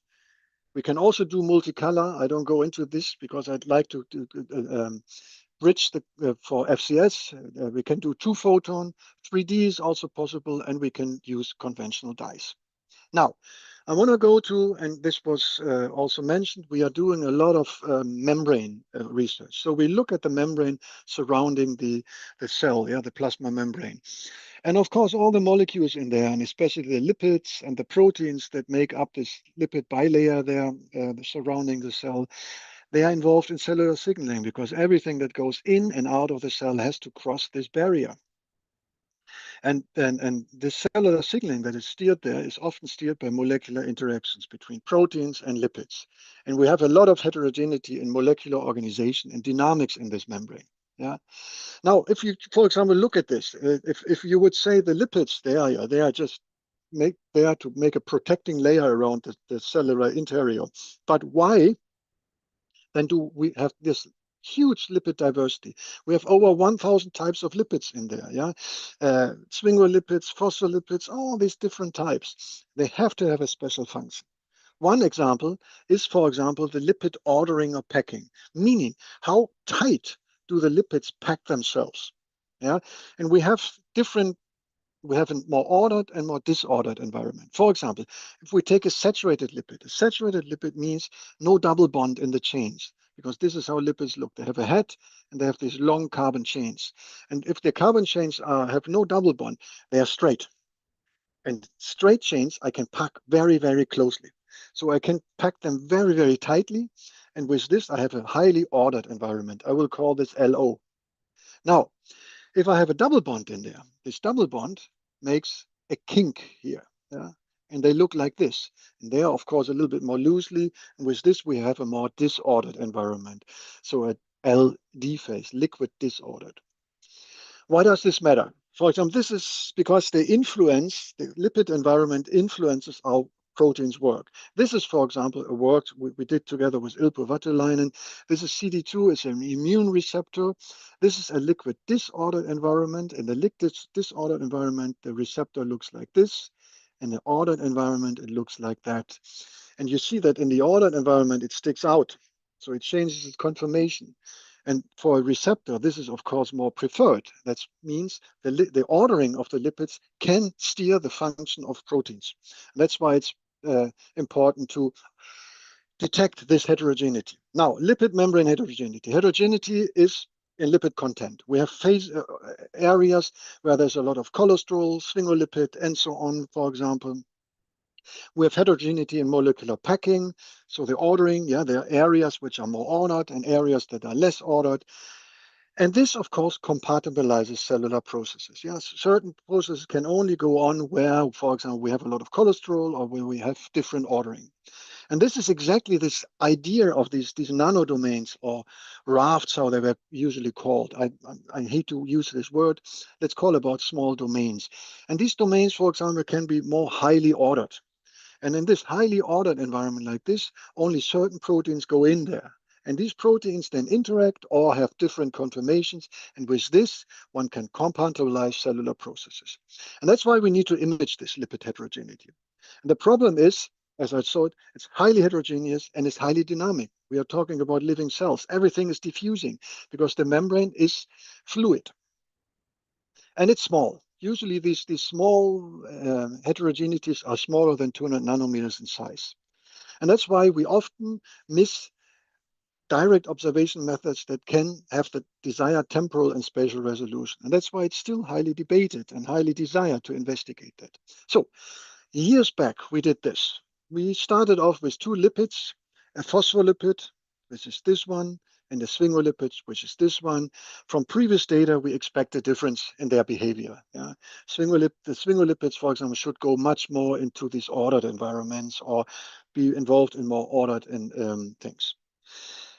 Now we are working with fluorescence, and that's why we have to label them. And that's why we have our organic chemists, and they take a dye, like in this case, ATA647N, and they put it on the acyl chain, for example, here. But we can put them anywhere else because, of course, you disturb a molecule when putting something on them. And that's why we have all these different control samples where we put it on the head group and other labeling positions, other dyes, and so on. So we can make a lot of controls. Also, we need to get this fluorescent lipid analog now into our cells, and we do this often by a BSA complex, or you just throw them on the cells and they go inside the outer leaflet. So they are in the outer leaflet of our plasma lipid bilayer of the plasma membrane. And then we can use our confocal or our STAT microscope to image it, the distribution. And these are example images. This is the phospholipid, this is the sphingolipid. I will call them PE and SM. This is in Joker T cells, this is in PTK2 cells. And what you see is, of course, you see some bright spots, but this is internalized. So here the fluorescent lipid analogs have internalized into the cell. But when we look on the plasma membrane, it's here or there or there or there. It's very homogeneous. Now, why don't we see any heterogeneities? Well, the thing is, the lipids are diffusing very fast. And more importantly, we don't have contrast between the heterogeneities and the non-heterogeneities. For example, domains and no domains, because we only would see something on our images if the majority of the lipids would reside in these domains. But what is the case usually is that 50% are in the domains and 50% are still freely diffusing around. And with this, we don't have a contrast. So direct imaging is not the way to go here. So what we can do is we can look at the diffusion, because if molecules interact, they usually diffuse slower. Yeah, because they interact with some proteins and the proteins are diffusing slower, and that's why everything is diffusing slower. And let's look at the diffusion. So what we do here, and you heard this from Don Lamb this morning, FCS. So we just park our spot somewhere and wait for the fluorescent lipid analogs to diffuse through there. Now, if we take the crank down the labeling degree, so we go very slow. The signal looks like this. This is time, the x-axis, and the y-axis is count rate. So most of the time we just have background noise because there are no fluorescent lipid analogs in there. But from time to time they diffuse through there, giving rise to these bursts. And now we have to determine the average transit time of the labeled molecules through the observation area, because with this we can calculate the molecular mobility, because the longer the transit time, the slower the molecules. Now there's a good tool, and this is fluorescence correlation spectroscopy. So we calculate the temporal correlation function of these fluctuations, and we end up with the decaying curve where the inflection point, so the decay time, is roughly the time, the characteristic time of the process causing the fluctuations. In our case, diffusion in and out. So we get out of that the molecular diffusion coefficient and the molecular mobility. Molecular diffusion coefficient, just as a remember, the higher its value, the faster the molecules. So now we want to image. Yeah? We not only want to determine diffusion times, we want to also image lipid heterogeneity. And for that, first of all, we need high spatial resolution. Talked about this before. We can use a super resolution STAT microscope. And next, we also need spatial information. And that's why we need to simultaneously measure the mobility, so take FCS data at the same time at multiple spots. And there's a way to do this. So first of all, we move to the STAT microscope. As I told you, with this donut, we can create a spot that is much smaller. So now we look on the diffusion of the molecules through a tiny little spot in size 180, 60, 40 nanometers in diameter. We can tune it with the intensity of the STAT laser, as I told you. Second, how can we spatially resolve this? Well, instead of parking our spot, what we do is we scan a line, 1, 2, 3 micrometer long line, and we scan it very fast. I guess Don also talked about a little bit about spatially resolved FCS, how we do it. We just scan this line, and we scan this line thousands of times. So for each pixel along this line, what do we get? If we get a time information, because for each, because we scan it multiple times, we get the fluctuating time signal, the fluctuating intensity signal over time for each point there. And then we can calculate an FCS curve for each pixel, and we end up with the decaying curve for each pixel along this line. Now, usually we plot it like this. We look from above and we color code it. So red is at the beginning, blue is here, and the decay time is somewhere in the yellowish area. And if we have some kind of kinks in this direction, we know this is an area where diffusion has been slowed down because the correlation function is decaying a little bit slower. That's exactly what we did. So we took our PE and SM fluorescent lipid analogs, in this case, looked at live PTK2 cells, and we looked at these maps. Yeah. So this, for example, space is the pixel. This is the mobility. This is spot size 250 nanometer confocal recordings for the PE. Yeah, there's not much heterogeneity. SM, there's a little bit more heterogeneity, but not that pronounced. Okay, yeah, because heterogeneities are at very small spatial scales. So let's go to STAT, 80 nanometer spot size. Of course, the decay is now faster. Why? Because it takes the molecules less time to diffuse through a smaller spot. Instead of this, a smaller spot. And that's why it decays very fast. But for the phospholipid still, it's pretty homogeneous. Now, there are some spikes, but it's pretty homogeneous. So this is clearly free diffusion. For the sphingolipid, we see this. We see areas like here or here that are equally fast as the phospholipid. So there it's free diffusion. But then we also have spots like this where it's extremely slowed down. So we have smaller than 80 nanometer size spots of slowed down diffusion this analysis takes. And these are trapping sites. So what happened is the molecule diffuses free, like here or here or here, and then it comes to some spots where it's trapped, where it's interacting, it's slowed down, and it's doing something. And this is gone upon cholesterol and actin depletion. I don't show this data, but when we deplete cholesterol or we dissolve the actin cytoskeleton, these trapping sites are gone and we get a flat line as well. And more importantly, if we take one measurement, next 10-second measurement, next 10-second measurements, we see that these spot sites, these trapping spot sites, they move. Yeah. Here, they are here, suddenly they are somewhere else. So they appear and disappear. And we still don't know whether they assemble and disassemble or whether they just move into the line and move further on, because they could also be a little bit mobile. That's what we still try to find out. So what do we have? So probably a protein is not alone.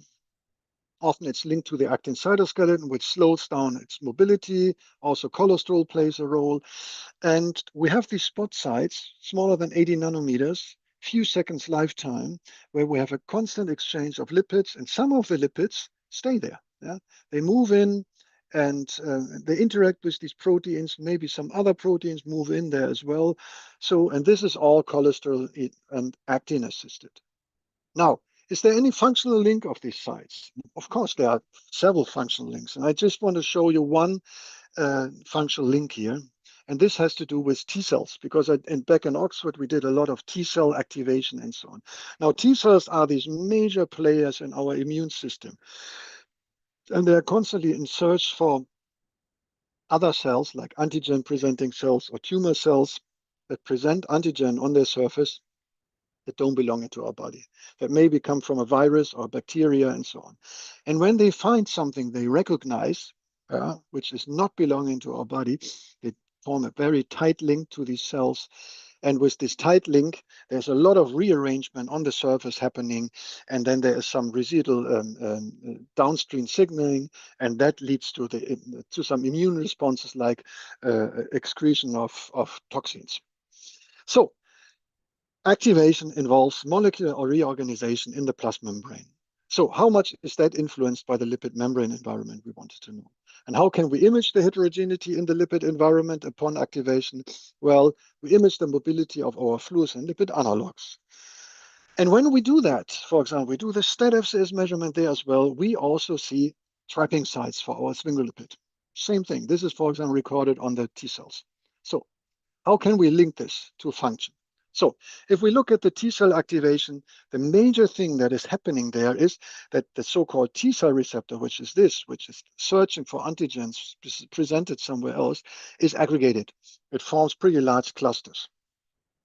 While phosphatases, for example, they are moved out of these clusters. And you can image this. This is, for example, here we have in red a molecule that recognizes these clusters, LAP70, but it's in principle, this is our TCR cluster.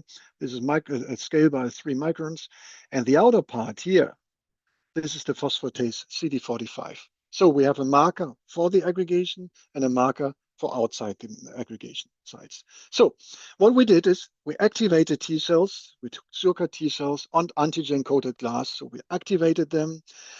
And we took the sphingomyelin, the lipid that diffused on the basal membrane, and we labeled the TAP, the TCR, or and the SM. So TCR in green and SM, our lipid, in red.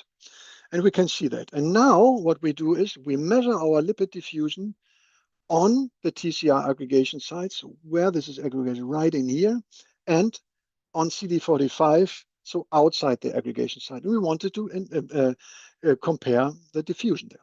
So if we do this with STAT FCS, this is a little bit different representation, but what I clearly can say is that on the aggregation sites, SM is trapped, while outside it's free.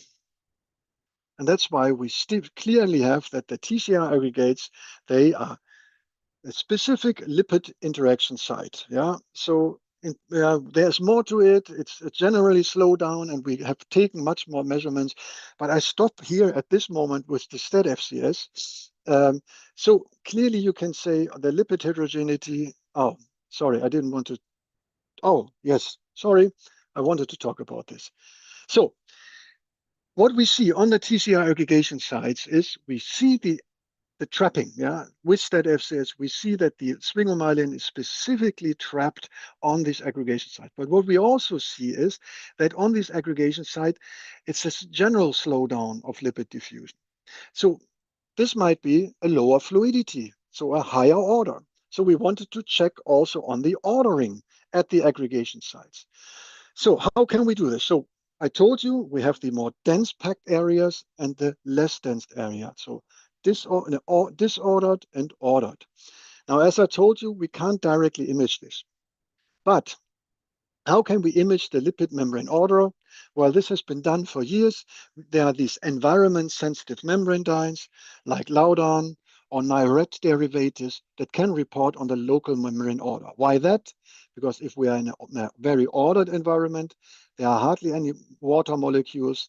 And if we are in a disordered environment, there are a little bit more water molecules. And these dyes are polarity sensitive. So they sense the more water in there. And what they do is, if they sense more water, their emission spectrum is more red. And the more ordered the environment, we have a blue shift. And we can calculate this. So what we can do is we can image this blue shift. For example, we can put a spectral detector on our microscope, also on the STAT microscope, and we can quantify the blue shift, which is usually in the community done by the so-called GP value, where you just calculate how much do I detect in the red, how much do I detect in the blue, and you make just a ratio out of this. And the higher the GP value, the more ordered the environment. And if we look on the T cell activation, for example, this is the basal membrane, the lower membrane of a T cell, yeah, where we have activated the T cell. And if we look on this, more green is more ordered. We clearly see various environments that are more ordered, but it's very heterogeneous. So is this heterogeneity linked to any function? So we go back to our T cell activation and we do the same thing as before. Yeah, we have our TCR aggregation sites and we have the phosphatase. So what we do is we measure lipid order, this blue shift of this polarity sensitive membrane dye at the TCR aggregation sites and outside the TCR aggregation site at CD45. Yeah. So we use this blue shift of this Niret derivative. What do we see? Yeah, we can take the fluorescence intensities again. The green tells us where the TCR aggregation site is, and then we just measure the blue shift. Yeah. And when we do this, we see a higher lipid order at size of TCR aggregation compared to outside the TCR aggregation site. So that the slight blue shift. It's only a few nanometers, but it's consistently and significant. If we go to the CD45 dyes, we see that there's a lower lipid order than at the site. So clearly the order is correlated with this aggregation. And clearly the sites of strong hindrance that we saw with STAT FCS, the trapping sites, there is a constant exchange of lipids, but they are trapped there, only certain, it's cholesterol assisted, and it's specific for certain protein interaction sites and linked to higher order. We can see this more and more. So it follows this lipid domain idea, which I was sketching here. And the purpose is to support interactions of less abundant molecules and support cellular signaling. So the lipid molecules play part in this. But the issue is, I don't know why it popped up, the remaining question is whether the lipids play an active or a passive role. So are they dragging the proteins to these sites, or are the proteins dragging the lipids to these sites? Very important is that they both support each other. But whether the lipids play an active or a passive role, we don't know yet. Now, since this is also about the technology, I wanted to tell you a little bit about these some limitations and remedies for some of the problems that we face with STAT FCS and lipid order imaging. Now, what I showed you, most of the data is from the basal membrane, yeah, because that's easiest. We use an inverse microscope, we come from below, and we can image the membrane that is just sitting on top of our cover glass surface. But of course, you sometimes also want to look at the apical membrane and see whether it's the same.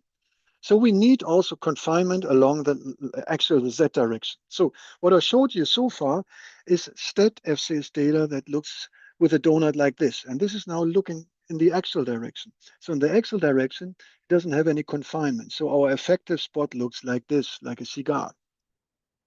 And the cigar, if we have the apical membrane, the basal membrane, you will have contributions from both. So what do you have to do? You have to kind of have different, there are different approaches to also confine the effective spot along the axial direction. Yeah? And that's what we did. And we also needed for that, because you go deeper inside for the apical membrane, you might face some optical aberrations. So this whole donut here, or this donut, is kind of distorted. And you can correct this with adaptive optics. These are special optics that can correct for these aberrations. This is shown here. So we can really correct the aberrations and get back to a very nice donut confining from above and below. That's what we did. So this is 3D Z recording. This is the confocal recording of a PTK2 cells. And this is the Z recording. And now we can resolve, especially in these areas, the lower and the upper membrane. And now we can address FCS in the lower and the upper membrane. And that's what we did.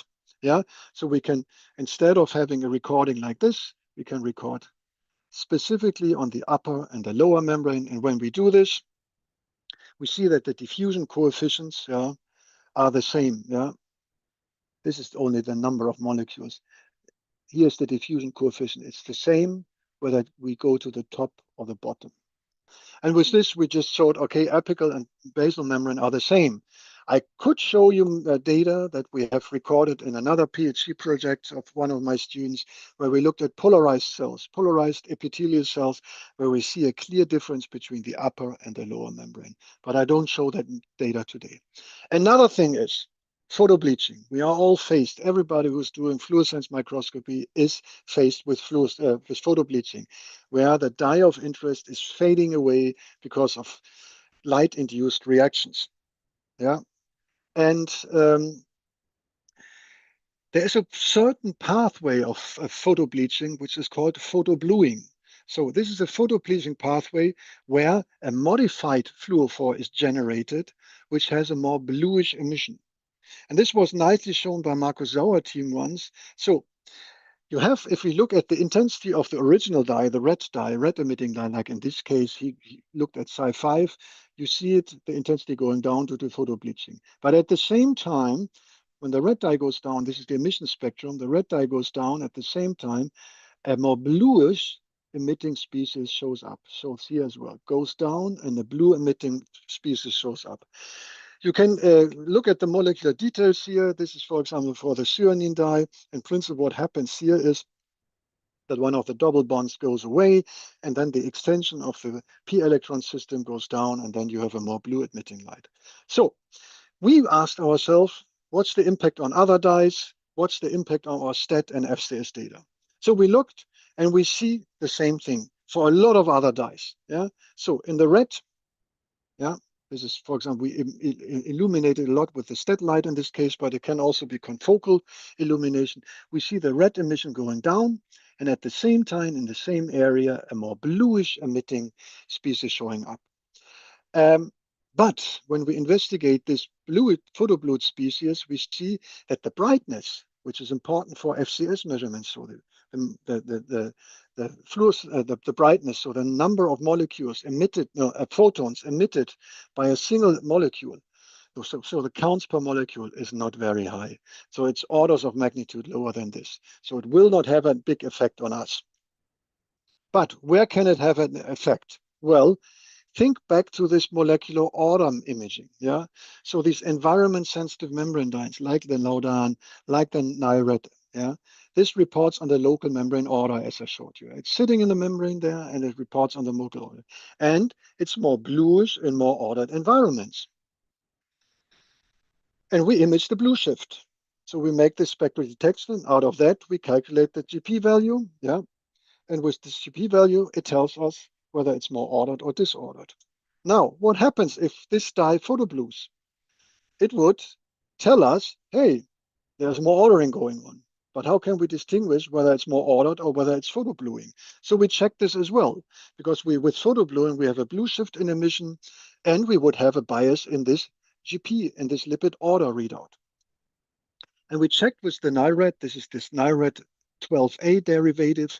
So what we see, this is blue, orange, and this is the red detection. What we see, red detection is going down with illumination, photobleaching, and in the bluish area, more light is coming up. And this is exactly, yeah, we have clearly a photobluing. And this is an effect. So if we look on a normal support lipid bilayer and we illuminate it over time, whether confocal as well or stat illumination, what we see is that the GP value goes up because we have photobluing and we have a shift to this direction. That's bad because it's a bias.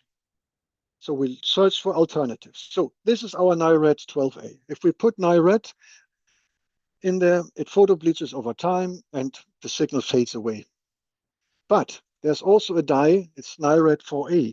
And the difference is that this lipid inker here, this in green, is much shorter. So what happens is that this molecule goes into the membrane, then is fluorescent. It's hardly fluorescent outside. So when it's inside the membrane, it's fluorescent. It reports on the environment. It's photobleached, but at some point, because it's only transiently binding into the membrane, there's an on and off rate because the lipid linker is so small, it goes out again. So it's going in, reporting, is photobleached and photoblued, but then goes out again. So we can image over time and time because it's always fresh dye is coming in and the photobleached dye or photoblued dye is going out. And that's why we can image on and on and on. And that's exactly what we can do. And if we look on the GP change or the intensity change for this dye, we see a complete different behavior. So here in this green brownish thing, this is the intensity of the NIRAD 12A, our old one. It's photobleaching, it's photobluing. That's why the GP value goes up. But for this NR4A, this transiently binding dye, it's staying the same all over the place. And that's why we can do this. And now we can watch things over long periods of time. Like in this case, this is the fusing vesicle. The upper one is the GP value, and the lower one is the intensity. And we can look at fusion events, and we can look how the GP value of, for example, this vesicle changes, and at some point where the hemifusion is, and the fusion, of course, is when it breaks over. So this is great. We can do this now only because of this new dye. Okay, in my last part of my lecture, I would love to talk to you about min-flux microscopy. Now, this is a recent microscopy technique introduced 2017, 2018 by Stefan Hell. Now, the basic principle of this microscope is we again use a donut. But now, no stat laser. Forget the stat. Yeah, this is just an excitation laser. The excitation laser, instead of taking a Gaussian spot or a blob, we take a donut. So we have an intensity minimum at the center. And we excite with this donut-shaped focus the fluorescence. And then we determine the position of isolated fluorescent molecules. How do we do this? We try to minimize the signal. We try to circle around this individual fluorophore and estimate the position where the dye would be in the center. So we minimize the signal. We try to minimize the signal. You remember with STAT, we maximized kind of the light input. With this, we minimize the light input, yeah, because we minimize the signal that gets out.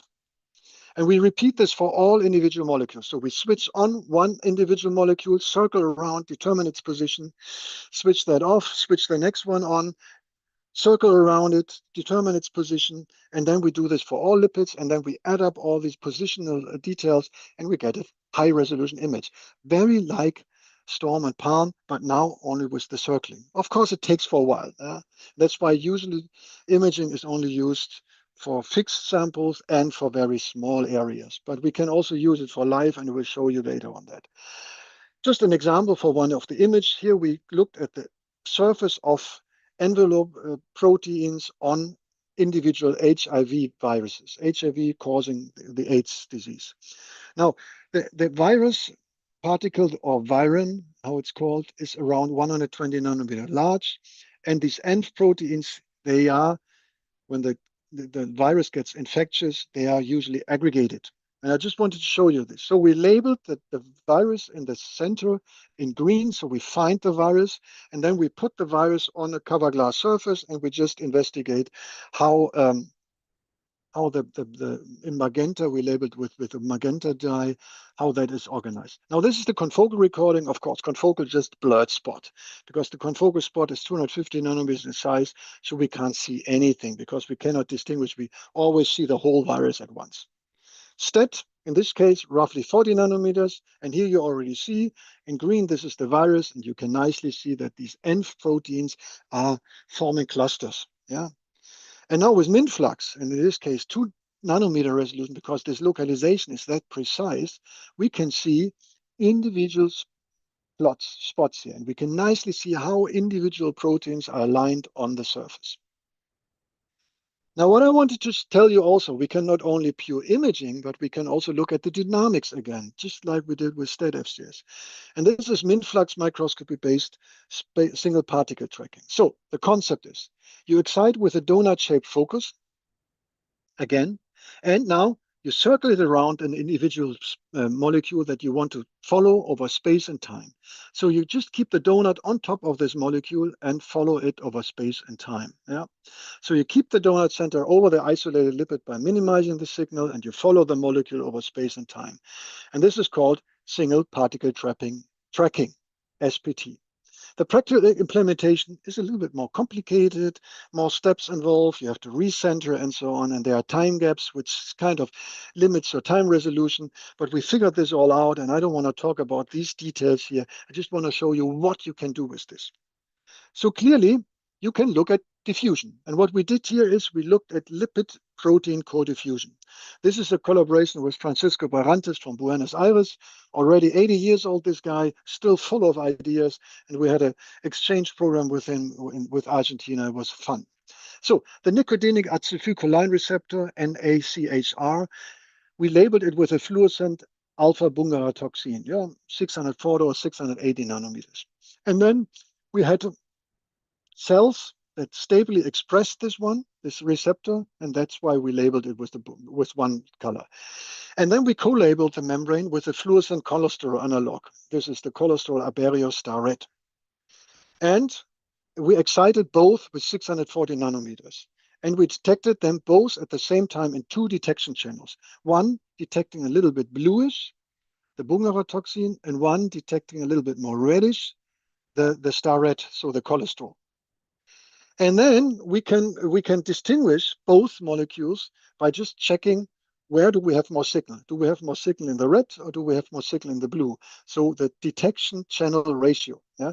If the detection channel ratio is high, we know it's the cholesterol, like here. And if it's blue, we know it's the receptor.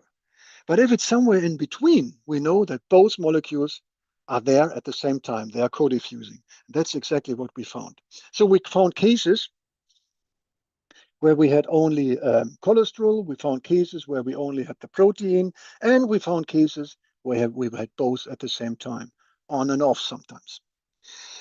And that's why we could zoom in and look at confinements of diffusion and on co-diffusion events. And that's exactly what we did. I don't have time to tell you more, but this is exactly one tool you can do with this. Another thing is, now this is the information we can get. We can get information about the mobility, the diffusion coefficient. But again, we have the issue, because if we excite with a donut like this in the axial direction, and this is the ZX view, we don't have a confinement. So we can only localize in X and Y, which is good for most of the membrane application. But sometimes you also want the 3rd dimension information. And that's why you can use the other donuts that I introduced to you before, where we have confinement from above as below. And then we can follow these individual tracks, but also along Z direction. So we get the Z information. And with this, we get not only mobility information, but also structural information, like membrane curvature. And how do we do this? Well, if we have one track and the track, I don't know, goes over a curvature, okay, we don't see much of the topology. But imagine we would take the tracks of 100 molecules and we would add up the spatial information, positions of all of these molecules, the tracks. We add them up, all the tracks. What do we get? We get a topological information. And that's exactly what we did. And I want to, this is, for example, an example where we look just at a lipid diffusing in the upper and lower membrane of a PTK2 cell. And what you see is you can nicely surface render this. Of course, there's a lot of noise, but you see, for example, there's some curvature in here and so on. And that's what we apply now to a lot of applications, virus budding sites and so on. I don't have much time, but one example is, for example, the 3D diffusion at internalizing endosomes. Now, this is the plasma membrane, and these endosomes are internalizing, dragging along some material. So they form this vesicle, and at some point, they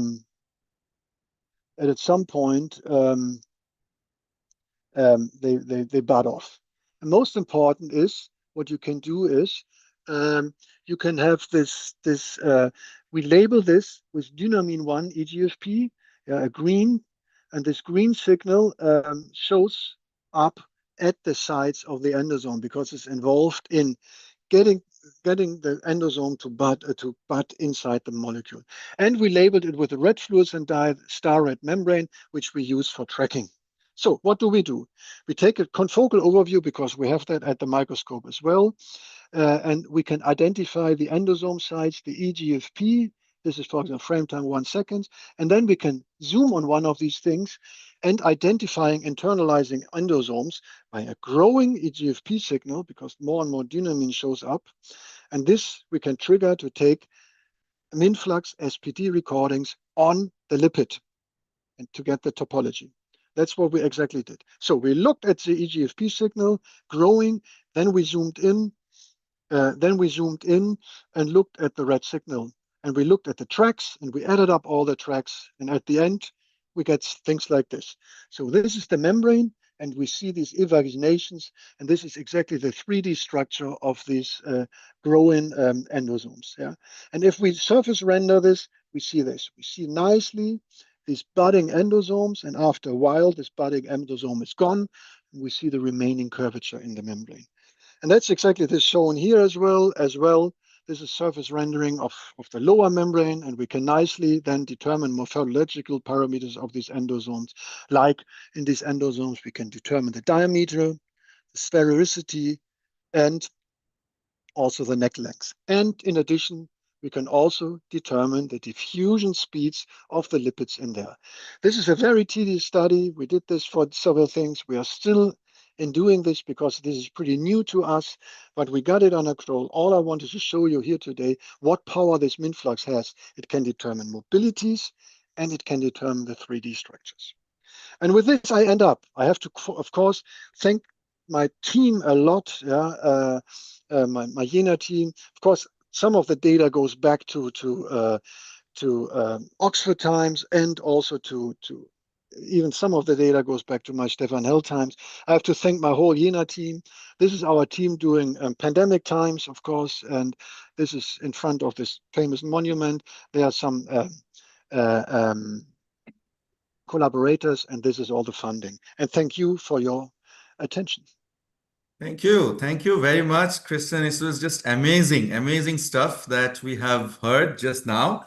And I think this is the next generation microscopy and imaging that we can think of. I think the way that you showed the data that you can track so in a great detail, all these dynamics in the lipid membrane with the drafts and many other things, and at the last moment that you are MinFlux imaging, it's just amazing. Now, obviously, now floor is open for discussion and question and answer. I don't see any question in the chat box, but yeah, anybody can unmute themselves and ask the question, please. Go ahead.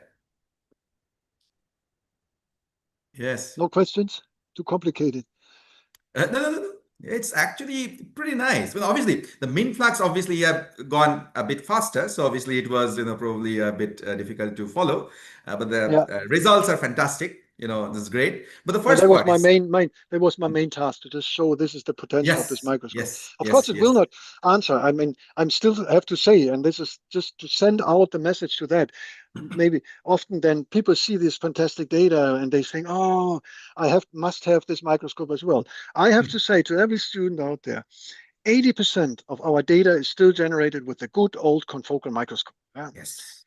And then it's the specific questions that we need to zoom in, and that's then done with STED FCS or MinFlux and so on. Yeah. Yes. But most of the stuff, our confocal microscope, we just bought a second confocal microscope for our facility because it's constantly booked out. Okay, I have one or two questions. In your first part, that when you're looking at this, the lipid dynamics and the rafts and so on and so forth. So you're using this, fluorescent molecule, which is, attached to this chain part of your yes, lipids. exactly. Like You here, said that you also have done all the control by attaching in the head group part and everything like this. Exactly. So why don't you use that? Meaning, what is this problem of using those kind of molecules than these? So why you prefer the molecule to be? No, we don't have a preference. Okay. It depends on, for example, for the MinFlux data, because we less look on the interactions there, but we look where do the lipids go at all and so on. And there we use head group labeling. And sometimes we even put a PEG linker between the head and the dye. So to really keep the dye away from the membrane, because that's the biggest disturbance. Because the dye is, I mean, this is drawn unfair, yeah, but the dye is pretty bulky, yeah. So usually with the dye attached, this lipid doesn't go into a very ordered environment. So to have the lipid analog go into ordered environments, you have to keep the dye away from the surface. And that's why you put it on the head group or even with a PEG linker on there. Yeah, now the problem is, just to finish that up, the problem, if you put some bulky dye on the head group, it can sometimes happen because the interacting groups of the lipids, for example, for receptors or for protein, for example, for sphingomyelin, the most important part is here, the OH-NH, the ceramide group here. Yeah, this is the most important part. And sometimes you block that group by adding it on the head group. And that's why you have to have both, basically. You always have to compare both. I see. Because see, this particular configuration probably can also even disturb your rigid phases, because this is just typically, and you are probably staining the membranes quite significantly high in this particular experiment. No, we're not, because we're looking only on single molecule tracks. FCS as well as MinFlux, SPT are single molecule methods. That's why we stain it very, very low. That's why. So disturbance of the membrane by the label we can neglect, but the label disturbing where the fluorescent lipid analog goes, for sure, and that's what we have to control. But we always have this problem. The moment we start with fluorescence microscopy, we have to make controls to check how much is the labeling interfering with stuff. Yeah, other than, that's why one of our first imaging things is always fixing the cells and do some immunolabeling, and because there we don't disturb this. Of course, we fix it, but the fixation methods are very good. So we look on the distributions first and the organization. But when you go into live investigations, you always have to look on the influence of the label. I see. Thank you. I have another question, but maybe I'll see if others have any question. If not, then I'll ask the second question. Yeah. Anybody who is okay? There is one there's question something in the chat. Yeah, I opened the chat. Okay, you can read and probably can just answer. Yeah. Considering FLIP-TR lifetime as an alternative methodology for probing lipid order in place of the established NIRAD4A blue shift, how fundamentally would be the analytical protocol differ between these two approaches, and what can be the advantages? Okay. Yeah, these are these flipper dyes. Yeah, the flipper dyes are also, this is a very good question. Very good question. The flipper dyes are also, they give you an alternative readout. Because in their case, what I showed you, when we have higher lipid order, we have a blue shift. Now these flipper dyes, they change their lifetime. And the lifetime is, of course, a fantastic readout. And of course, we are using these flipper dyes as well. In our case, the problem is, so far, we haven't found a good flipper dye for plasma membranes because it's internalizing very fast. The analysis, actually, you just need the electronics to do the lifetime. You need a pulsed laser and you need the time-correlated single photon counting electronics, which, for example, for the STEP microscope, routinely we're doing this. We can do STET lifetime. On the MinFlux, we haven't implemented it yet, but at some point we will do it as well because we just need the pulse laser. But for MinFlux, the problem is we are minimizing signal. To get a good fluorescent lifetime, of course, you need some photons. Yeah? So that's kind of contradictory. But to find the minimal position, of course, you are collecting photons as well. And that's why it's a little worth a try. Does this answer the question? Gustav? Yes, he got it. Yes. Yes, Okay. he got it. He got it. Got it. Thanks. Yeah. Any more? Okay. Any more questions from other people? If not, then I'll ask the second question. See, you showed this, the polarity sensitivity of this Nile red and Lodran, and you are working on the GP, things. So in the state mode, you are doing this measurement of the spectrum. Is it that the spectra you're showing, that blue shifted and red shifted spectrum, those are actually measured in the state mode? So Or we is have it two different separate? ways. We have two different ways. So what we usually do is the easiest way to do is that you have two detection windows, one more, and so two bandpass filters basically. One a little bit, one somewhere here in this range around 650, and one around 560, for example. And then you just look at the intensity ratio. But we also, for example, for the confocal machine and the size confocal machines they are giving it, you can record a whole spectrum at the same time because you have these spectral detectors. And then you can, of course, determine this much, much better, more precisely.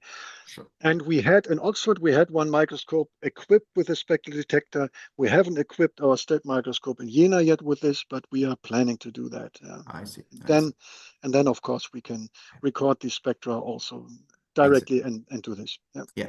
And have you tried with your Lodran to do STED? Meaning, can you do a STED with the the Lodran? Lodran? You can't, but with NIRED you can. Some of the Neither data. Neither you can. Yes. Neither you can. Yeah, NIRED you can. And there are some other DI4, for example, you can do. DI4 is also there. Yeah, Lodran probably is not possible. Yeah. No, Lodran is unfortunately because Lodran gives you the biggest shift, and we also have now Lodran derivatives that don't internalize that fast.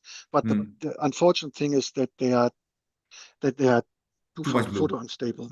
So we use them for basic applications on model membranes still because Lodran has this nice shift. But for live cell, we usually go to these NIRED derivatives or the DI4 or something like this. Yeah. Great. Thank you. So we are actually working on similar kind of stuff. So it was so interesting to look at all the stuff that you are showing. Okay, perfect. Thank you very much. Any more question? If not, then let's thank Christian for a fascinating talk. Thank you. Yeah, and we have Jyotishman also with us. Hi, Christian. Thank you very much. That was wonderful at the technologies end. This is contemporary technology in microscopy. So thank you very much for sharing this. Thank you. Thank you for and the fact that you spoke in the same session of your own diploma advisor, Klaus. Yeah, that's always an honor. Yes. I had a conference recently where I was the chair and I had to introduce him, and that, of course, was a big honor for me. So. Yeah, that's great.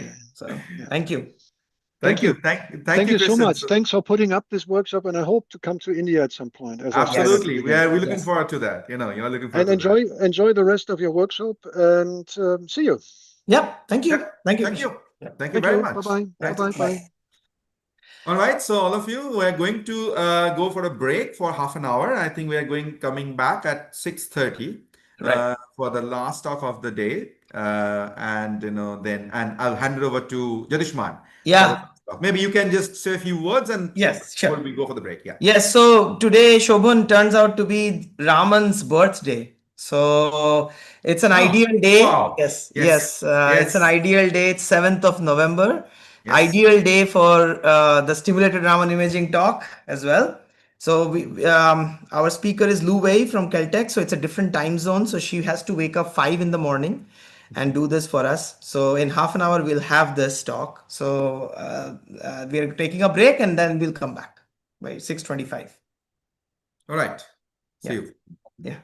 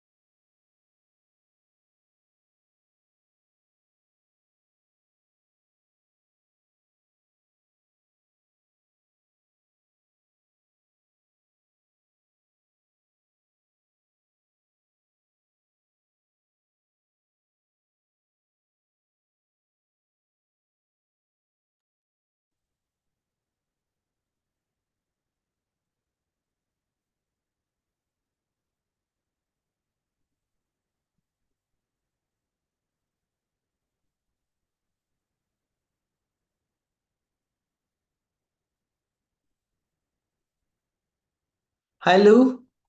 Hi, Lu Wei. Hey, Jyotishman, how are I you? am so sorry. This is absolutely too early for you. I can't see you actually. Is it? Huh? Okay, I can't see you in the. Oh yeah, No, Can you see yeah, me? it is visible. right. Okay. Yes. Yes. Good. What is the time? What is the time, Lou? Almost 5 a.m. First of all, thank you for doing this. I'm sorry this is a bit inconvenient to you. It's okay. Okay. Well, thanks for inviting me. Well, I couldn't have thought of a better person, so Well, I'm honored. Can you see my okay. screen? Yes, maybe full screen would be good. So Uh,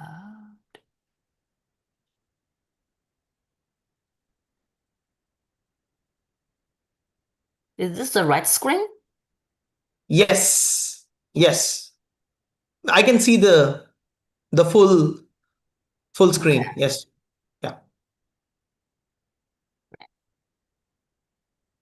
cool. Are there any movies that you would like to play Mm, or not really. maybe test? Okay. Yeah.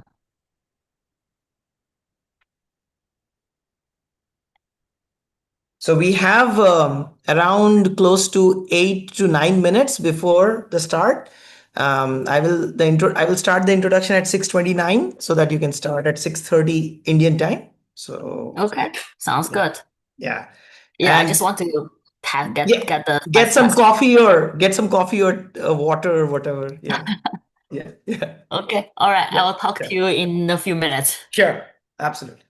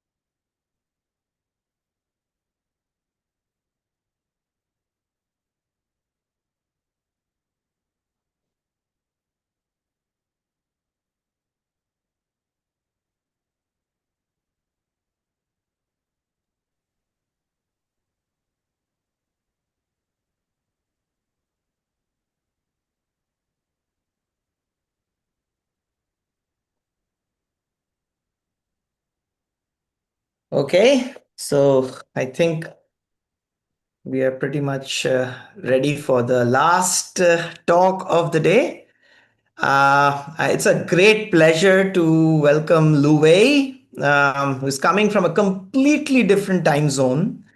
Lu Wei is a young associate professor at Caltech, and it's close to 5 a.m. in the morning. And Lu Wei, thank you for doing this for us. We have this every year, this National Fluorescence and Raman workshop, and it touches many students nationally. Allows for them to listen to experts from all over the world, and has a very nice in-person component which happens in one of the well-recognized national universities or institutes where students can go and they can actually touch the equipments, look at them, see how data is being collected, look at the analysis protocols, spend some time, ask questions. And it really has been a fantastic initiative started by Professor Shudipto Maiti from TIFR and joined in by colleagues of ours all across different institutes. You must have seen some of the names, Professor Anindya, Professor Shobhan Sen, who is on video, myself, and a couple of others. And in fact, our organizers this year is Padvaja, who is on, I think if you can switch on the video, who is from the Saha Institute of Nuclear Physics, who is going to host the in-person session in December.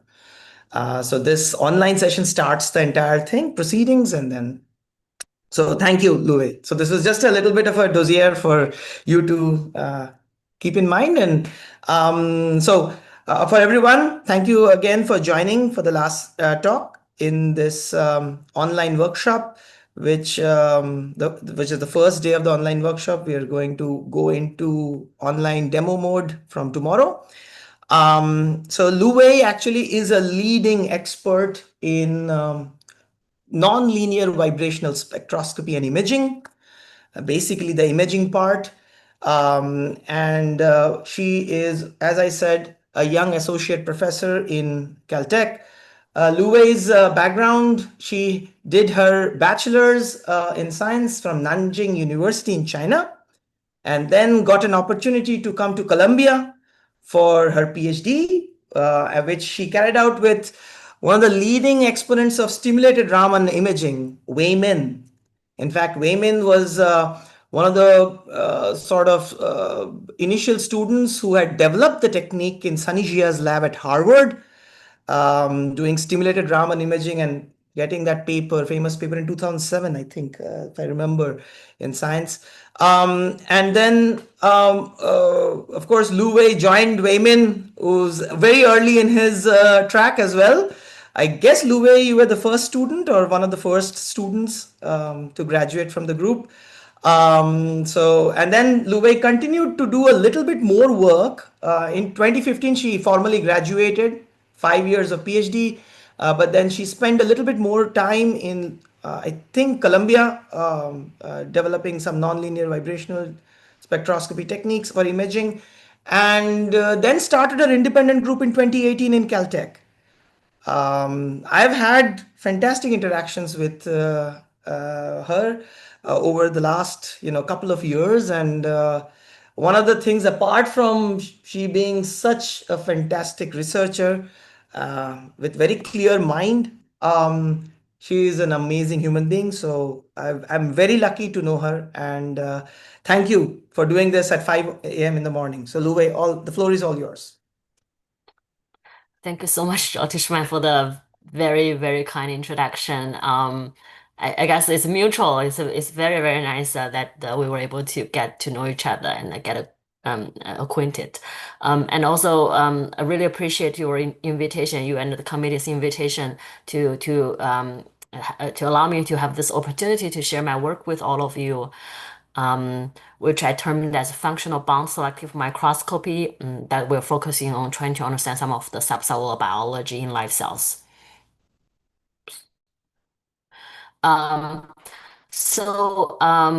Speaking of imaging, I guess we all know that the ability to visualize the different biological structures in space and time has really revolutionized our understanding about highly complex biological events and structures.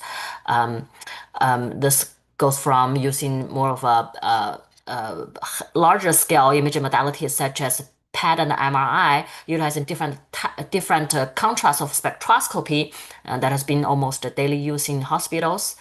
If you work more in the lab, then with high resolution imaging, then fluorescence microscopy, which harnesses electron transition outside the nucleus, is basically the go-to method for performing imaging for modern research.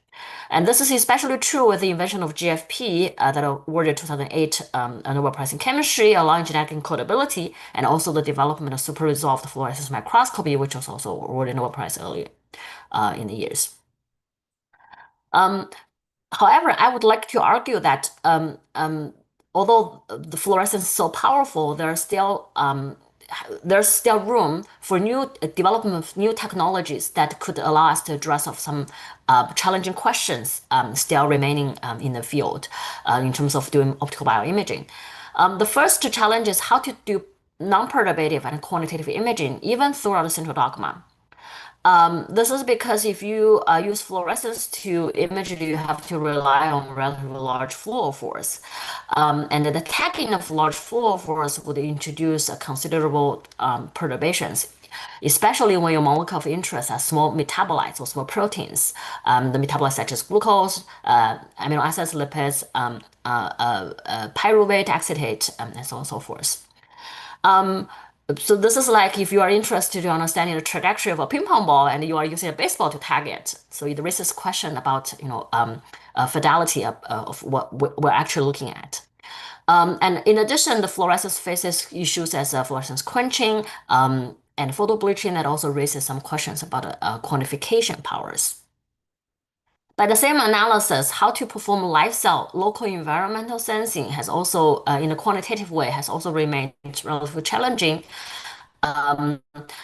You can develop biosensors, but there's only a handful of them available. Some questions we're interested to understand includes to understand local membrane packing, local pH changes, also the weak electrostatic interactions as those happening in the so-called liquid-liquid phase separated biocondensates that govern some of really interesting biology in live cells. The third challenge is how to perform live cell supermultiplex imaging. We have all seen the very powerful development of spatial omics that allows imaging-based analysis of a lot high content of molecular targets at a time. But because of those requires a cyclic labeling and imaging, it is time consuming and also not compatible with live cells. However, cells, as we know, are very complex. They are much more complex than was shown in the phase contrast image here as relatively simple structures. If you start to label them, you probably see more specificity, but in reality, it's used to say cells are a bag of molecules, but it's much more than a bag of molecules because all the molecules are being highly regulated in space and time for their precise functions. So if we can develop a tool that will allow us to image multiple targets at the same time in real time, that would be really, really ideal, and to understand some of the things such as macromolecular assemblies, which involve multiple proteins coming together in sequence to perform functions as interaction to extracellular matrix, or to understand some of the very complex process as in our brains or in a tumor microenvironment that also involve multi-components of cell identities in the environment. So I guess as no surprises, we in our lab we are really interested in utilizing vibrational spectroscopy as imaging contrast that could help us tackle some of the questions I just listed out. In this case, for a given molecule, we know that as long as the molecule vibrates, they have a specific unique vibrational signatures, can be either probed by Raman scattering using visible laser or by direct IR absorption using mid-infrared lasers. I want to highlight a few major advantage by utilizing vibrational spectroscopy for imaging. First would be, in this case, we can actually introduce what we call bioorthogonal vibrational labels.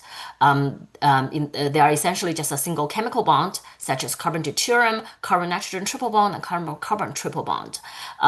So they're really small. If you use them to tag small molecules, the perturbation is much smaller, and also their signals are non-photobleachable. It also gives a good quantification power to understand the absolute quantities. The second advantage is utilizing the established physical principles such as vibrational Starkey effect, coupled with theoretical tools or computational tools such as GFT calculation or MD simulation to quantitatively give us a sensing capabilities toward electrostatic interactions. The third advantage is to utilizing the very narrow bandwidth of either Raman or IR vibrational peaks. And this is especially true for triple bonds, such as carbon nitrogen triple bond, carbon carbon triple bond. They have just single bond and very narrow bandwidth. In this case, I'm showing you a palette of alkyne labels that in each of the band peak is about 10 wave number. If you convert that to wavelengths, it's about 1 to 2 nanometer, about 50 to 100 times narrower compared to a full fluorescence emission spectrum. So in that case, if you space them well, you should be able to perform highly multiplex imaging in one-shot scenario. But I think, as all know, there's also some caveat in traditional linear version of spectroscopy. Both Raman and mid-infrared absorption we faces signal of weak signals. We faces issues of weak signals, especially for performing imaging in biological cells, because you are always faced with very low concentration of bioanalytes. If not in single copy, we typically deal with things of micromolar, nanomolar, sometimes millimolar. That's in a very, very ideal scenario.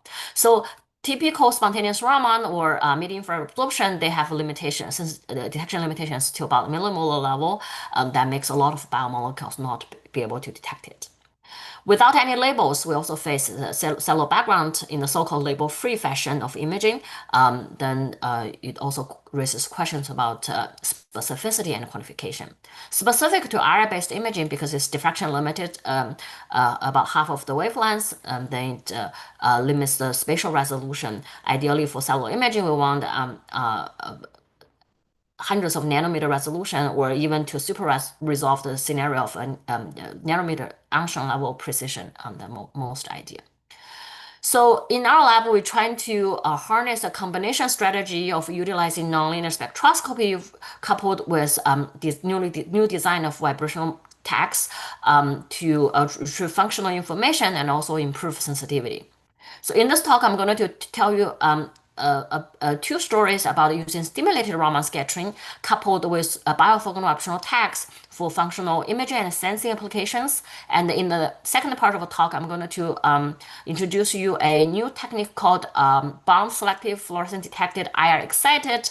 Very long name, which we give it a very cute nickname, bonfire. So hopefully you will be able to remember it after this talk.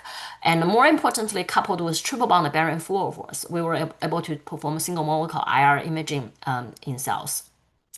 So going from the famous spontaneous Raman that was developed by Sir C.V. Raman, utilizing a single laser excitation and wait for the very inefficient, powerful but inefficient Raman scattering process to happen, one could use stimulated Raman. In this case, you can use a two laser excitation, one use a pump for excitation and a Stokes for stimulated emission. When the energy difference between the two lasers match with the vibrational bond of interest, this vibrational excitation can be efficiently excited by about 8 orders of magnitude. This effectively bridges the cross-section difference between Raman and typical Raman cross-section and absorption cross-section, which is about 10 to 12 order of magnitude difference. So it could that's why a stimulated Raman could allow sensitive detections. And this number, 10 to the 8th order, is also derivable from both theory and also detectable from experiments. As Jyotishmandas said, this was the imaging technique was first developed by my former advisor Wei Ming and also with Professor Sunny Shi at Harvard back in 2008. Although the effect was actually discovered way before that, I think by accident by two engineers. Experimentally, we try to establish things in the picosecond domain using picosecond laser so that we have so-called bound selectivity. In this case, we use 2 picosecond laser, high rep rate 80 megahertz, with a pump with the Stokes laser runs at 1031 nanometer, and partial Stokes is being frequency doubled and then pump into the near infrared OPO that runs from 700 to 990 nanometer. The Stokes and the pump has spatial and temporal overlaid sent into the microscope where you have your molecule of interest sitting on top of it. You tune the laser wavelengths to match with vibrational interest of the chemical bond. The chemical bond gets effectively excited through stimulated Raman transition. At the same time, you either experience a stimulated Raman loss of the pump photon or stimulated Raman gain from the Stokes photon. Experimentally, we filter out the Stokes photon, detect the pump photon, and this is all established within a large area photodiode coupled with high frequency modulation scheme and with laser scanning to get a very sensitive chemical map for imaging. Here I'm showing you a spontaneous Raman spectrum from a HeLa cell, and you start to see this characteristic Raman peaks with the, for example, the major peak indicating the methyl group vibration, mostly enriching proteins. So now if you tune SRS laser to match with this vibrational frequency, you can map out the protein distribution in cells in the label-free fashion in live cells.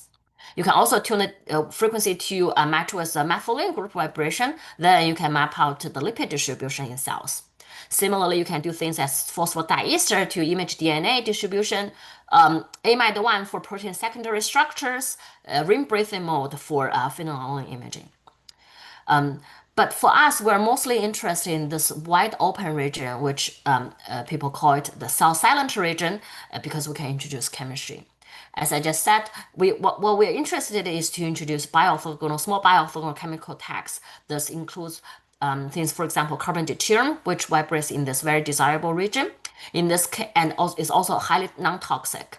In this case, for example, if we use deuteroleucine to add into the cell medium, then they will be incorporated into newly synthesized proteins. By targeting carbon deuterium vibration, we can image the same set proteins being synthesized in real time in same set of cells, or in dividing cells in live neurons, in live tissues, brain tissues, with the green highlighting the cells that are being highly actively synthesizing new proteins in a spatial dependent manner.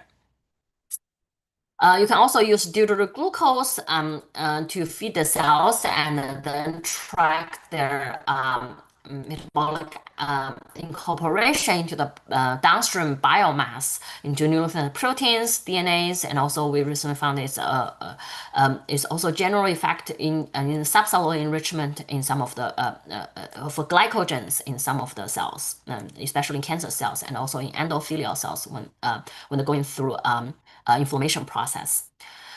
In addition, you can also use triple bond alkynes, which also vibrates in this cell silent region, and as I also said earlier, it gives this very nice single band that is good for both imaging and also multiplexing analysis. And thanks to the click chemistry field, which they use alkynes often as biohandles, followed by alkyne click cycloaddition for either pull down or fluorescence imaging. There are a lot of alkyne-based biohandles has been developed. And now we can directly use them and directly image the distribution in live cells without involvement of click chemistry, which usually involve the fixation process, which is toxic. The copper one catalysis, that's toxic. Similarly, we can also use fatty acid analog to image lipid synthesis in live animals. So with all of this established, Stephen Raman really posed as a nice live cell compatible platform to imaging cellular metabolism. As I'm showing here, it's a very complex network of metabolic metro map, which gives you an idea of all the metabolic processes network that's happening in the biological cells, and they're joint governed by both the small molecule, the metabolites, and also the relevant enzyme that catalyzing it. With Professor Jim Heath at the Institute of System Biology, trying to apply Raman as a subcellular guided platform to understand the cancer metastasis.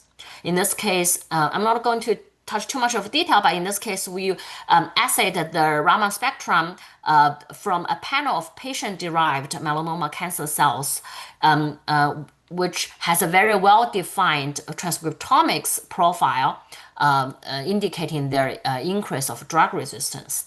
We're particularly interested in this area of the cells that features high drug resistance and is notorious for the failure of treatment. What we found really interesting is that through subcellular mapping of the lipid droplet, we found an interesting control that specific for this type of undifferentiated mesenchymal type of drug-resistant phenotype, that they feature an increased monounsaturation in droplet. By blocking the SCD1, inhibiting endogenous conversion of saturated fatty acid to monounsaturated fatty acid, we were able to selectively kill the cells. Through integrated Raman-guided biochemical assays, transcriptomics, lipidomics, we were able to give a likely underlying the cellular control mechanism that the cells, they remain very quiescent, but they store a lot of unsaturated lipid in the droplet. When we block this conversion, we're effectively inducing the imbalance between saturated and monounsaturated fatty acid. So the unsaturated fatty acid stored in the droplet will actually get released into the cytosol. This can be seen in lipidomics to rescue the imbalance. And eventually, when it becomes too terminal, the cells go through a membrane level phase separation transition that they form this solid membranes in cells when the imbalance of a saturation unsaturated fatty acid is too much beyond this unsaturated fatty acid. And you can see this clearly by Raman imaging. This a very large chunk of things they actually indicating the phase separated lipid membrane domains. If you do hyperspectral imaging, they're pure lipids. They actually exclude all the membrane residing proteins on them. And this is unique only by treating cells with monounsaturation inhibitors. If you treat cells with polyunsaturation inhibitors, they still remain fluidity. Lu So Wei, transcriptomics, yes. sorry, I'm just interrupting. Maybe the cursor is not completely visible. That was a black. Do you have another pointer or cursor for that? Oh, okay. Thanks A for letting me choice? know. Yeah. Can you see? Yes, that would be better. Yes. Okay. Yes. Thanks for pointing that out. Through transcriptomics, we also made figure out that the pathways that presented obviously concurrent with the treatment is apoptosis pathway that's consistent with our apoptosis assay, and also the NF-kappa B pathway that is likely involved in a regulation here. We're trying to understand further.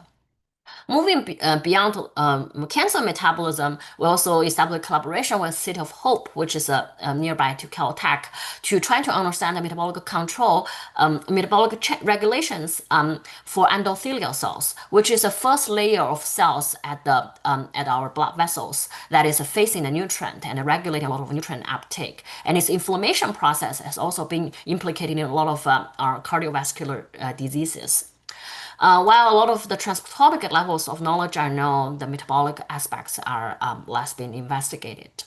So through this collaboration, we found some really interesting metabolic regulation during this inflammation process using this high glucose TNF-alpha mimicking system of cell cultures. One of the very obvious effect we found is that when the cells become more inflammation, like they actually generate this very bright sphincter through deuterated glucose feeding experiments. Through hyperspectral in situ hyperspectral SRS, together with some gold standard labeling experiments, we confirm this bright spots actually subcellular glycogen that's being induced as storage, actually very dynamic storage in inflammation cells.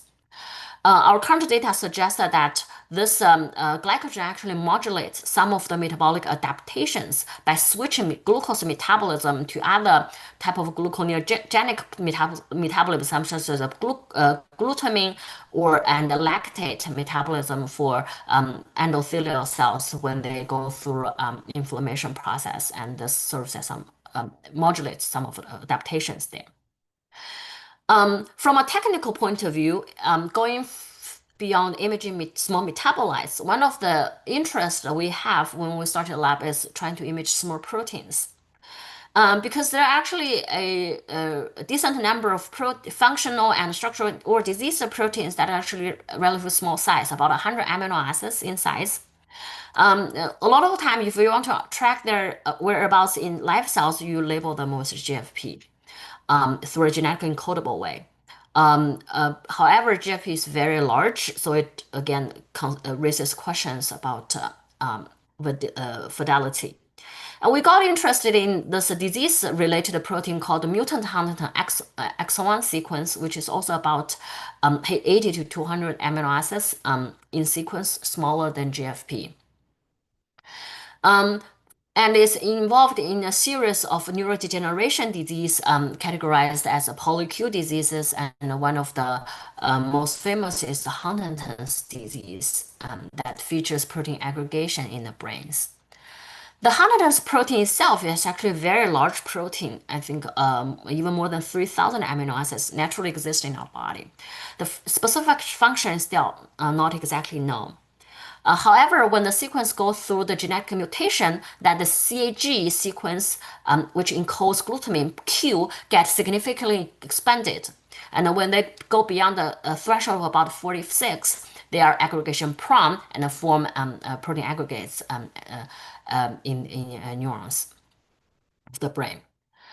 So while the Huntington protein is very large, it's one of the major mutant Huntington form is the spliced form of exon 1 sequence, and also is most popular model system for people to use to understand to study this disease. It's only about 80 to 200 amino acids, depending on the expansion of the Q here. Again, typically you label them with a GFP, and then you track that formation of aggregation formation in live cells. You can also do things with a smaller peptide labeling, but that often raises question about labeling specificity and also some of the background issues. So we want to come up with strategy that could allow us to specifically image aggregates in a quantitative way, but without the involvement of GFP perturbation. Our strategy is actually very simple, but also worked very well, is to use deuterated glutamine labeling. In this case, if you express this polyQ exon 1 sequence in cells, deuterated glutamine will be enriched in the polyQ region due to the protein synthesis activity, and then being included in the aggregation body. Targeting common determinant vibration, now we can specifically image the protein, the aggregation. And due to the sequence enrichment and the spatial enrichment as aggregate, the carbon determinant signal to background ratio compared to the proteome incorporation with glutamate is much higher. So that could allow us to do some quantitative analysis. So we benchmark the detection of small protein aggregates as the start here to with GFP labeling using fluorescence.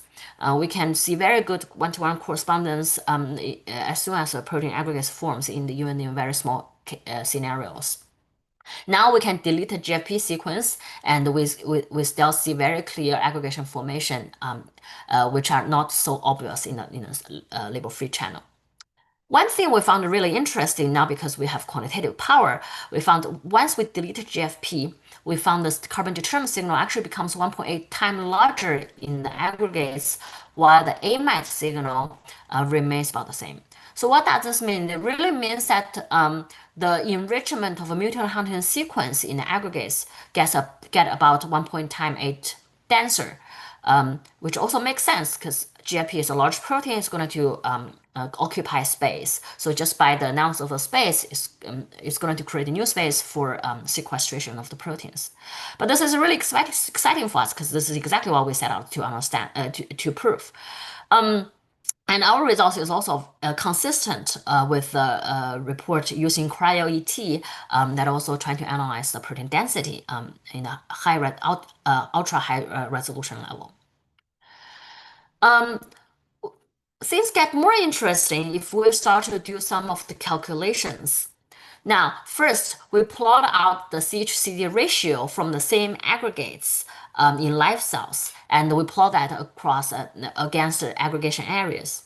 We found that we see this weak correlation that the ratio of CH-CD ratio, which really indicates the sequestration of non-mutant Huntington proteins and mutant Huntington proteins in the aggregates, and they follow this weak linear trace with aggregation areas.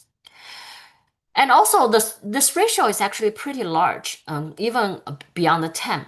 Let's think an extreme case that this aggregate only contains mutant Huntington proteins. And we know exactly what is the protein sequence, so we know exactly how many carbon deuterium, how many carbon hydrogen we'll be expecting. That in that case, we should expect a CH-CD ratio of 0.5. The fact that we detect this number very large is because there are a large amount of cytosolic proteins that are being co-sequestered into the protein aggregates.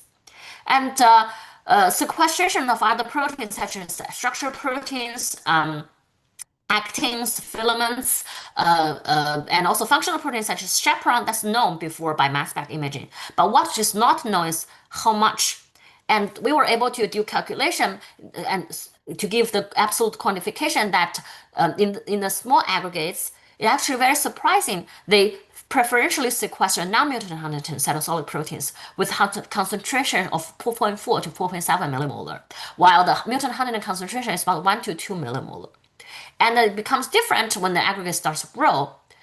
The protein concentration of cytosolic protein remains about 4 millimolar, while the mutant Huntington protein gets significantly more enriched from 45 millimolar.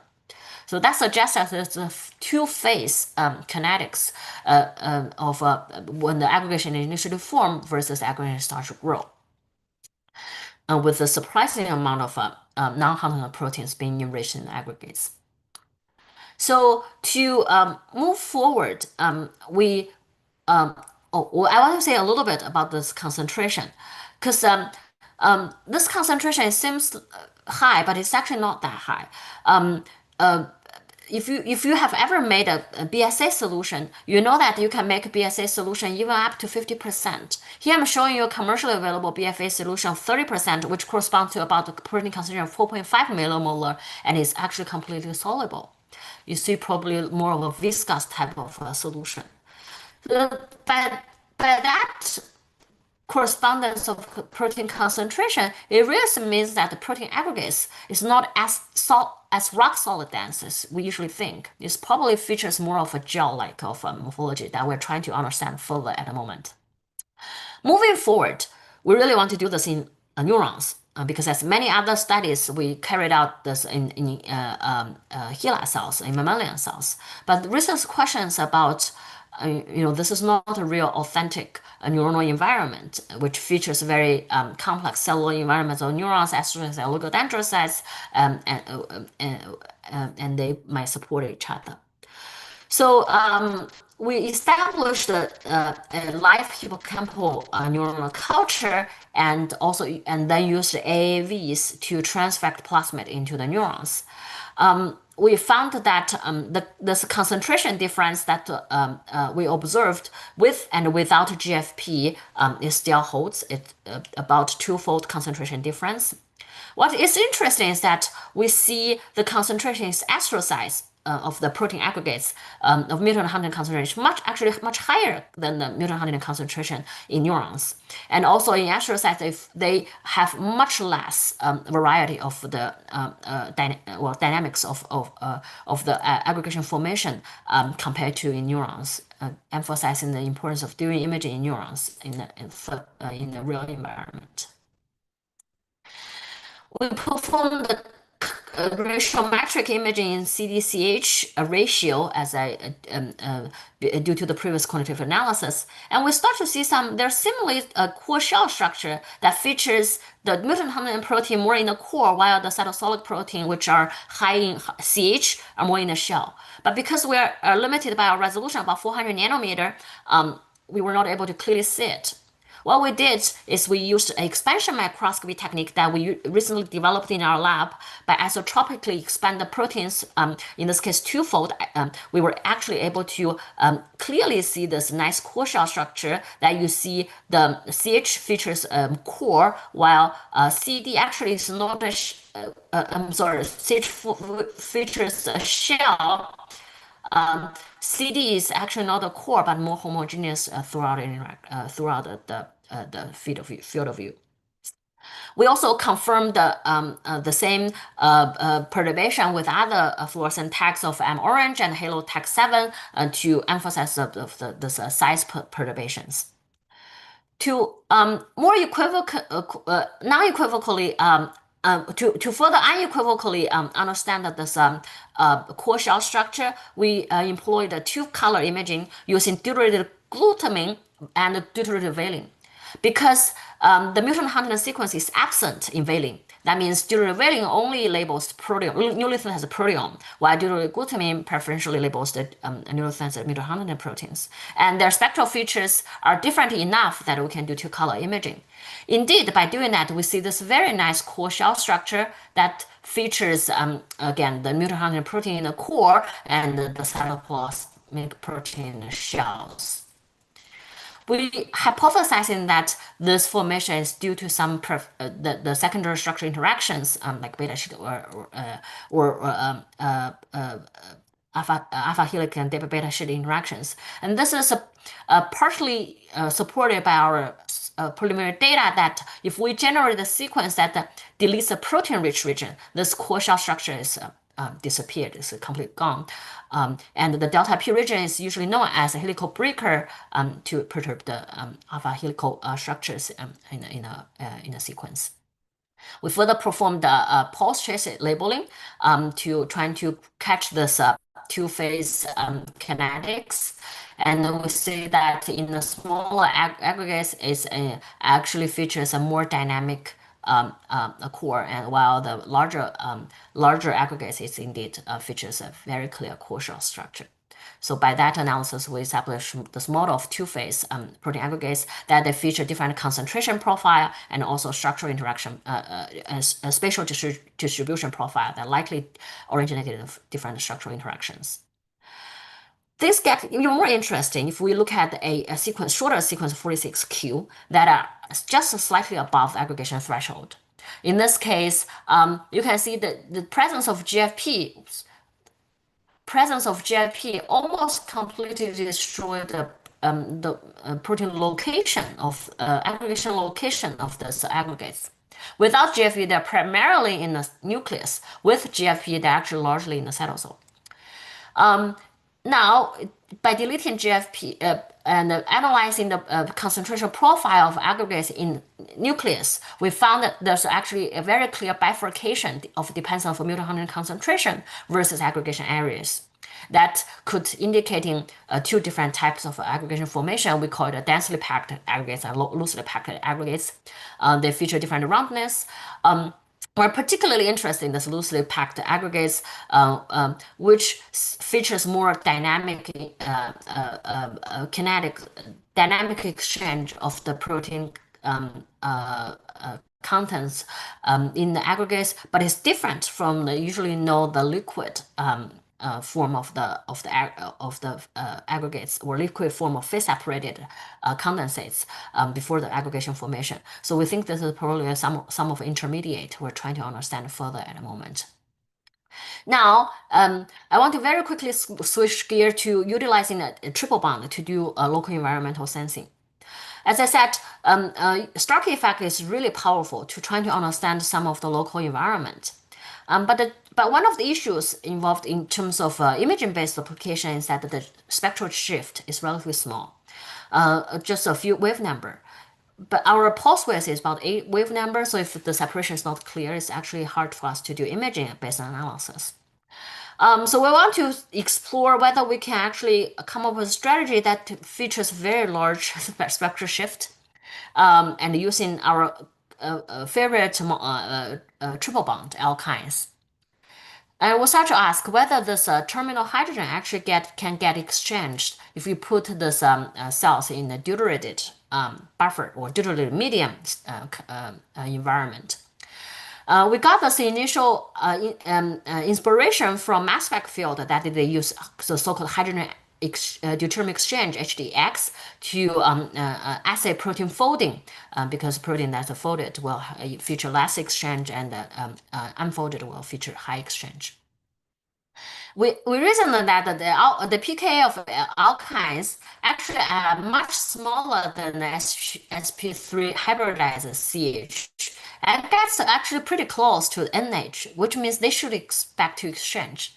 The first experiment we did is we put this EDU molecule, which is analog of thymidine, in a deuterated PBS, and we see very clear shift of as large as 136 wave number. This for alkynes. This is because when the hydrogens become deuterium, the quantum coupling between the triple bond and the carbon deuterium features this really large shift. And the exchange kinetics is actually not too bad. For this molecule, it's about 100 minutes of the half-life time. And in another analog of the choline alkyne label, the choline it features a even faster exchange lifetime, about 9 minutes. So you can actually model this as a pseudo first order reaction. Then you come with this very clean equation that the log T half is equals to pKa of the molecule minus PD of the environment plus a constant.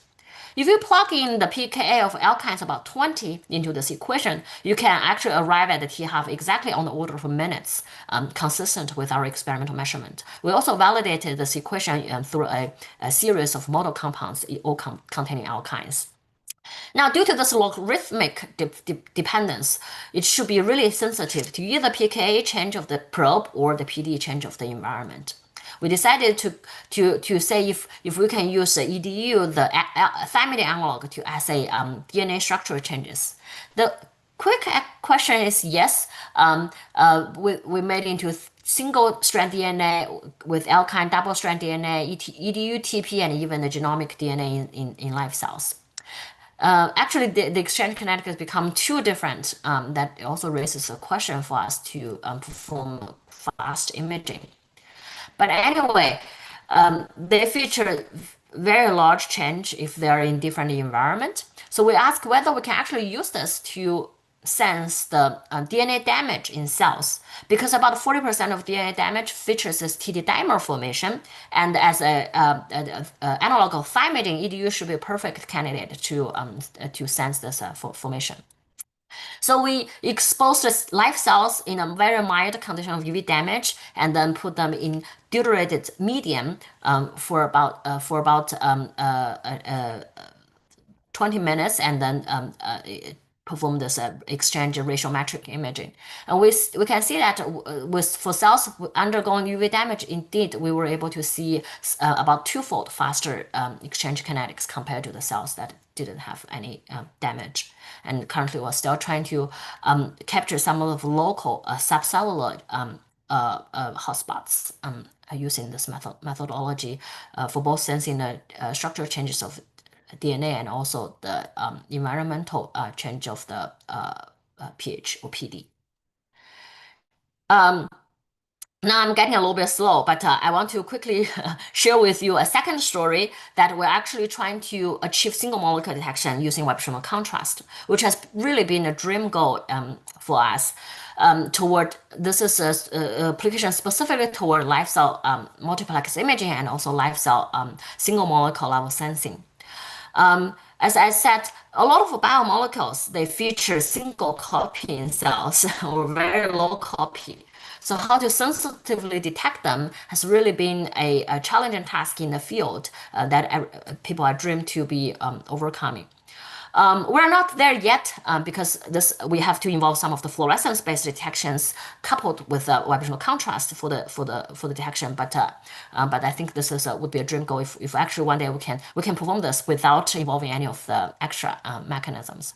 But for now, our work involves transition from Raman to actually IR-based excitation to fluorescence-based detection in a nonlinear way. Our initial incentive comes from looking at this table here. If you look at the extinction coefficient of chemical bonds, they are on the order of hundreds to thousands. It actually didn't make too much sense in the beginning, but if you compare this number to the extinction coefficient of the absorption coefficient of the best fluorophore there is, it's only 1 to 2 order of magnitude away. Which means if you do the photon flux calculation, if there is a fluorescence equivalent detection for IR excitation, single molecule is actually well within reach. The problem for IR-based detection is sterical absorption-based, so we suffer from high detection noise, and also the quantum yield of the detector are quite low.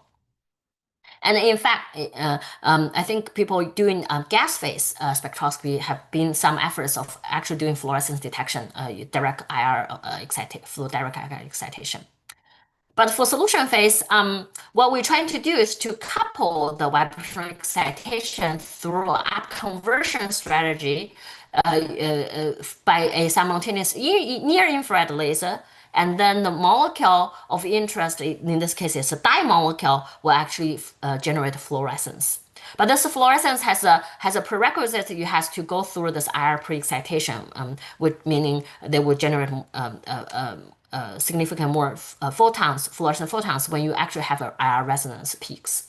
Without IR resonance, you only generate some of minor background excitation for the anti-strokes populations.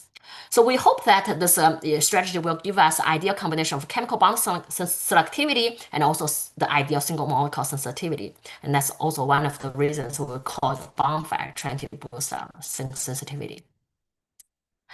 The spectroscopy idea is actually developed 50 years ago by Wolfgang Kaisers and colleagues as a way to understand the IVR process, intro vibrational relaxation process in the polyatomic molecules in low concentration solutions. With the data looks like this, and also gone through some generations of imaging-based explorations by Sakai and colleagues to explore the so-called early generation of super resolution IR-based imaging, because IR diffraction limited resolution is about on the order of micron. And for the modern exploration, was first revisited by Andrei Tokmakov at U Chicago as spectroscopy technique, and then by us as a single molecule bioimaging techniques. For us, before we set up, we don't even have a setup to start with. So before we set up, we have to very carefully evaluate what's the best excitation profile that could give us sensitive detection. It turns out this simple three-level modeling gives us a quite good quantitative analysis for the photon flux, and that well informed our later design. So this is how we design our laser. We have a high power version of the 1031 nanometer Stokes laser, which again is a picosecond laser to ensure us having bond selectivity, 2 picosecond, about 8 wave number of peak width, high rep rate. You might recognize this box here. This is actually features our SRS laser. The only difference is that we use extra power to pump an additional mid-infrared OPO that, coupled with the DFG, generates tunable wavelengths from 1.3 micron to all the way to 12 micron. That gives us good tunability from 800 wave number all the way to actually 4800 wave number. While the near-infrared OPO here gives us a good tunability to cover a lot of absorption of the molecules. Here, the 4.5 wavelengths from idler is particularly important for us because we're interested in triple bond, nitriles, and alkynes. And they are counterpropagating, being aligned to the microscope, where the molecule get excited, generate fluorescence, and then detected by either a single photon counter device or a large area, the CMOS camera later on through the wide field imaging mode. Our analysis has been generated from the initial 18 molecules now to 110 molecules, including both organic dyes and also fluorescent proteins. We think we're understanding much better about the photophysics at the moment. Now, so you can see that, taking an example of this molecule called Atom 680, which is a very popular near-infrared dyes for fluorescence, pure fluorescence imaging. If we only have our probe laser excited at a very tail of the absorption, it generates some of the flat background as anti-Stokes fluorescence. Coupled with vibrational pre-excitation, the latter that matches at 1598 wave number matches with a double bond vibration with a wavelength about 6 micron. It effectively it shifts the excitation total excitation to the peak of absorption. Then you see a bonfire signal. We confirmed that by the linear power dependence of IR power and quick saturation of upconversion laser. And now we can also, through frequency scanning, to generate a bonfire spectrum and then match compared to the FTIR of the same molecule. You see almost a lot of peaks match with FTIR. The difference of the relative intensity is because of this upconversion process involve extra front counter effect. That means the mode and better conjugated conjugation system will show up a better bonfire contrast. So we were able to achieve a 0.5 nanomolar detection sensitivity, which is well below the single molecule equivalent of our microscope. and we moved to triple bond. And this is the first time IR-based triple bond vibration can be achieved. So we custom made this die have a conjugated nitrile to the conjugation system. And if in this case, the probability even for the red shifted to very red tail of the absorption, coupled with the 22-24 vibration of the nitrile excitation, about 4.4 micron, it effectively shifts the total excitation energy to the peak of the absorption, and it generates a bonfire excitation. One of the little bit disappointing point here is that once the nitrile being conjugated to conjugation system, its IR cross section actually gets significantly decreased compared to the nitrile in like a phenol, just a single phenol rate conjugation, like a phenol nitrile. So that gives us a detection sensitivity slightly lower, about 5 nanomolar, but still below the single molecule equivalent. And then by the reason we left nitrile is by isotope labeling, we can effectively just creating full color out of one dye molecules, and also it maintains a sensitivity, this environmental sensitivity through a spectral shift. In one of the unexpected turn of developing resonance Raman dyes using alkynes, we found that alkynes, once they conjugated conjugation system, exhibit a much boosted IR cross section. So it turns out alkyne actually presents as a better bonfire dye as our second generation of the dye molecules, bonfire absorbing molecules that I'm not showing the structure here, but we're trying to wrap that up very soon. We went to the imaging. So we were able to have a resolution about 500 nanometers, slightly lower than the diffraction limit spot. Limited number. So here you are seeing each of the spot here in the imaging is a single molecule sitting on the polymer film, and you can generate IR spectrum across either at the double bond region or triple bond region for the single molecules. You can just mix and match, mix them together, and they all show same fluorescence, and you can tell their identity apart by doing bonfire-based profiling of this series of nitrile isotopologs. You can also do imaging, use sharp nitrile peaks that on resonance you see this very nice tubulin labeled structure using the dye molecule, and then the resonance off resonance clean. We're able to do imaging on neurons, astrocytes, multicolor in a set of HeLa nucleus, and also in brain tissues.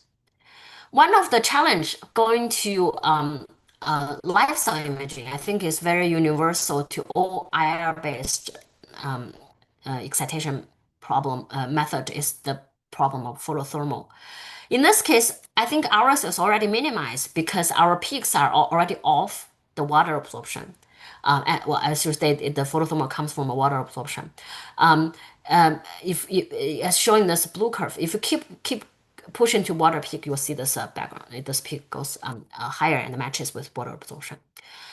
But nonetheless, it creates a photothermal background for us due to the increased thermal population at anisotropes level.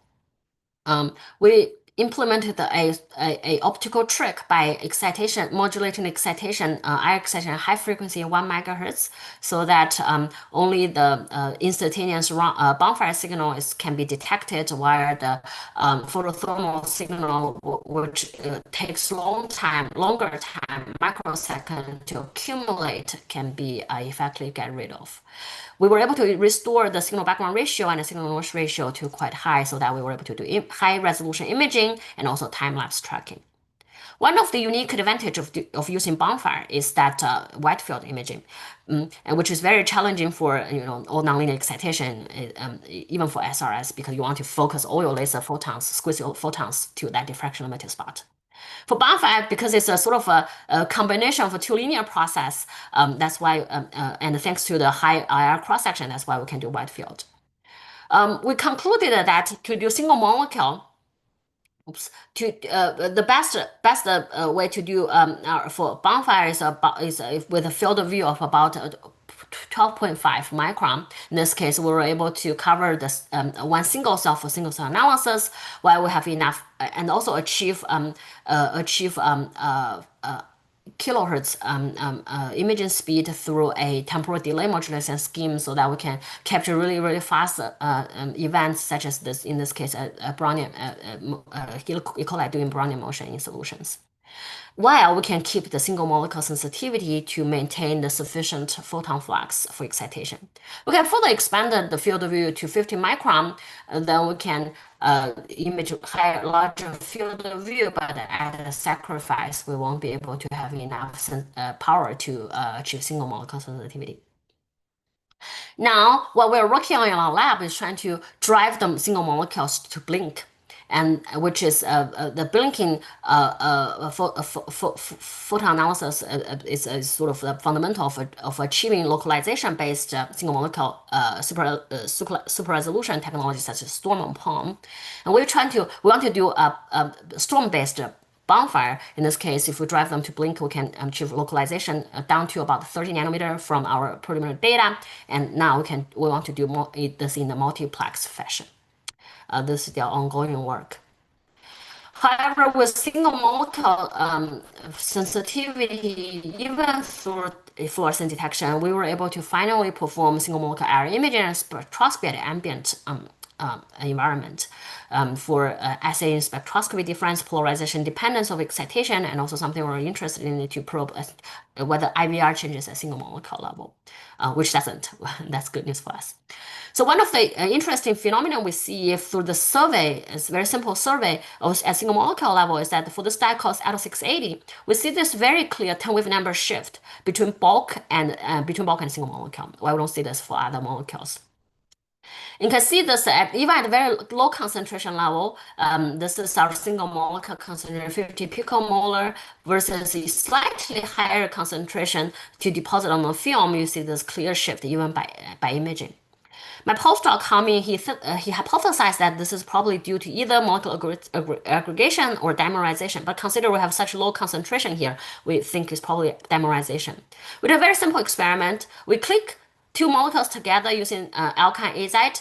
And once you click the dimer together, you see this instantaneous 10-wave number shift that confirms that indeed it's a dimer formation. And again, because of the quantitative power offered by all the calculation tools with DFT calculation, and confirm that indeed this molecule at 680, they actually never naturally prefer to form a dimer formation in an energetic lower energetic way, and it's consistent that this dimer formation actually generates a new mode that probably is why we see this 10-wave number shift. You might think this is actually very simple analysis using single molecule fluorescence to tell apart dimer and the monomer. But actually it's not. In our analysis, actually a large number of percentage of dimers, they still show single step photobleaching kinetics. This is because they're so close to each other, and likely they have like a homofret going on. That's why we don't see two-step photobleaching, which I want to emphasize in a way that there's a value really to do a single molecule IR-based analysis to really tell us about the structural information, structural changes. One last piece of things I want to say is to use bonfire to do, hopefully to do single molecule level of sensing. But in this case, we found that vibrational lifetime, very specific to nitrile, actually can give us a good sensing capability. And through the DFT calculation, we quantitatively analyze that this is actually due to the sensing of the solvation field. It's actually due to they're changing to the anharmonic coupling between nitrile or IVR process to other of the doorway modes when they do energy relaxation. And it's also very unique to nitrile to perform such a sensing. So we team up with Professor Mike Rose at UT Southwestern, trying to see whether we can actually use nitrile to sense the local environment at the condensates. Our preliminary data shows that the nitriles within the condensates actually show different lifetime for the nitrile outside of the condensates. And if you map out to this calibration curve, it really gives us some of quantitative number of the solvation field, which likely can convert to the coefficient of the proteins that we're trying to understand at the moment. Because of the good tunability of our system, we can actually really assay a lot of different chemical bonds. We divide by bonds in our lab right now. One of the interesting bonds we're also interested in is carbonyl because they really features a very nice Stark effect, Stark tuning effect. So we found this molecule ADO 425, which bears a lactone form. The ester form here actually gives us good sensitivity and also down to nanomolar detection, and also the tunability, which is very odd that they showed us if we really trying to simulate or we're trying to fit this curve, this data distribution, they really shows this parabolic distribution to the electrical field dependence, which we don't quite understand yet. If any of you have any interest in figuring this out, we will be very interested in collaboration.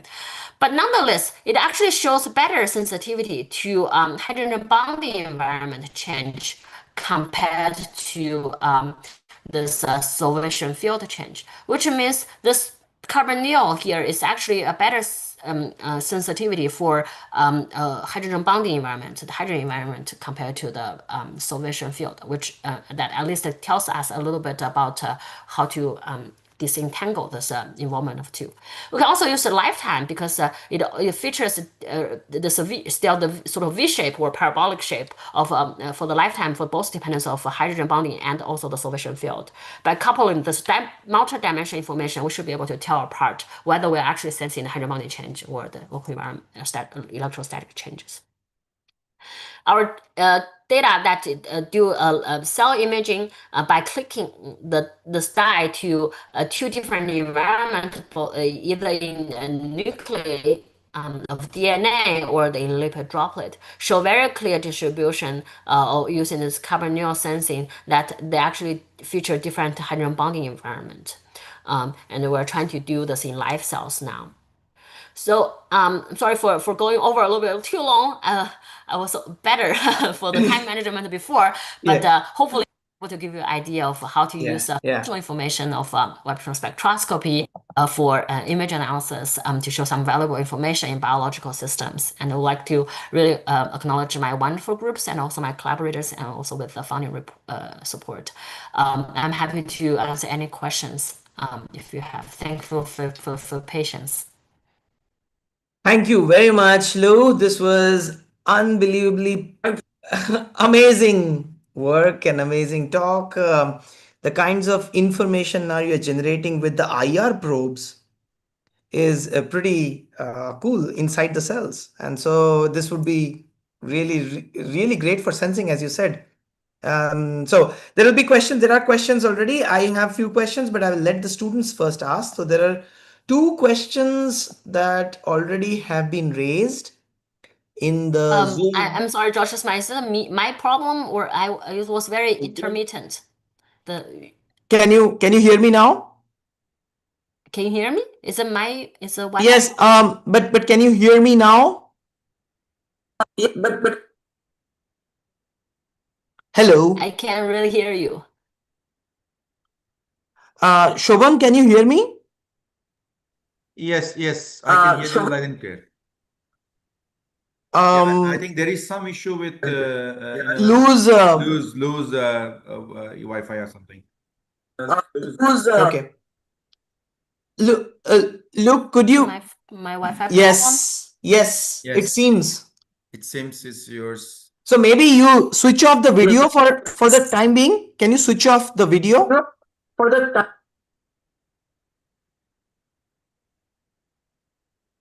I'm sorry, I can't hear anything.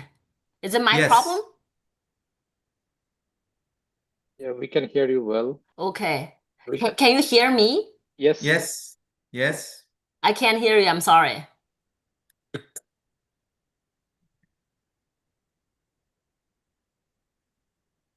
Can switch off the video. Okay. This helps. Can you hear me? Yes. Yes. Okay. Well, I can't. It's very intermittent, so I can't really hear you. But I see there are a couple of questions in the chat. Maybe I will just start from there and see if the Wi-Fi gets improved. Yes. Okay, so for the question, is it possible to measure the local concentrated proteins inside the cells, or the concentration at which it starts phase separation using Raman probes or imaging? I think the answer is definitely yes, because it's we have established that it's very linear dependence of the molecules, and you don't have the advantage is actually at high concentration you don't have any of the quenching effect going on. So you can actually calculate all the contrast we have into concentration. In fact, in addition to using probes, people are also trying to convert the measurement of Raman-based biomass into actual biomass in a milligram per liter type of unit. And also, yeah, it's possible to measure it at which it starts phase separation using Raman probes and Raman imaging. But I have to admit that even with SRS and with small molecule probes, in this case, like a simple alkyne, no conjugation, or carbon deuterium, our sensitivity is still limited to about high micromolar level. So we were able to do fast live cell imaging, lower the higher detection sensitivity, but still you have to be able to accumulate the analyte at a high micromolar level to be imaged. But I think it should be not a problem at the phase separation system, which has been proved in many, many cases in vitro and also in vivo that you actually reaches a relatively high concentration. Yeah, and that I think that's actually a advantage of using Raman to being quantitative. Second question, can you comment on why cyano group had low absorption cross-section while the alkynes had higher absorption cross-section you mentioned in bonfire imaging? Yeah, that's a great question. So we spent some time trying to understand it. We think if you think of it as just the transition dipole moment, that for a dye to be a high IR absorber, you want to have higher change of the dipole moment when you have a coordinate change, right? Partial mu over partial q. So in this case, we think we actually did some of the spectroscopy analysis using model molecules. We think it's because the core of the dyes, which is a pyranid based core, it's a very electron deprived, very electron is insufficient structure that it serves as a good electron withdrawing group. And when there's an electron withdrawing group presented to nitriles, it actually decreases that transition dipole moment. However, for alkyne, it's a traditional very good Raman absorber because of the symmetric vibration, and it features relatively low IR transition dipole moment. But if you put a electron withdrawing group to alkynes, adjacent to alkynes, it actually changes that symmetry. So it actually improves the transition dipole moment. So I would say it's not absolute. Usually we say, if it's more symmetric, it's better IR probe. If it's non-symmetric, it's better, symmetric and better Raman probe, non-symmetric at the better IR probe. It's not absolute. It's still, in this case, we think you use an analysis of push-pull, you get a good consistency of the trend to the IR cross-section. Can source augment Raman signal on top of your method? Yeah, I think you can. So there has been some work, coupling stimulant Raman with source, right? Jyotishmandas, I think you are expert on on that. The reason, I guess it definitely has a lot of value in terms of doing detection based analysis, and also certainly can be used for imaging. One of the, I guess, the concern we have, that's why we haven't really using it, is because we're trying to be quantitative, which is very important for biological analysis. But once you use source, for imaging, this is very exclusive for imaging. It does raise some questions about the quantitative because the amplification factor is really dependent on how close you pull the molecule to the source surface. So that's why we haven't really gone on that route. Is it possible to perform correlation spectroscopy imaging using your IR probe and our signal to follow diffusion? Yes, I think that's a great question. I think it's definitely possible, and in fact, Andrei Tokmakov has demonstrated that using sort of this double resonance type of correlation spectroscopy. We haven't really done it because we don't have a specific question in mind that requires using this, but I think it's definitely something doable. Can you talk about how you deduce aggregates were less liquid, like in polyarginine problem? Yes, that's a great question. So we did some of the flip and the frap experiments. But this has to be either with, well, we did it in two ways. One was just a free diffusion dye, another with GFP.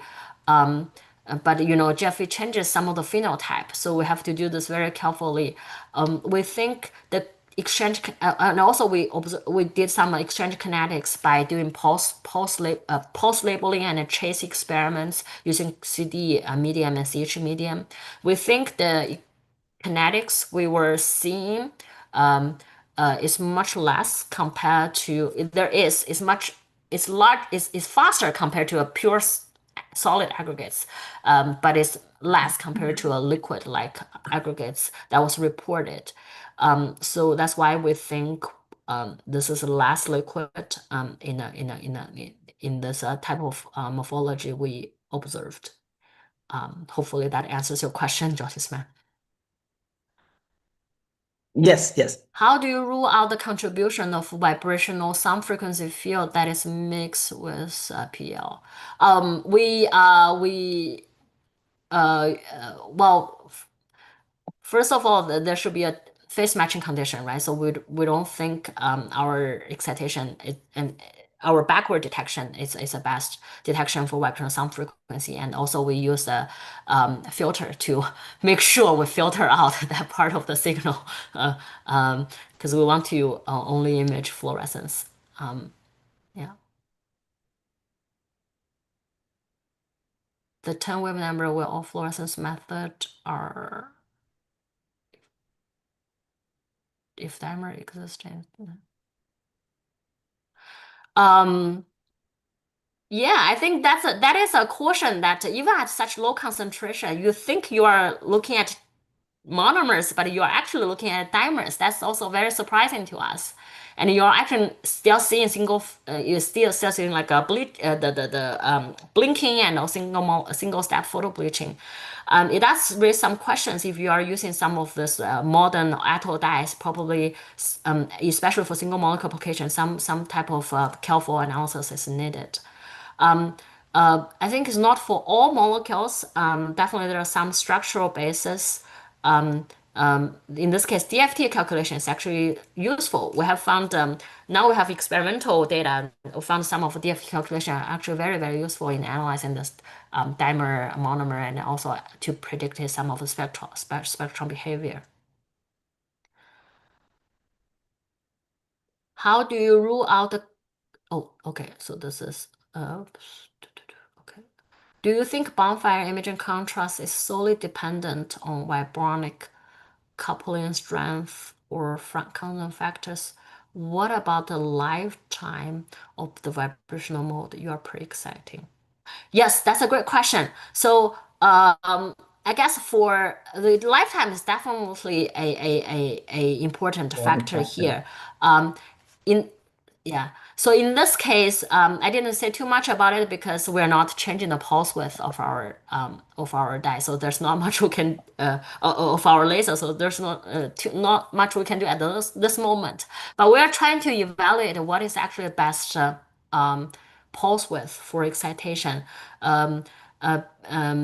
Because exactly, even if we saturate our excitation using high IR power, currently for because our pulse was 2 picoseconds, so for a dye with a one picosecond vibration lifetime for a given mode, we're maximum exciting about 50%. So we are not actually saturating the excitation. I guess one of the good things that was unexpected is for those polyatomic molecules, a lot of modes they feature longer vibration lifetime because there are so many modes as acceptor mode for the IVR process. So a lot of the modes we have looked at, they feature vibration lifetime somewhere between 1 to 2 picosecond. We are trying to look for that modes and also molecules that feature even longer vibration lifetime. So hopefully we'll get higher signal. But from the structural point of view, with using the Frank-Condon analysis coupled with absorption, high air cross section, high absorption cross section, high quantum yield, actually gives a quite good quantitative consistency compared to experimental data. Yeah, but you're definitely right. Lifetime is a very important consideration here. Okay. Okay, Lou, can you hear me? Hopefully. Can you hear me now? Well, unfortunately, I still can't hear you. I don't know what's going on. But but seems like you were able to hear me fine, right? So that's good part. If it's reversed, then there will be really problem. The thing that I wanted to mention to you is we have to wrap up this now. Yeah, and I just wanted to thank you again for all the efforts you made today, for coming through to this talk and such an early morning and giving such a fascinating talk. I just wanted to tell you that there was a plan behind this. Hopefully next year we can get you in India for the FCS workshop in person. So hopefully we can get a chance to interact with you in person next year. Thank you, Lou. Thank you for everything that you did today. Yeah, I'm sorry I can't hear anything, but I'm sure you are saying some really nice words about me. I really appreciate your invitation and thanks for and very great to meet everybody on Zoom. Hopefully there will be one day we can meet in person. And Jyotishmandas, I look forward to seeing you next time. Yes, sure. Okay. Thank you. Thank you. All right.